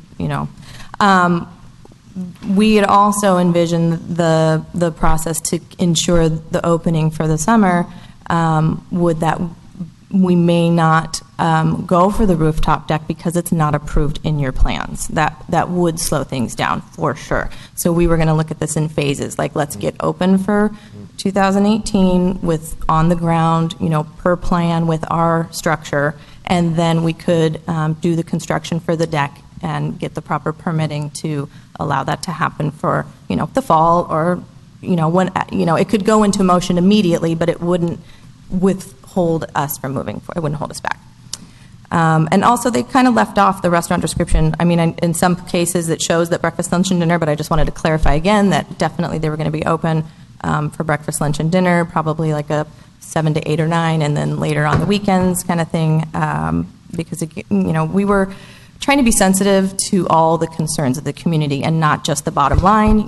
Boaters' needs, do they want the noise of a restaurant being, open at 10 o'clock at night? And, even though there's, noise ordinances and all that, we just wanted to be respectful to the consensus of the council and, the community before we set up anything in stone. We did have a revision on our project budget that was left as not submitted. So we're looking at a maximum build out of about $300,000, and that would be everything that it would be required for us to be at full operation, including the rooftop deck. So that's just kind of a ballpark to give you an idea. How much was that, ma'am? $300,000. Oh, 300. For everything. Yeah. That's build it and the interior Yes. as well, everything. Yes. And then the other thing, there's a lot of fun and flexible things that could be done with that space. So not changing the, idea of, covering the pad, but the way you can configure two container units on it, that was something else that we wanted to work with. So what we submitted was, again, just like one possibility, and we had a few other ideas that if we moved forward in this, that we would like to sit down and show you the creative ways that we thought we could enhance the visitor's experience by changing like the trajectory of the bar. And I don't know if you noticed on the one plan, but like similar to the restaurant on the pier where you have a bar along the waterfront so that people can look out into the ocean and enjoy that. We wanted to make sure you didn't miss that feature as far as what we were trying to do to enjoy and enhance the area. Like that. And if you guys don't have any questions for me, I think that covers. I have another question for everybody, and that would be, why didn't you put in a proposal during the first RFP? I think it was because being limited to building that exact plan is exactly where Russ and Jenny are. You know, it's a complex building. You're putting in a ton of money into the part of the project that you don't get to keep at the end of the day, and then it does put you into, I need a longer lease, I need to pay you less. Where do you make the money in a project that you dish out so much in the beginning and then hope that you're still in business at the part where you start to recoup your investment? And also with the rooftop deck, that was the deciding factor. To know that that was a possibility, even if we didn't take it on right now due to the planning phases and timing, that that was 100%, the light switch was like, okay, now this seems like a really viable opportunity to have a great location that can service enough volume to ensure success. The rooftop deck wasn't added till the second RFP, right? Yes, yes. And this is the third one, okay. And I don't know if Megan, if you wanted to comment as well. Thank you, Jessica. The reason, well, as most of you know, I'm a fairly new business owner in town. So at the time of the first RFP and probably the second one, I was focused on my own business, first of all. Secondly, when you put the third RFP out, my father received a letter because he's a mooring owner. He's also a homeowner. So, well, let me backtrack a bit. To clarify, this will be an island-based operation. I'll be the owner-operator. My dad will be a partner, and he's been his homeowner here for 30 years. So I grew up on the island. Howard C. Dam, like I said again, is only a partner in the project. So they're going to help me until the day we open, and then we're operating it solely. So, anyways, because I have such ties to the island, and because as I hope it's evident in my own business, it's really important to keep relationships in this town. And I do believe that I shouldn't have stepped on anyone's toes in responding to an RFP. They had the business for 30 years, and unfortunately it didn't work out. But I just wasn't comfortable in responding to the RFP at the point. And so that's the reason. Thank you. Goes with Jessica's. This is my dad. Hi, Dad. Madam Mayor, City Council, Charlie Wright from 206 Cuyahoga. So I just want to reiterate and respond. First of all, I don't think you have any bad choices here, so you have a hard decision. But I want to reiterate as far as the corporate comment that was made earlier.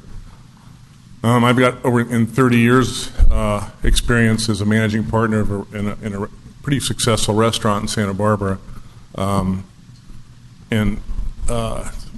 Zoto's Tap House and Grill, you should Google it. And by the way, if you're ever up there, it's really a fun place.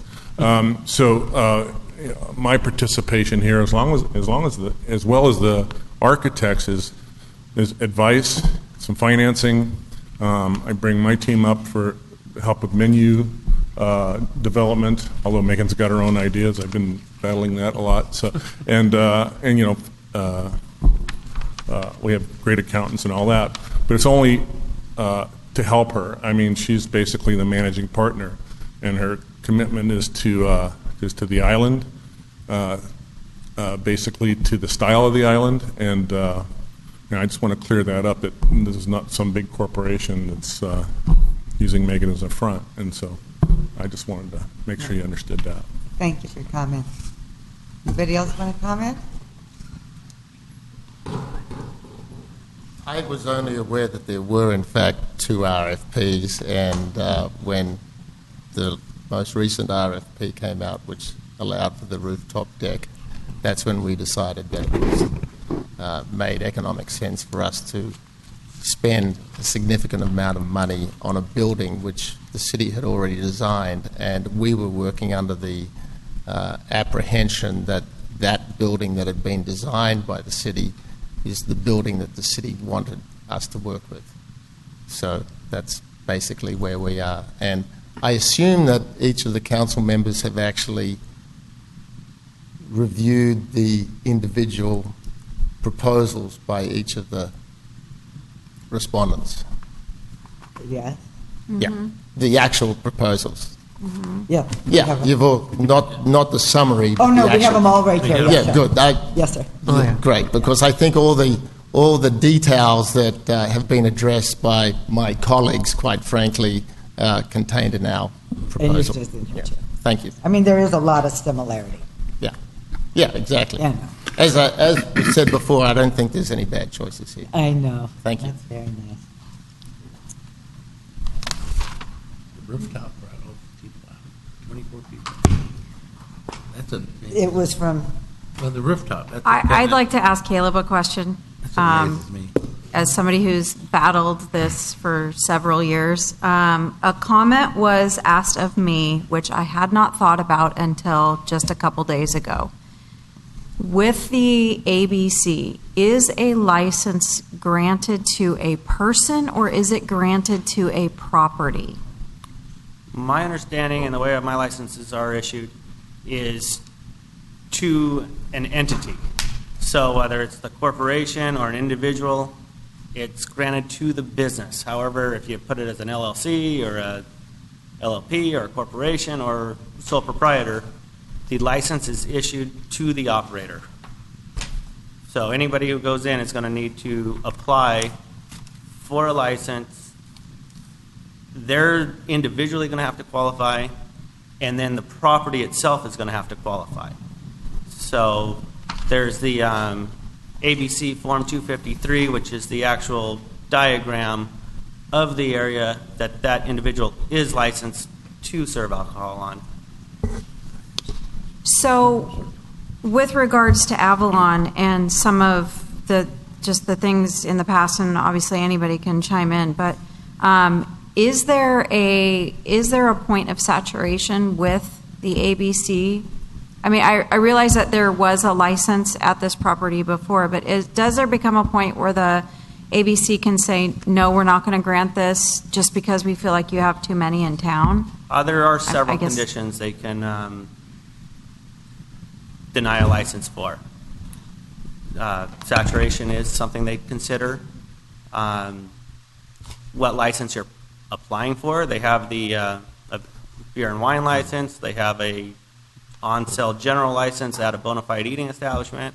They have a on-sale general license that doesn't have any requirements, like, say, Marlin Club, JL's, and Chicha Club. They do not have to serve food. They could if they want.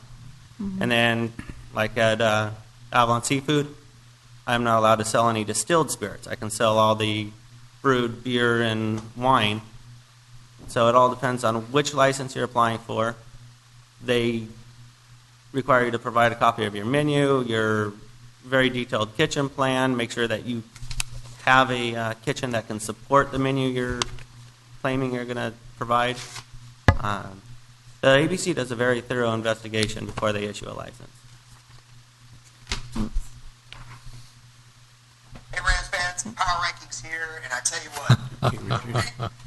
What the heck? What the hell's that? It was a Richard. I got a text from my wife. Well, so let me ask And you- the mute's on, too. That's why. Yeah. So let me ask while you're all here too, because if I didn't read every word that you wrote in here, I have a question. I'm assuming it was the intention of everybody to at least be able to start with a beer and wine license. Just nod your head if that's what you're thinking. Repeat that question, I couldn't hear. Oh, I'm assuming it's everybody's assumption to start with a beer and wine license. Yes. Negative. You'd want a on-sale bona fide eating establishment. So you would, so, okay. The same license that You Russ have and it. Steve have had there for years. Okay. Full bar. And Okay, but, so your assumption is that, well, I don't know, do you know for certain that you can go out there and have a hard liquor license there on day one of operation? do I know for certain? No, but I have a good feeling that we could qualify for that. Okay, and the license that is currently with the previous owners is still in their hand, and they then can sell it or find another place to put it? That is my understanding, yes. Okay, okay. And ABC, any application for both, whether it's beer and wine or for spirits, they're going to contact the city and they're going to ask for input as they have in other venues. Okay. So. Okay. Can I ask you guys, are you stuck on these menus? And then I want to ask Jessica about Greg and Elizabeth's menu. We've just had a lot of restaurants closed down in town, so there's a big gap there right now with food as far as selection. So I got pretty detailed menu from Megan and Caleb. Did you guys have a menu that you were going to share, or are you working on that, or is it in here and I'm not seeing it? It's not in there. I gave you just that little addendum Okay. today that just kind of went over the fact that, Okay,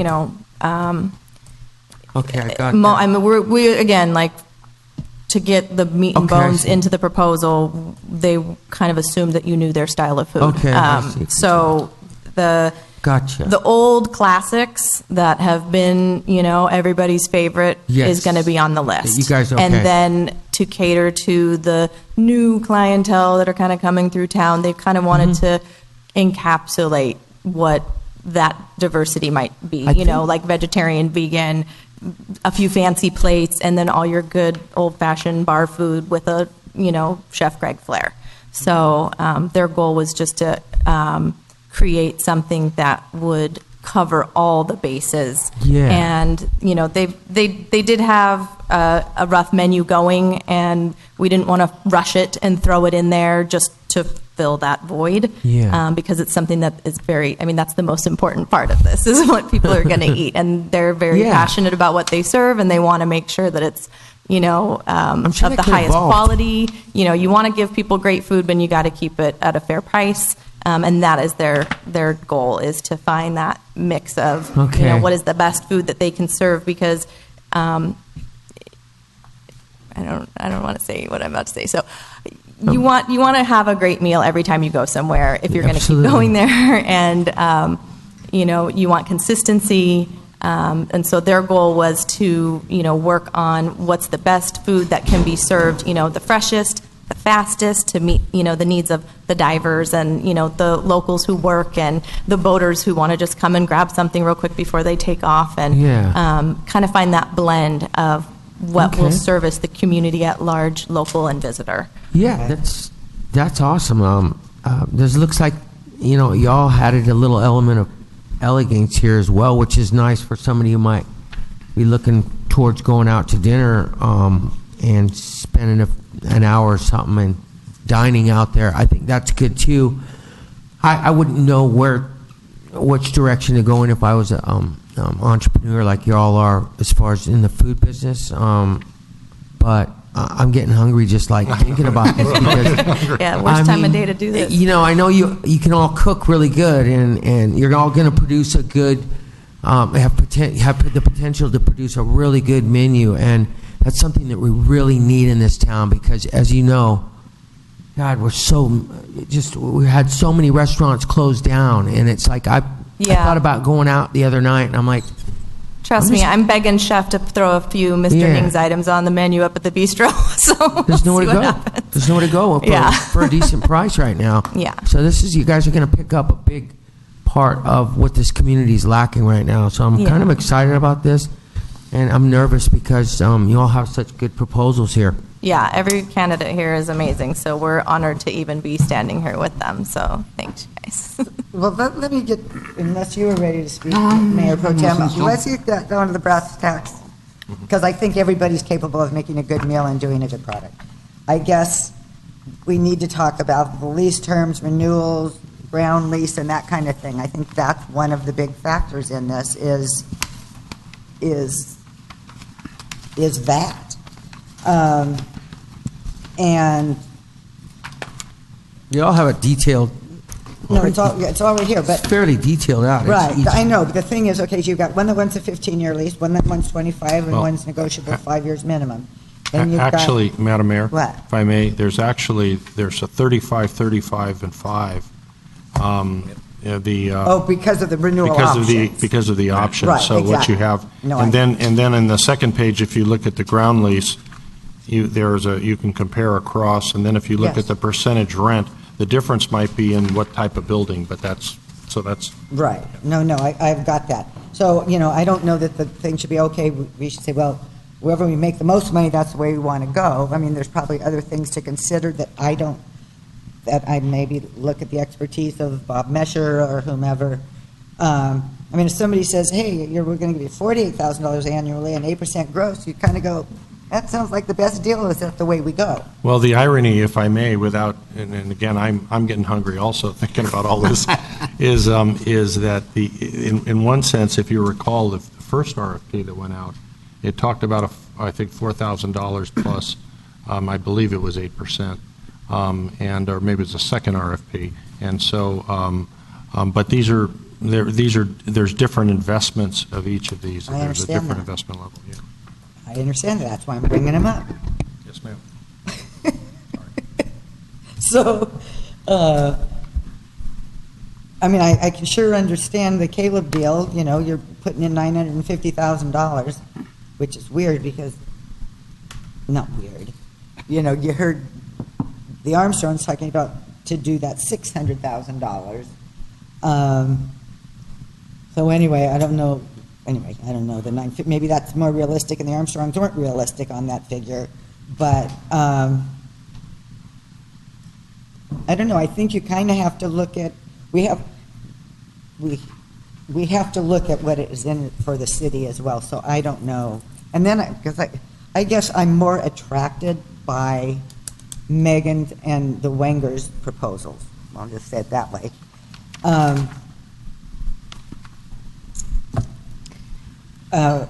And I don't know if we talk to both of them, if this is just my opinion, or if the council says, oh no, let's work with the one that seems to be the best deal for the city right now, meet with them quickly, check them out, vet them for financing and that kind of thing to make sure everything's copacetic, because we don't want somebody down the line and they go, oh, well, shoot, I don't have the finances to do this, because there's got to be something. I don't know if we put something, because when we were talking about it, there would be something that said you have to show that you have so many months of operating capital and that kind of thing. Correct? Wasn't that a discussion we had before? Yeah, yes, we put that in the RFP. One of the major issues that I would just put out there is what the Coastal Commission would think about the container concept versus the one that's already been approved. So, But if- as I look at it, Well, and I thought we would have had that answer already, because we've been talking about this. but as I look at it, you've got one which is responded to what the RFP was, building the building that's been approved by the city and the Coastal Commission, and that's probably the least number of roadblocks in its way. And the other two, even though it's Long Beach is not the same health company or the health department comes over here, LA Health comes over here, and Long Beach Health goes to Long Beach. So we've been trying to get Long Beach to come over here because they'd be easier to work with. But I mean, that's where I'm thinking. We've got a proven concept on one side, and we have a couple of very interesting concepts on the other side. I'm just not sure if they're going to make it through Coastal and they're going to make it through the Planning Commission and make it through the Health. Is my concern. So basically, what we're saying is, I don't think there's going to be a decision made tonight. Is that what we're saying?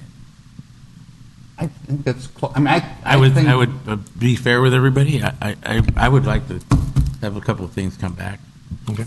Well, I think we should have that answer Yeah. to that thing. I mean, when I see what agree. this one looks like and what Megan's looks like, I find them very attractive. I mean, I think both of those concepts would work well out there.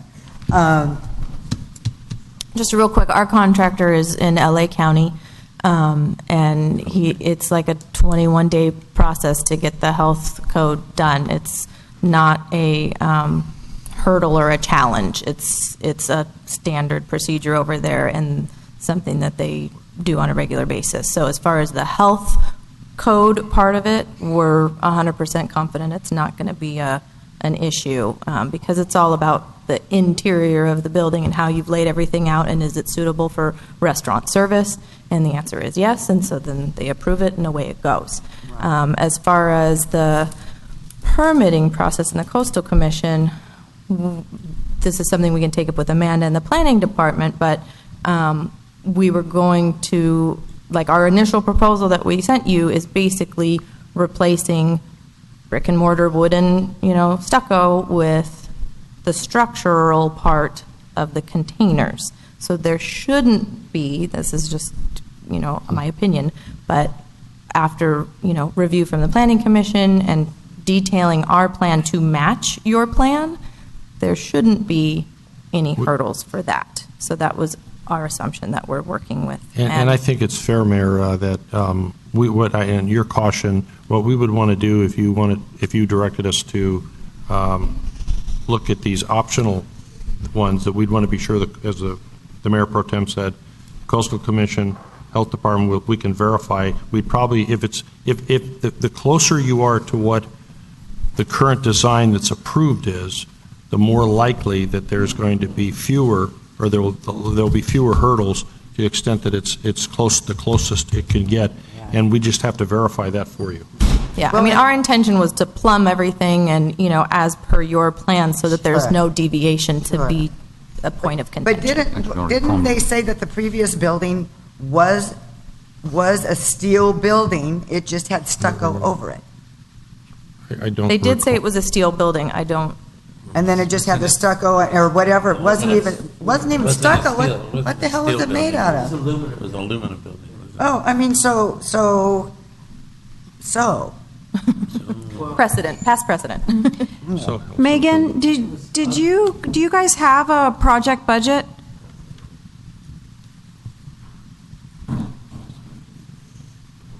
Yeah, it's about $650,000 is what our budget is.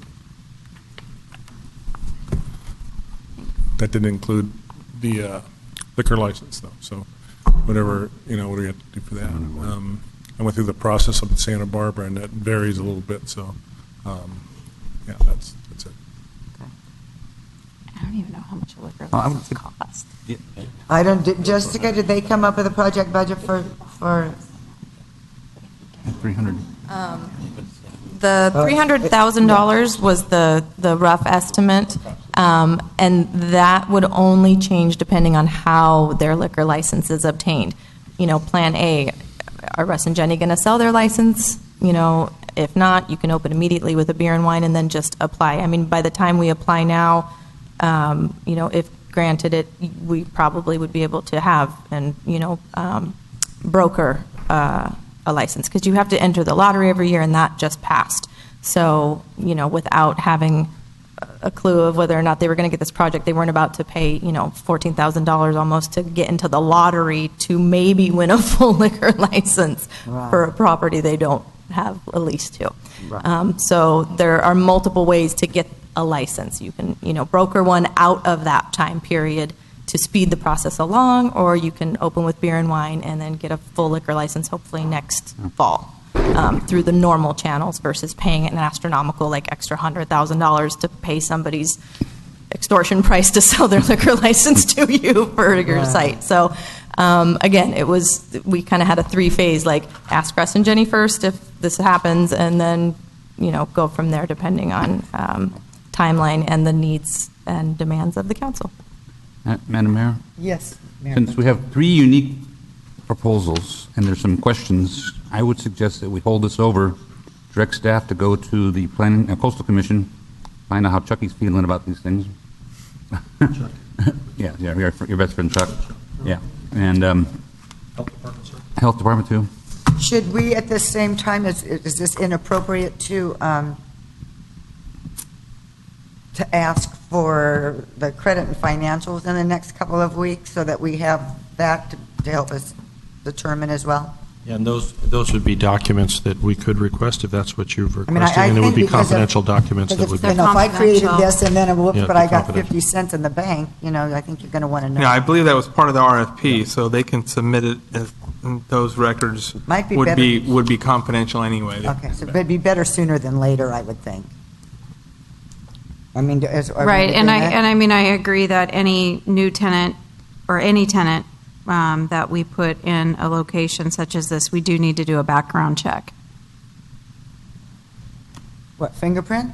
No, but I think we need to, they're all established in one way, shape, or another. I think it's wise to do a background check as far as, their, how their current leases are, if they're, we're talking about entering into potentially a 35-year lease. I think we would want to know, the history of our tenants. Yeah. Okay. Is that something that can be done in 2 weeks? Realistically? I don't venture. Bob, what do you think, Mr. Mesher? I don't know. I'm not sure. I don't know. We can certainly check some of these other issues. We can get these other issues. Okay. But I don't want to say that we could because I don't know. Reference check is probably a better use of what I And meant. and they had references on Use of here, a so term. we Yeah. could check their references. Yeah. Is that a fiscal, is that a financial, is that Bob's We can department? the credit. We can do the credit. The financial check. Bob he'll do his magic, and then we'll do reference checks too. We can do. Okay. But it's an important element that you raised.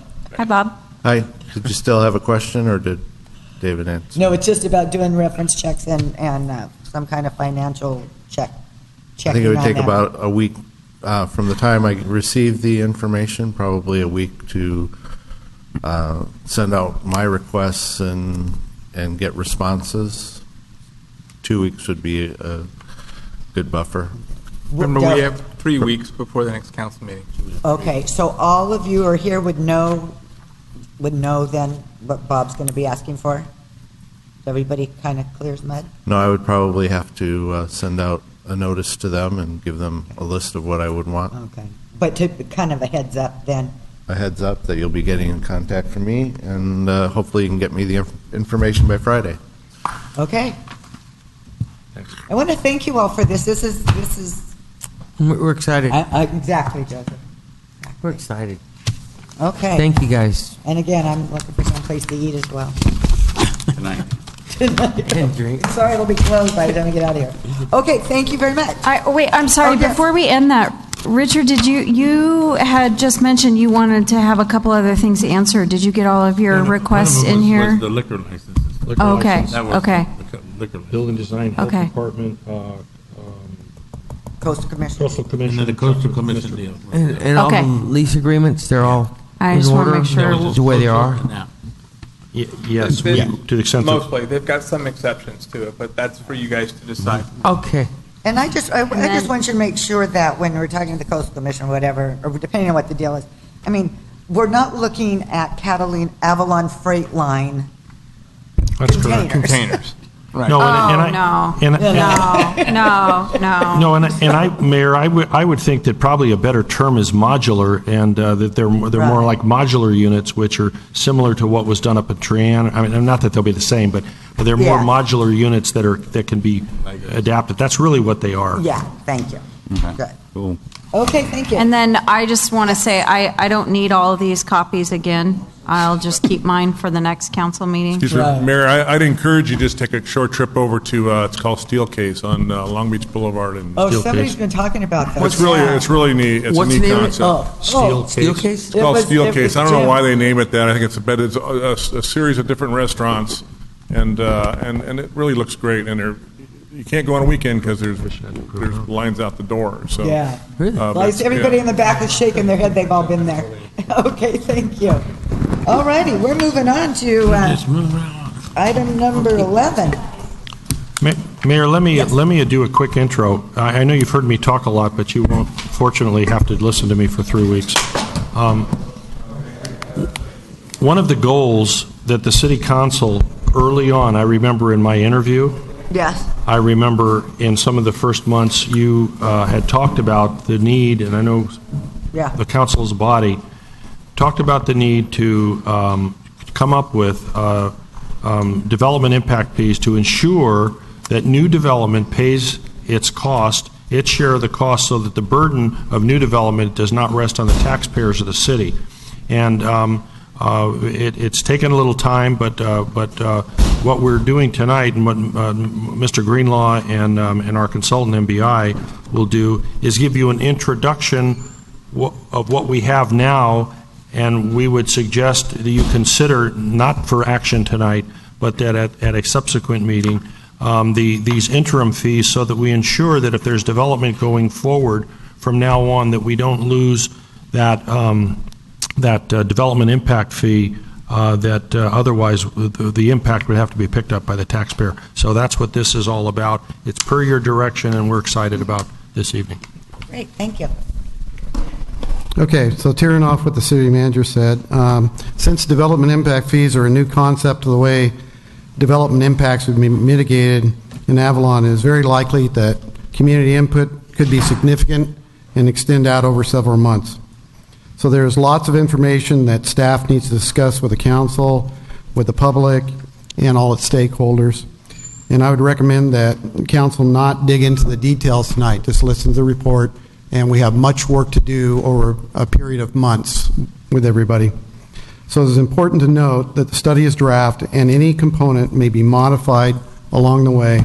And I would like to introduce Dino Serafini of Michael Baker International, the prime consultant for this work, and he's going to introduce our study. Thank you. Thank you, Bob. Good evening. Good night.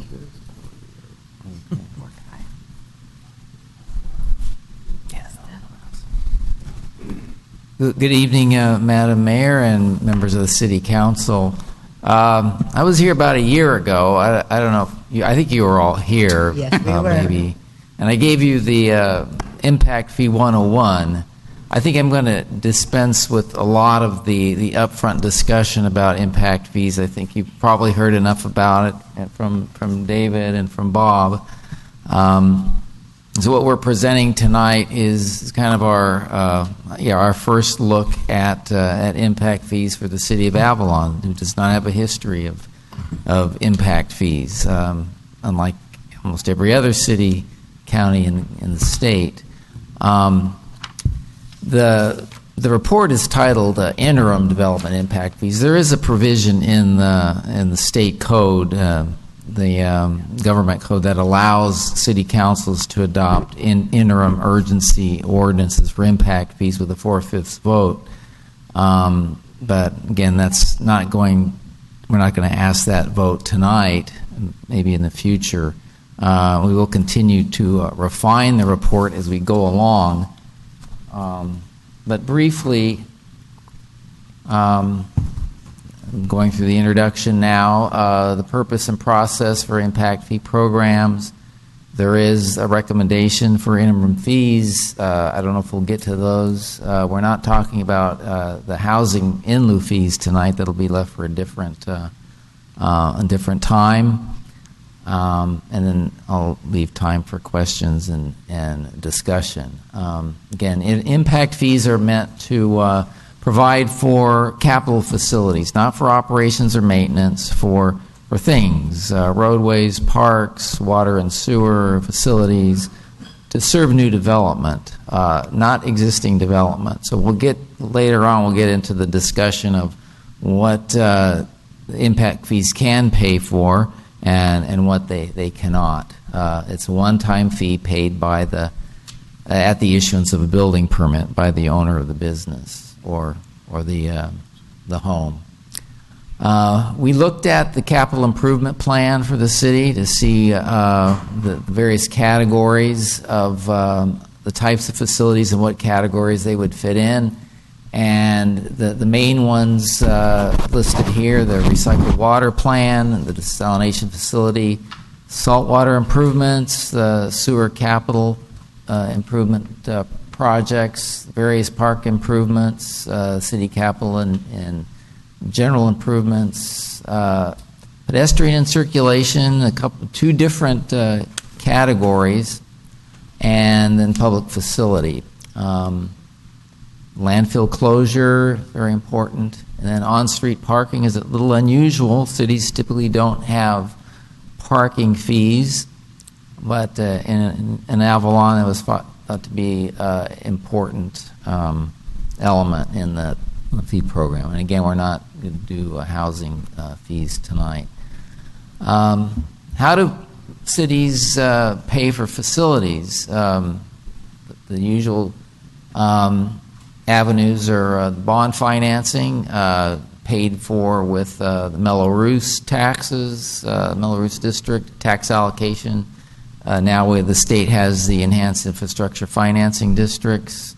revenue enhancement, revenue bonds and assessment districts, state and federal grants, and then development fees, which could take three different forms.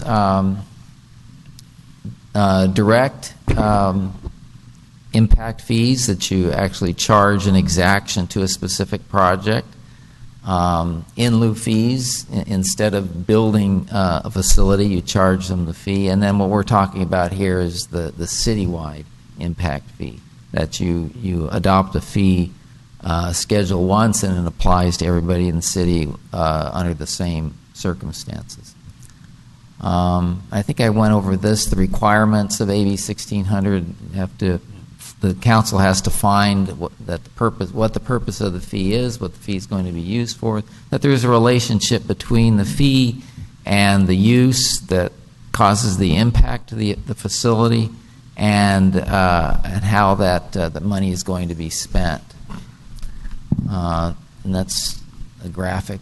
And the typical impact fee cycle is decide what to build, do growth estimates, prepare the estimates for those improvements, and you've already developed a capital improvement plan, and then you assign the infrastructure to the development potential of the city. Construct the eligible facilities, and then review and update your fees regularly. And talked about that. Reasonable relationship in practice, you identify the impact. What is the benefit of the facility? For roadways, it's less congestion, easier access, it's safer, encourages growth, and proportionality between the fee, the use of the improvement, and the type of development. So the higher the impact, the more impact, or the more extensive the use is on the facility. So we do have our proposed interim fees categories in residential, single-family, multifamily, and I listed those. And we also have the non-residential category, and I have two of the types of non-residential. There's also the leisure and hospitality, industrial, and a few others, healthcare, for example. So back up the residential fees, the single and multifamily, those are done charged per unit of the dwelling unit. It's not showing here, but the non-residential is per 1,000 square feet. So we convert everything into footage. So 1,000 square feet is in terms of an equivalent dwelling unit. For traffic, for water use. But I'm so sorry, forth. I can see, also with regard to residential, there's a square footage as well? No. That's just, Yeah. I could be 10,000 square feet, or I could be Right. 500 Yeah. square Some cities do charge it per bedroom, but there's not really a good nexus there. What we know is how many people occupy a house, a dwelling unit, and that's about it. And it's interesting, in Avalon, there's higher occupancy in multifamily units, and that was surprising to me because it's usually the single-family units have. And that's why the fees are slightly higher for multifamily, because there's more occupancy, so it generates more demand for all on the facilities. Right. So getting back to, let me go to this chart first. This shows the potential revenues. Again, don't look specifically at the numbers because they will change. But this gives you an idea of the magnitude. The first column is the revenues from the proposed impact fees, and at the bottom you can see, about $60 million, and it has this other sources, and that's important to look at. You see some of the categories like fire, parks and rec, and government, they don't have any numbers in the other sources. That means that we're using the existing inventory method on those. There are no specific projects in those that the existing community would benefit from. So they're going to be paying that fee in basically the same proportion as to those facilities exist now. So example, for Parks and Rec, you have a certain number of acres per 1,000 residents, and that won't change. That's what that number is based on, that 17 million. It's providing that the same level. So we're not increasing the level of parks per capita, in other words. So it's staying the same. So there is no additional benefit to the existing community. That's what those other sources would be. So that goes to the existing deficiency question. You cannot charge a new developer of a new unit for the deficiencies. If the facility is deficient, if it needs improvement, the community has to figure out a way to bring it up to the standard, and then they can charge the new development the impact. And Dino, isn't this really where that's where you look at your EIFD as a supplemental asset, if you will, to build that capital, or you look at your grants, and that's where this becomes a three-legged stool with these components: grants, maybe an EIFD, and then development impact fees. Yeah, definitely a potential. And for your water and recycled water, a lot of those other sources would be user fees, because that's ongoing improvements to the capital of the sewer collection system would be coming out of the sewer user fees. An interesting one is the landfill closure fund. So that was developed using the idea of, well, what is the alternative to the landfill, and how much is it going to cost to do that? So, and that got us to a point where we can figure out what the value is now of the landfill. The space remaining left in the landfill has a value, and you continue to use it. If you didn't have that, you would have to be taking everything to the mainland, and that's kind of the alternative that we used. So come over the value of about almost $4 million. That includes the landfill closure fund as well, that the ownership of that fund will be shared by new development when it's approved. So if anybody has any questions at any time, don't wait till the question slide. And Mayor, if I could just mention on the landfill side, as you know, and we've discussed in the past, that not only is it a closure of the existing site, but there's a creation of a new site or option for disposal, and I think we have about 11 years on the site, 10 to 11 years. Mm-hmm. We're going to have to then have an option to something for beyond that 11 years, and that'll be something we'll have to factor in. Right. Yeah, and so that would be included in that cost. The share of that new facility would be equally borne by the existing development and new development in a proportion to the growth. Again, who pays the fee? All new development, residential and commercial planning horizon, which is 2030. And as I was sitting here listening to the proposals, I was thinking, okay, what, if anything, are we going to charge the new cafe at the, what is it? Cafe at what? Yeah. Yeah. So, this comes up quite a bit. What is new development?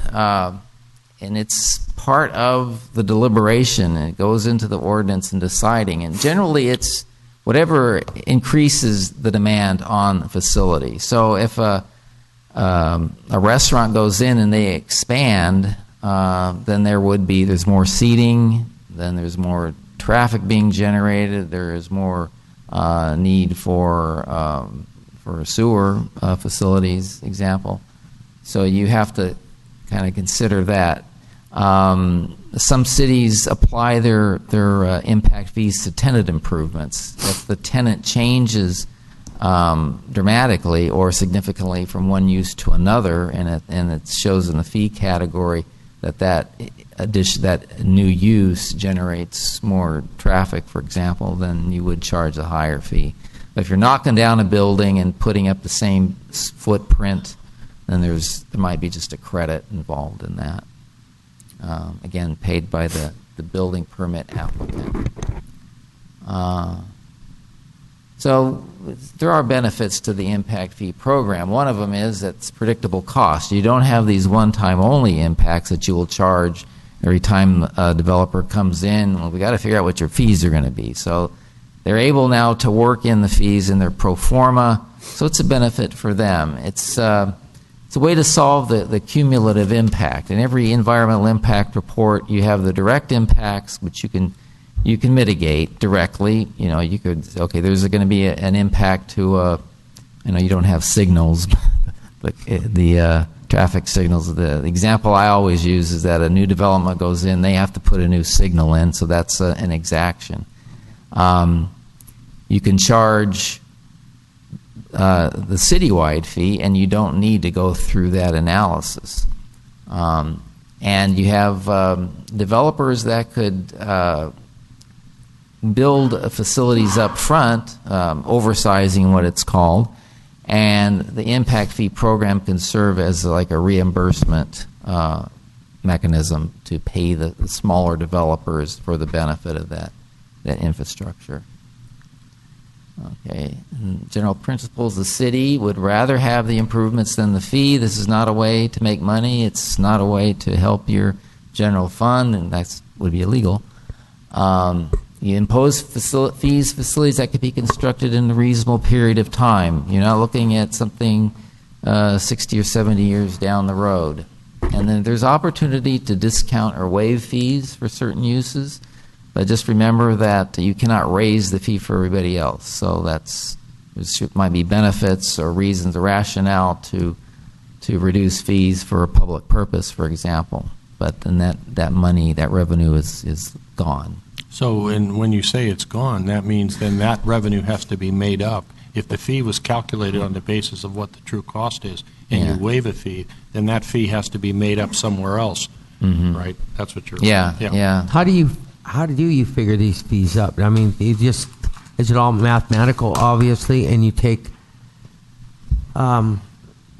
let's say the cost of something as it's new, or the cost of something as it is. Let's say our sewer treatment plant, if we were to build a new one, it would cost a certain amount of money. But the upkeep of it, how are we supposed to Upkeep and fees. predict this? What did you say? Upkeep would be in fees. Okay, It's the fees we charge. and Yeah. fees, and then the operation maintenance is typically that's how it's done with the fees. But what you're asking is how do you count, or how do you determine what the asset value is for? And the wastewater system is done with what's called a buy-in fee. So you're not doing any extensive expansion of the plant itself. You're doing some improvements to the collection system, but the plant itself, over time, it might have some modifications to expand capacity, but that's what you have is some existing capacity. And that capacity then, in a sense, which has been invested in by the community up until this time, and it's maintaining that capacity, can turn around and make it available for new development with the buy-in fee. So that's your basis of what you're going to charge in the future is what has been established in the past, correct? As the facility established in the past. Yeah, and what we use is a depreciated replacement value. So and that's in the document here. So depreciated replacement value. Thank you. It's basically you have a bunch of engineers, and they have to produce a very complex report that analyzes what's the cost of the new infrastructure, how much is it going to cost to build the fire infrastructure, which is a lot, all the sewers that come in, and then you look at that and you say, okay, well, how many potential units are going to be built? And you divide that by that number of units, and you come up with a per unit cost. And then you set the fee through a public hearing after you notice it in the newspaper and stuff, and then you go ahead and adopt it. Yeah, essentially that's true. There's different methods, but we all get to the same place. This is how much it costs to build a facility, and this is new development's share of that, the fair share to development. And then it's divided up by the number of homes or residents that are projected. Now, when you got new development, do you take in consideration okay, your old facility's here, and it's going to need to be replaced in 2 years, do you take in consideration with this new development that you're going to have to buy into this, to sharing the cost of this old unit, and also we're going to charge you for what it's going to cost the city for this new development project? Their proportional share of that new, and that to some extent that's reflected in the analysis. Yeah, that's very complex. Vexing. Vexing. No. Yeah. Okay. But it's all done with the idea that they're paying for their fair share. What their impact is on the system to expand the system if necessary, Okay. or what the system now provides for. If you didn't have that wastewater plant wasn't there, they couldn't build. If the city hadn't been maintaining that system. Now, the council could decide that we've already spent that cost, and we're not going to need any more. Which you probably will. I mean, you're going to have to do some renovations as time goes on. Bob knows that. Yeah. Things don't last forever. I mean, you can't do it all with operations and maintenance. You have to buy new things. Yeah. You got to, for the fire department, you got to buy a new fire engine someday, and we do the same with that. We figure out what the asset value is of all the equipment that the city owns, and come up with a value for it, and charge what we consider as the fair share to new development. Thank you. Okay. I think that was it. That's just the steps to the urgency ordinance. I mentioned the 4/5 vote. The final process. We're not going to do that. Conducting a study session, which this is a kind of a study session, involves stakeholders, as David mentioned, and then have a public hearing, a noticed public hearing where the report is available for the public's review, and then take comments and in a public hearing, and then adopt, which comes into effect 30 days after the approval. So you basically create the assumptions that you start with based on talking to the city manager and everybody, and then you have basic Bob's assumptions staff put together all the capital improvement projects that you saw in that first slide. Michael Baker had a hand, and we did the recycling project, and I have to find out how we're doing with that. If there's been any updates recently, I know that there was still some discussion about what to do with the salt water, and this is assuming that goes away. It's all going to be recycled. But there could be a hybrid system. There could be other thoughts, coming in. You need to keep that money for sure. Yeah. And Mayor, if I could just say, I've done a lot of this in other places, and there is a point. It's not the goal, and no one suggested that it's not the goal to stop anything. What the goal is to really have that new development pay its way. And why it's so important, some other things that you're doing is, it could be that the cost, if you use the development impact fee itself, it could be prohibitive. That is, you would stop everything from happening, that even things you want. And that's where that EIFD, Enhanced Infrastructure Financing District, it's another pool of money that's coming in to help make up costs. It's the grants that you would get for the mole, or you would get for wastewater treatment, and that becomes another piece. So it then makes the development impact fee it's not a total. You're not relying just on one source, and that's what you're allowing us to do, is to put these pieces together to say this is how new improvements and facilities and equipment is going to be paid for without discouraging completely development that you might want to see. Right. Yeah.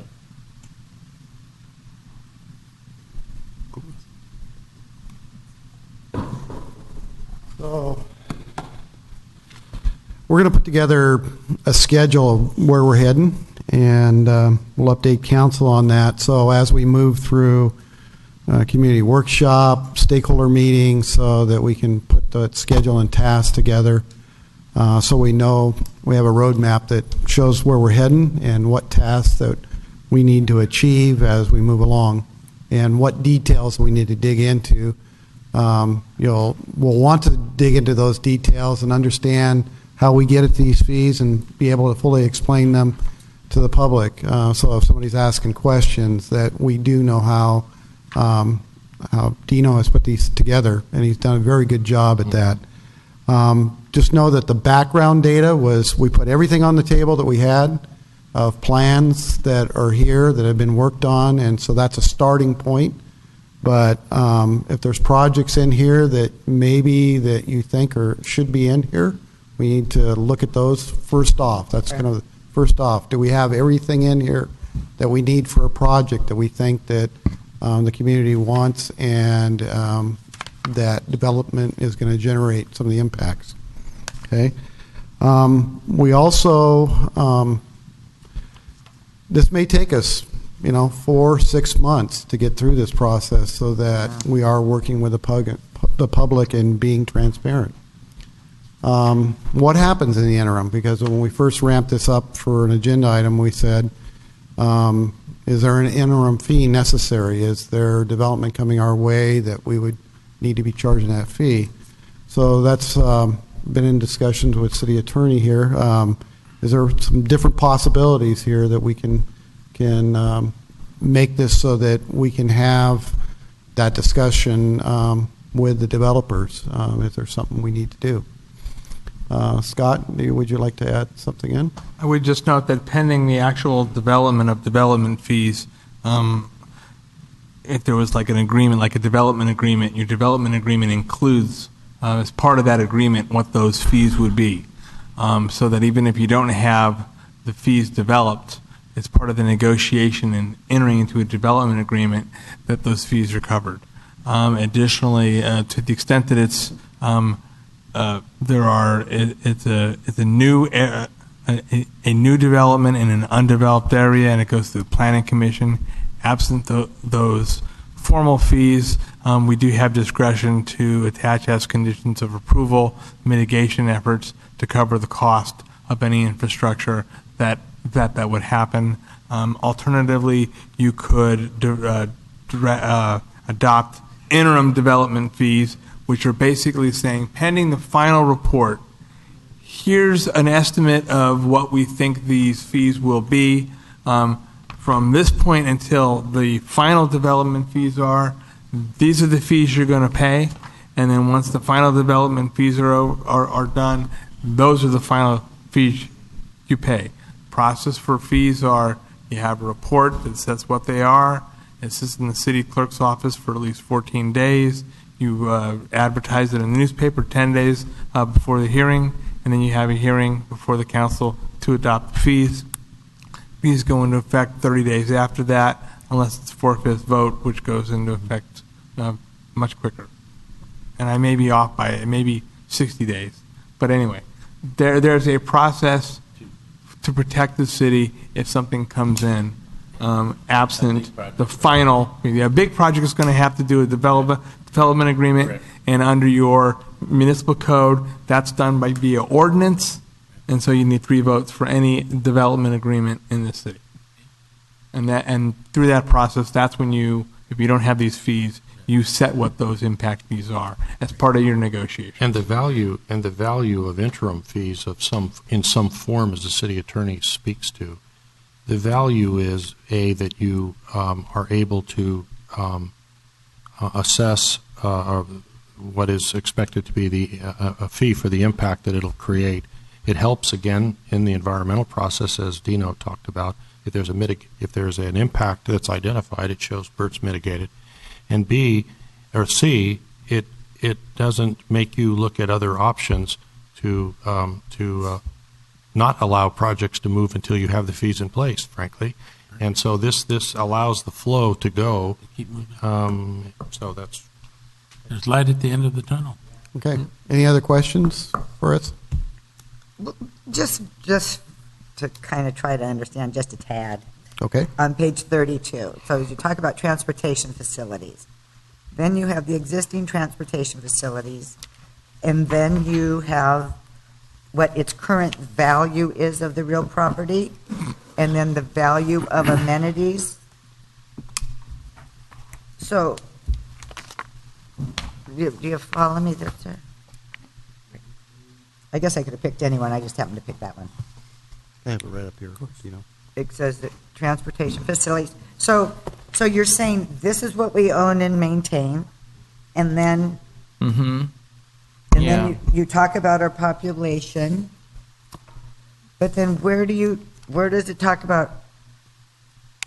And maybe, Well, the I only see. And then you go projects- over to the $5 million on the other page. Yeah. And that's saying, besides what we have here, we're going to need another $5 million. Right. I'm not including those public facilities in the total cost for growth. But that's kind of how 46. you're doing it with each area. And I sure don't understand the next one, the table 7.4, the impact fees based on land use type. And so you're saying, okay, based on all of these factors in 7.7 to 7.3, this is how you 7.3. come up with your 7.4, which are the actual fees. No? Right. Yeah.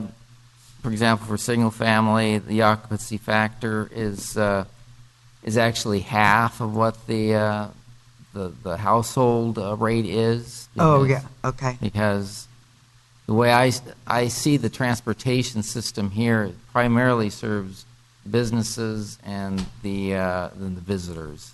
It's not as Okay. much the resident. So you would cut that where in another area, like, okay. Yeah. Okay. So again, what you noticed is that we're only including in the cost the active transportation projects, which are enhancements to, and I assume that you've discussed what those types of things are. Enhancement to the mall? Yeah, enhanced transit, bus Yeah. systems, maybe bicycles, right. anything, people handling kind of. Yeah, visitor handling things. Okay. Yeah, primarily. So I didn't include the that $9 million, which you could, because what I said is that there's a buy-in. But I think at this point, what we're doing is improving the system with the active transportation projects and trying to pay for that. Yeah. The mole's been around for so long, the Pleasure Pier, and those are all, fine amenities, and they're worth something. So that's one of the gray areas. Right. Is it, are you going to do improvements to any one of those 4 items? Yeah. Probably not. I think at this point it's maintenance of them. Well, more Rio than- Mole has grant funds. You have the money for the mole. Well, Right. I don't think so. Yeah, We got $4 or $5 million. Yeah, we have about- project's going to be used. Yeah, the project, and we'll scrape the top, and it'll be a rebuild of some type, which we'll be bringing to you as a charrette to do that. So currently, I think we're putting in for additional grant funds or transit. Right. Yeah, for $8 million. Oh. For the mall. Yeah, we already have 2.4 million. For We got the bathrooms, Phase 1, and the- then Phase the 2, we're undercarriage. bumping that up. Okay. Okay. But so that's part of what the details you're digging into right now? Is there additional projects? And there Right. may be a whole workshop on several of these fee categories with the exhibits. Do we have everything?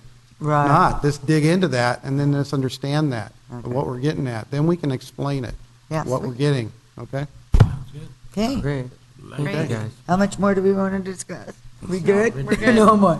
All right. Thank Thank you you. so very much. Hey, I have one dumb wait. question.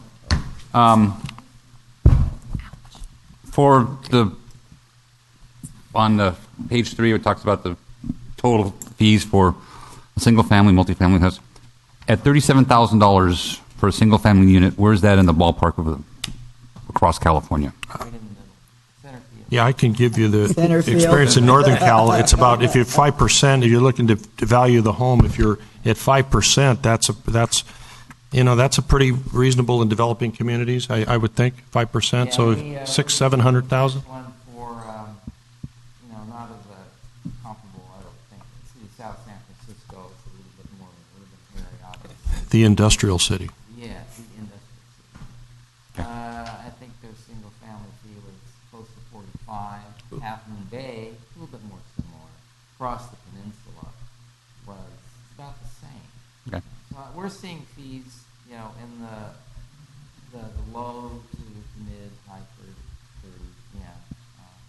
So it's not. But we can check, and that's something we can do for the sort of do a comparison. Come up with a list of cities that you would like to be compared to. I have a hard time. Like, what do we compare apples? All cities on an No, island. I think all that- cities on an island. All cities, Capri. We can go to Italy. You can send me there, and I'll figure out what. You already have a contract, not to exceed. Thank you very much. Thank you. Okay, we're scratching the surface. All right. Okay, here we go. Item number 12, for those of you who hung on. Look at everybody smiling.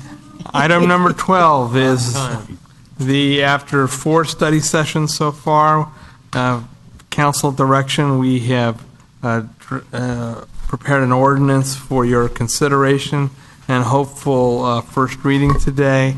The ordinance, in a nutshell, allows for delivery of medical marijuana. It provides for 2 providers, and after a year, the city will evaluate that to see if 2 is enough. It will have a competitive process where the council will decide who those 2 are. It has certain state law requirements on those businesses, as well as some that are tailored to Avalon based upon your direction. It also allows for the cultivation of personal marijuana. In other words, marijuana for personal consumption, both indoors and outdoors. We followed state law on that. The one area that is a little discretionary is on the outdoor. We first had to be a setback of 5 feet. I modified that to 3 feet, thinking that if it's in a back alley, if someone reaches over through a fence or whatever, you want to keep it at arm's length from people grabbing it. State law requires that it be in a locked, opaque fence. So that's a state law requirement. We've also said that if you're doing it indoors, it should not be in areas where, like in the living room or in the kitchen, just for public safety purposes, and also because children are present. State law requires that it be locked at all times if it's indoors or outdoors. And so the easiest way is to have it in a locked room, not occupied by children. That's one of the things. This ordinance requires annual renewal of both the City of Avalon requirements, as well as proof that you're still that you still have the appropriate licenses from state if you're going to be delivering it. And with that, I'll hopefully answer any questions. As you know, I'm a part-time marijuana guy. The other, Mark and Victor are full-time marijuana experts.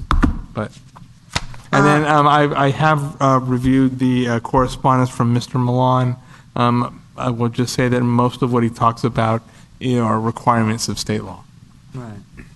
So I wanted us to talk about do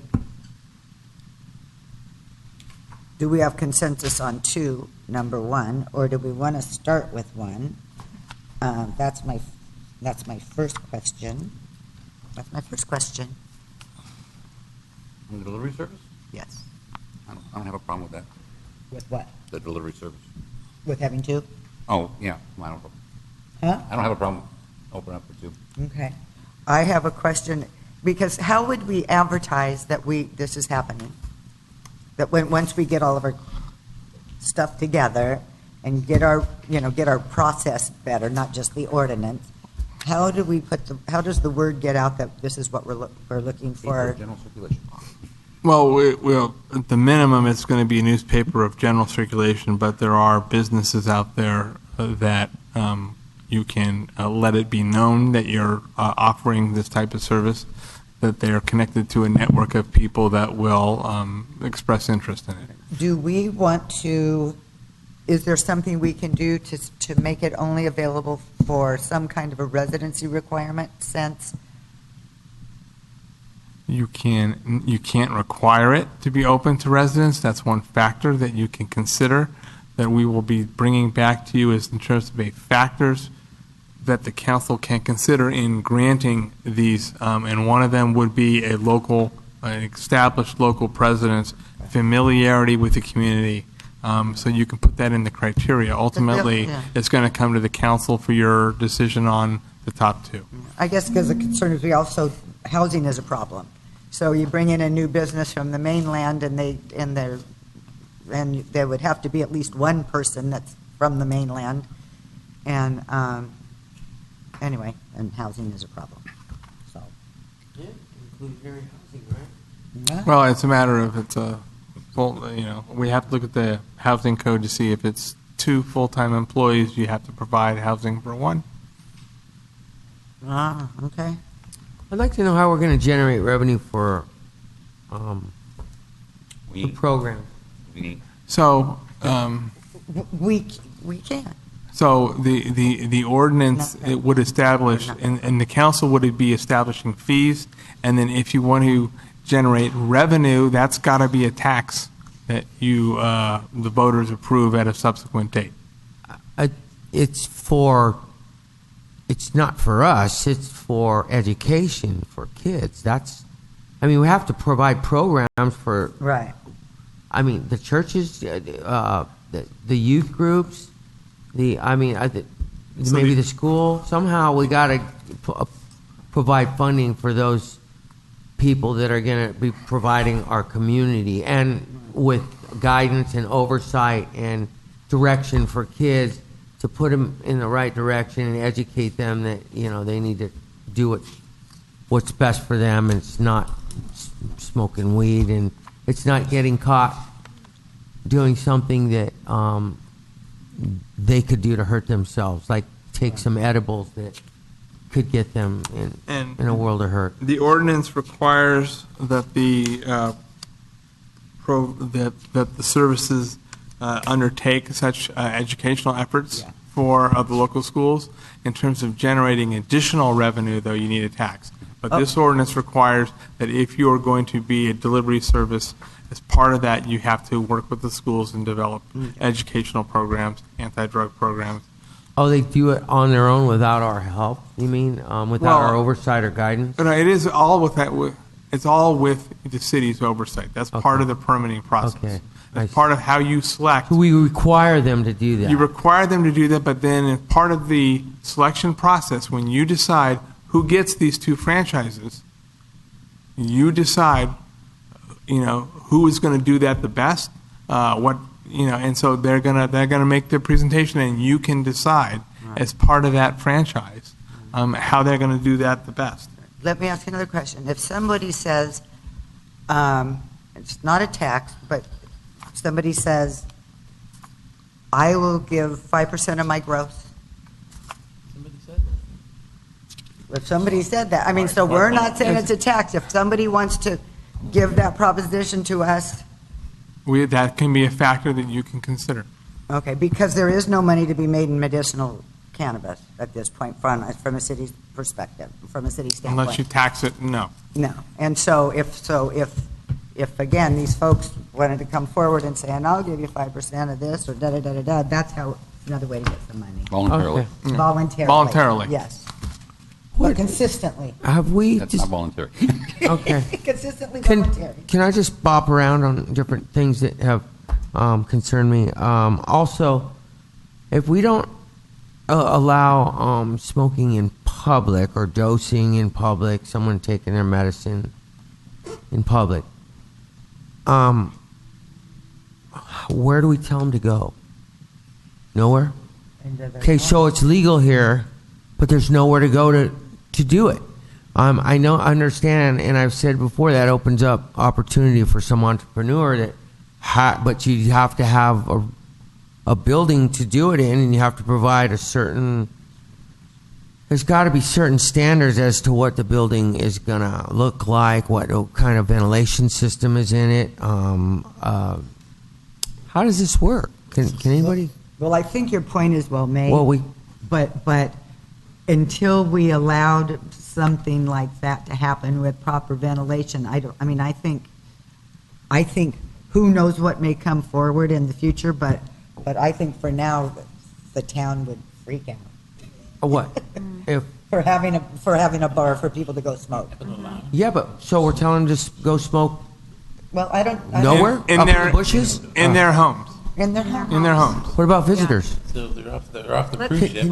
Let's keep it up here if we can to ask all of our questions and then okay. open it up to the public. Okay. Because what I do think is, first of all, people don't have to smoke it in a hotel.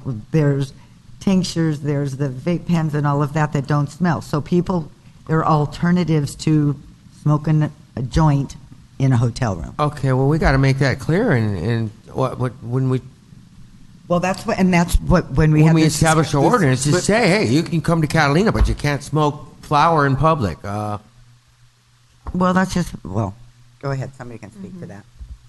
This is very. Again, its council direction last time was to prohibit smoking of marijuana outdoors, that people can smoke it in their residences, in their homes. We get a bunch of day trippers here. Every day we get thousands of people that come over here for the day, and they're going to want a dose here. Well, and then what we could do, and since remember, it's not about wanting a dose. This is about needing a dose. This is for medical marijuana. They're going to need to dose here. Okay, I'm sorry my language wasn't quite in order, but I understand the logistics of it, the legal aspects of it. Okay. I think what we're going to have to do is work with the Catalina Express and the other carriers outside in their terminals. They can put something about smoking in public, and Avalon is strictly prohibited. And they're going to have to be creative to figure out how they do that. I mean, They or we. It's our problem. It's going to be our problem because people are going to be smoking in public, like it or not, whether we have a regulation or not. They're going to show up and they're going to do it. And what are we going to do? Throw them all in jail? I don't. No. I think it's just like we warn them: get your dog off Front Street.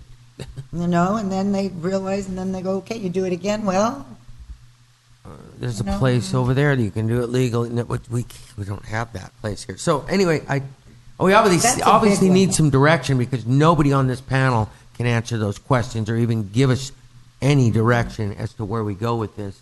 That's a vexing question. It's something that we've got to have some direction there.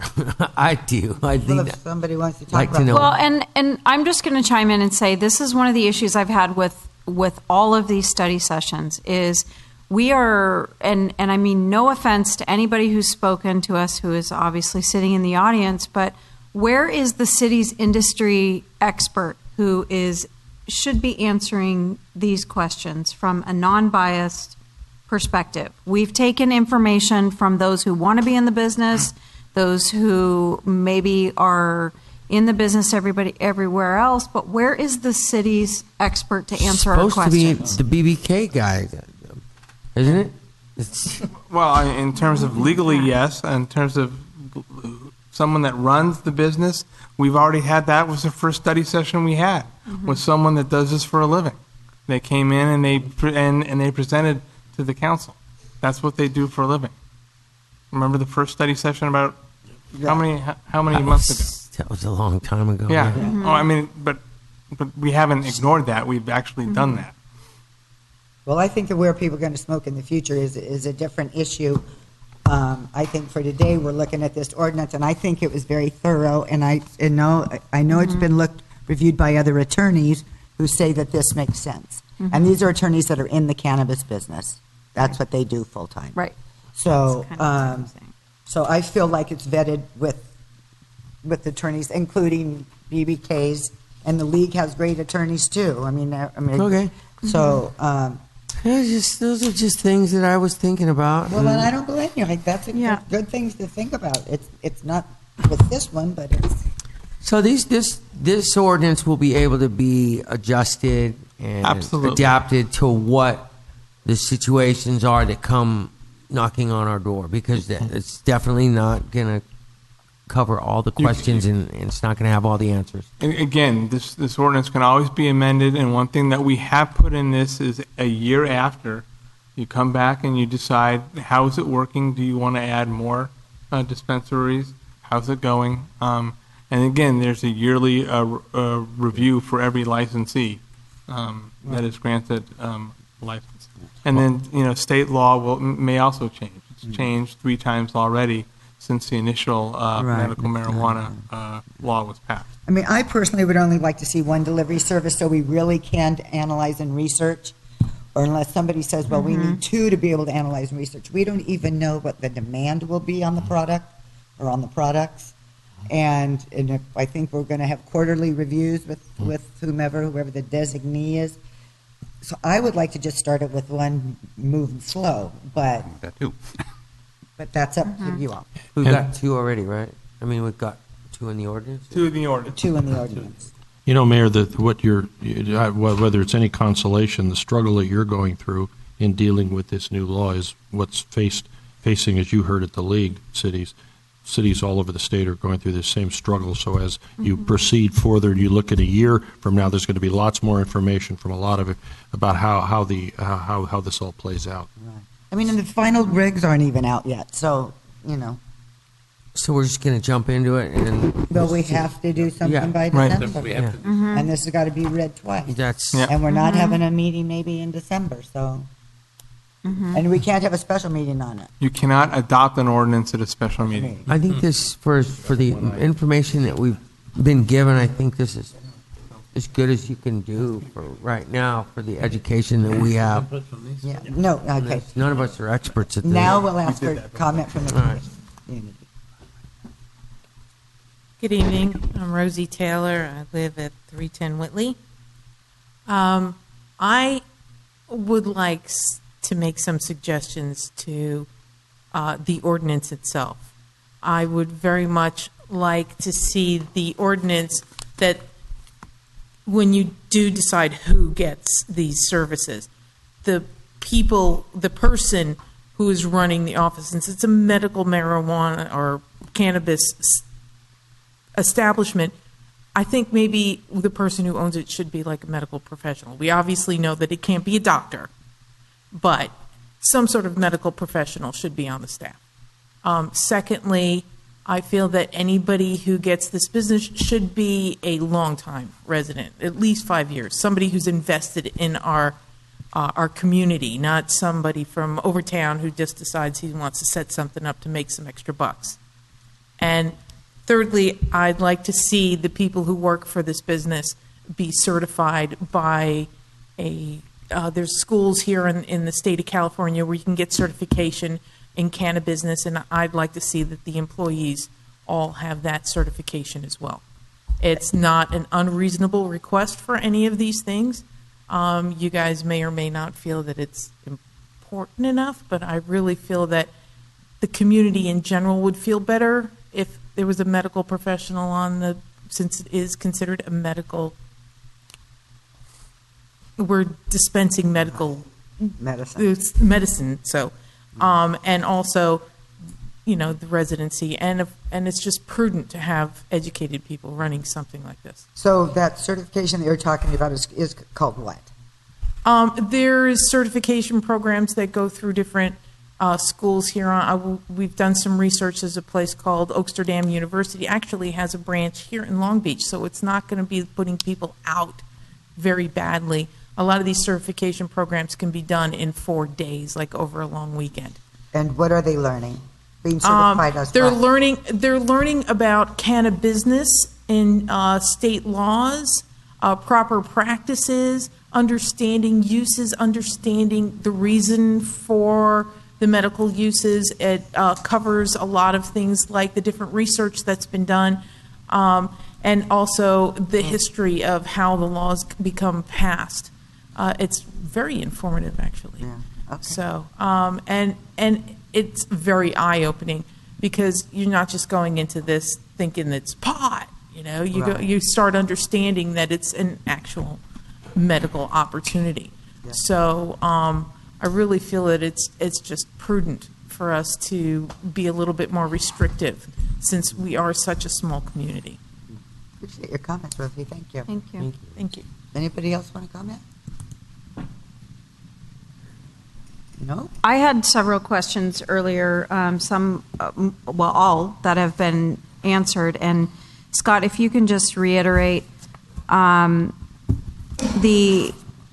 annual inspection and then an annual license. So, for example, when however many participants in the cannabis business, I like that word, would have to submit all of their certifications or licenses with each annual renewal of their business license. That is correct. On page 14 of the ordinance, we have the once an initial permit is granted, on page 14 on section C, it provides that it expires 12 months, and then it provides for a renewal procedure that is done on an annual basis at least 60 days before it expires.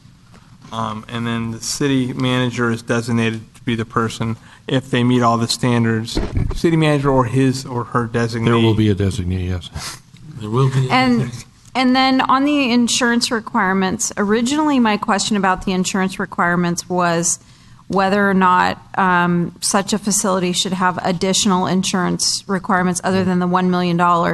But then I was, in my mind, I was thinking the possibility of growing, but it's actually, they're not allowed to cultivate. They're only allowed to somehow procure it, which is vague, and then distribute.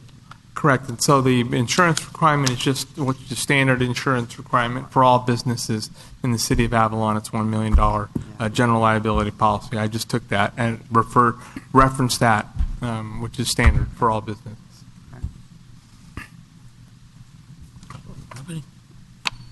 And there was one other thing about annual inspections. Yeah, I wanted to make sure that was in there, that there was an annual inspection by whatever means that was necessary, whether it was the fire department, the sheriff's department, a combination of both, building department. And that's the fine tune. This is nothing compared to what we got to do now. Truly in the step for process, and all of that will be outlined. Yep. Yeah. And there's other cities that already have it, and we don't have to reinvent the wheel. We just need some boilerplates for what other cities have done, and then we can go, oh yeah, because I think that also is pointed out that on page, if I can read the page number 15, that there are additional regulations that could be imposed, reasonable regulations as this process evolves, because this is going to be an evolving process. Right. And in fact, what we did is, so this is the ordinance that establishes the general framework. Right. And then when we come down to, before we actually issue a permit, we're going to come forward with some proposed guidelines for how you select, and those will be some of the issues that were discussed. Preference for long-term residents and factors that the city council will consider. I want to give you as much discretion as possible, but I also want to take into account that there are certain factors that you may find are important to have in these providers. Yeah. It'll be looking at the casino dock, please. Well, go ahead. And please introduce yourself. Thank you. My name is Randall Longworth. I'm an attorney here in California. I run a law office. I also run a company called the Longworth Group, which is a cannabis consulting group. I've worked with multiple cities, either writing ordinances or assisting them in writing ordinances. I've written multiple initiatives myself, had them qualified for multiple ballots, and won some of those. I know it's getting late. What I just wanted to come up with here right now is to offer any services that I could to the city and to staff as it relates to going forward with this ordinance. I've read the ordinance and I like it. I think you're right. I think it's something that in the time that you've had, it makes sense, right? Now, there are situations, let me first start, and I just heard we talked about smoking. Post Prop 64, smoking is illegal in California. cannabis smoking outdoors. It's illegal, irrespective of whether the city of Avalon says it. It's going to be illegal post Prop 64 anyway. So, what I would encourage this city and council to think about as you go forward is to consider adult use cannabis as well, a law with regard. And the reason for that is this. One, in the future, in order to open what we refer to as lounges, it has to be adult use. Secondly, in order to qualify for right now what we're talking about, at least the anticipated yield in California is $2 billion in the first year under adult use cannabis. 20% of that is allocated toward the city, and that 20% that is allocated toward the city in grant money, and it only goes to those cities that have allowed adult recreational use. And that's what Councilman Sampson was talking about, which is that is actual resource, actual money that the city gets to provide for programs for the youth, to teach our children the dangers of drug use, any type of drug use, and also to provide for law enforcement more tools and more training as it relates to identifying driving under the influence of cannabis, right? It's a new industry, or at least it's a new science. It's been happening for years, but it's a new science, and we really do need to identify that, right? Anything that can cause us to drive a vehicle impaired, we should know that. So part of that money is going to that. And I know it's not the most popular thing to say, hey, look, we're talking about medical, and I'm saying, well, maybe you ought to consider adult use as well. And the reason really for that is there are so many benefits that come along with adult use. And I just throw that out there as an aside, maybe something in the future to kind of think about, because there are certain benefits that come along with that. And I know there's a stigma about it, and I understand that it's not medical, and I believe 100% in medical. In fact, I'm the chair of Americans for Safe Access in Orange County, which only advocates for medical, but I do understand the recreational side or the adult use side only because it gives so many benefits to a city that otherwise you don't get. So that's all I have to say. Any questions, I would love to give my information to the staff and to council to be of any benefit whatsoever. I do understand what the city attorney said is, hey, look, right now, this works, right? As I read this ordinance, it works.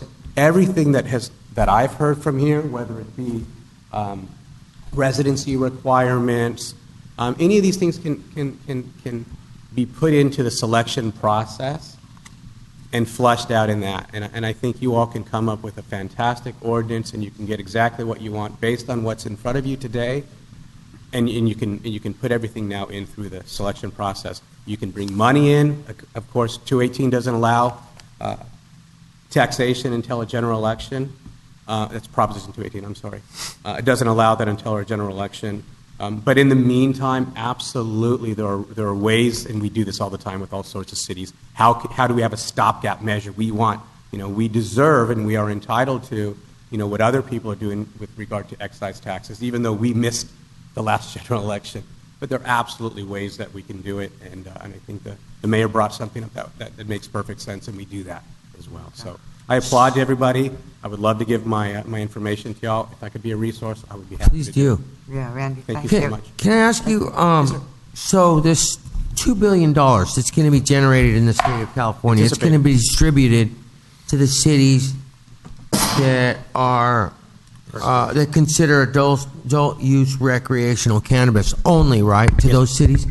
Right. So those are dispensaries.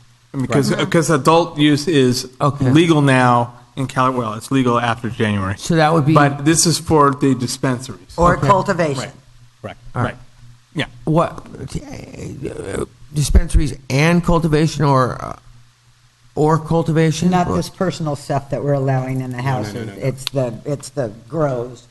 Oh, okay. I see. The business of So it. that's the whole part of it. And then there's a chemistry chemistry part of it as well, correct? The testing. Testing. Manufacturing, testing. Okay, what can you just choose like one element of that? 'Cause let's say we set up a dispensary, or we approved recreational use and set it up. Could we just choose to not have all this other stuff like? Oh, absolutely. Yeah, so you could only have, and I'm sorry for cutting you just off, a dispensary. Just a delivery service would be fine. You could have that.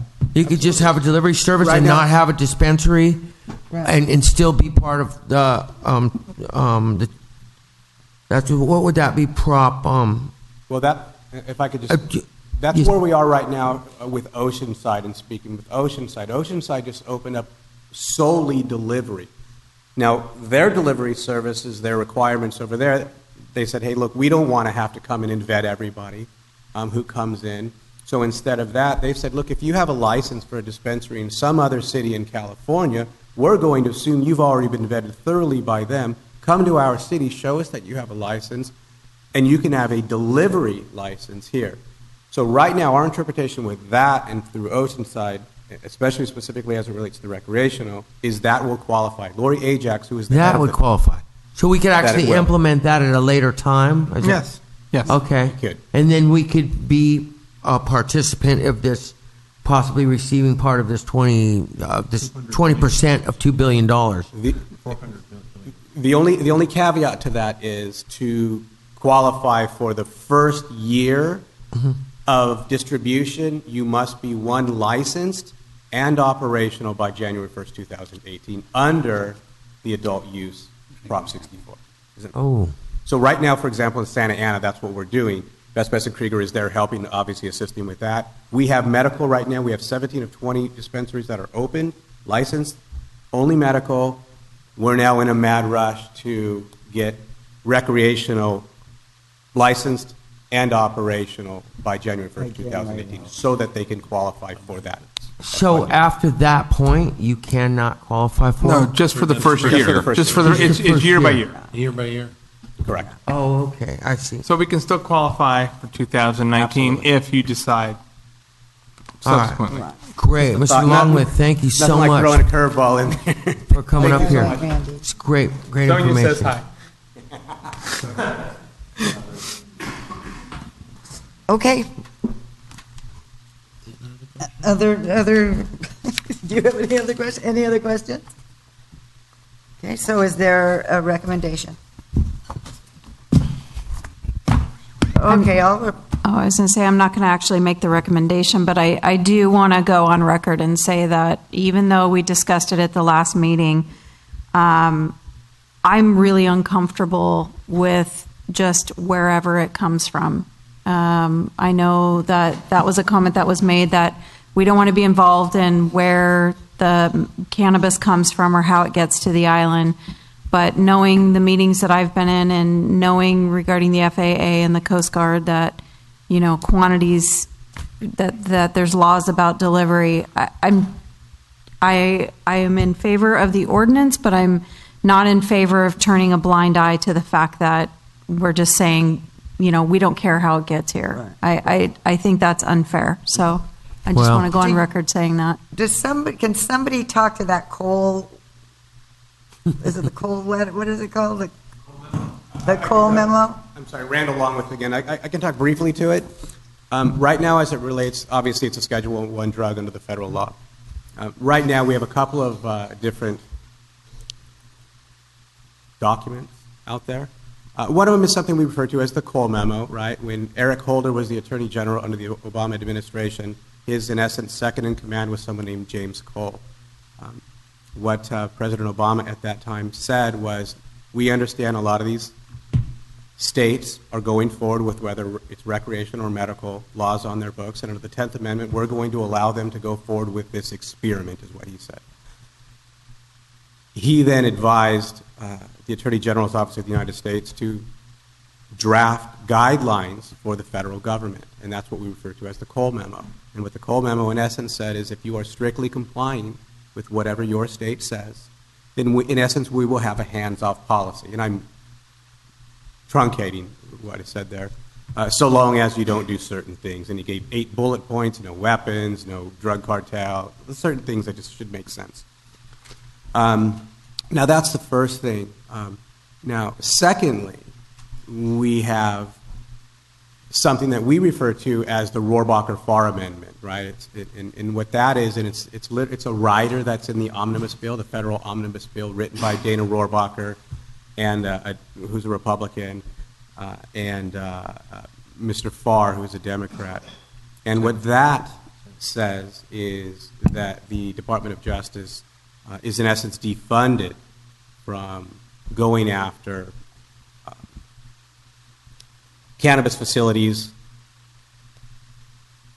that are strictly, and I'm saying this now, strictly complying with whatever their state law says. Now, that's been challenged in Marin under a case called Marin Alliance. And in that case, what happened was the judge in the federal court said, did you use federal funds in this case? And if you did, can you justify it? They couldn't do it. And the trial judge said no. It went to the Ninth Circuit Court of Appeals. And the Ninth Circuit Court of Appeals upheld that decision. So right now, that's where we stand right now. And that is that the Department of Justice is defunded from that. It is year by year, this omnibus bill is renewed every single year. And so far, every single year, the Rohrabacher-Farr Amendment has been added into it and has been successfully passed every year. So for what it's worth, that's where we stand as it relates to the safety of us being interfered with by the federal government. Many clients that we have are putting millions and millions and millions of dollars. Now, without that Rohrabacher-Farr Amendment in the Cole Memo, they would never be doing that because of the fear of throwing money into something and having it just snagged away. So that's where we are as it relates to that. There are other states obviously grappling with the same issue. Alaska, Hawaii are right now. Washington is grappling with the same kind of issue. FAA going over oceans and having to deal with that. So I don't think you're alone in that. I think there are ways to get around that. Whether that's your problem or the operators is a different story, but there are definitely ways in which to go forward and have security in this. I understand. Thank you. So, I mean, I agree with you, Cindy, but when I hear things like this, I'm going, it's, it's not as bad as the feds are going to be on the border. I get that. I'm just speaking in terms of, if you're the owner of Island Express helicopters, you're going to take the hit, not somebody who's doing the delivery service. If you're, I'm saying whether you're, the Catalina Express or whether you're Island Express helicopters, I'm just saying that, I guess it can be transported by private vessel. That's one way, and that's all fine. But I am considering the fact that it impacts a lot of us. If we don't have boats running for some reason, that impacts everybody. Can I make a motion? Yes. Okay, so introduce and waive all readings of the following 2 ordinances, correct? Yes. First ordinance. First ordinance. Only? No, both of them. You can do it both at once. I'm going to vote against one of them, though. Oh, you are? Yeah. Oh. You what? I'm going to vote against one of them. Oh, okay. Wait, and we decided to go with 2 dispensaries, or we decided to go with 1? Two. I'll go one. I'll go to 1. Okay, we're back to 1. 1. 1? 1. Mm-hmm. Okay, so we'll amend the ordinance wherever it says 2 to turn it into 1. Okay.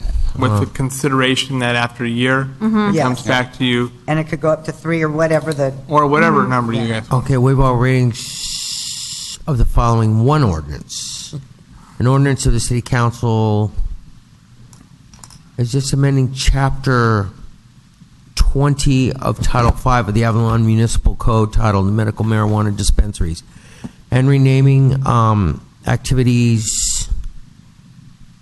renaming it Medical Cannabis Delivery Service Businesses and Other Cannabis Business and Activities and... No, that's Right, it. just that That's one. it. That's it. Okay. Okay, there's a That's my motion. Is there a second? I'll second it. Okay. Further comment? Call for the vote. All ayes. Okay, now the next one, Okay, the next... regarding personal cannabis cultivation. Okay, let's see, medical cannabis delivery. That's number 2. Okay, an ordinance of the City of Avalon City Council amending Title 5 of the Avalon Municipal Code, adding a new chapter titled, Chapter 30, titled Personal Cannabis Cultivation Regulations to the Avalon Municipal Code. And that the ordinance be introduced and all further readings And all waived. further readings be introduced and waived. Before I hear a second, I have a feeling, I'd like to know what Ole's thinking, because this is the one you're going to vote no. Yeah, I don't think we should allow direct cultivation. I'm wondering, with the dispensary thing, we can make that, if we find it a later time, we can make that 2, we can, right? Yes. Or 3, Yeah, or, yeah. okay. Yeah. I've asked that before, but I just got to be sure of all this stuff. Yeah, the only, It's important. the So only- my second ordinance is out there. You got Ole's reply. Let's. Well, wait, no, but I just want to make a comment. If I have 3 children in my house and I got living the way I do, I mean, but we live so small, there's a possibility that somebody has no place to grow. But maybe they have a little outdoor space that they can lock off and whatever and cover so that the kids don't have access. So that's the only reason I want to allow both, because I think some people wouldn't be able to grow at all that need to. And again, I still don't think people are going to be running out there growing. But, okay, so if there's a motion, I'll second his motion. Further comments?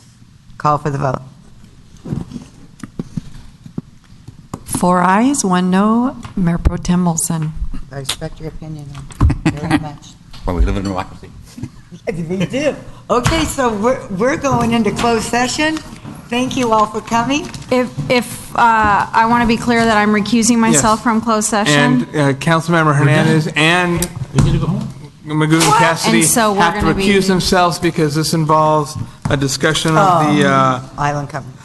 Falls Canyon site, which involves the Island Company. Yeah, okay. So I don't believe I'm going to So you be guys are done. returning for the end of the I meeting. think we got it covered. Thank you very much.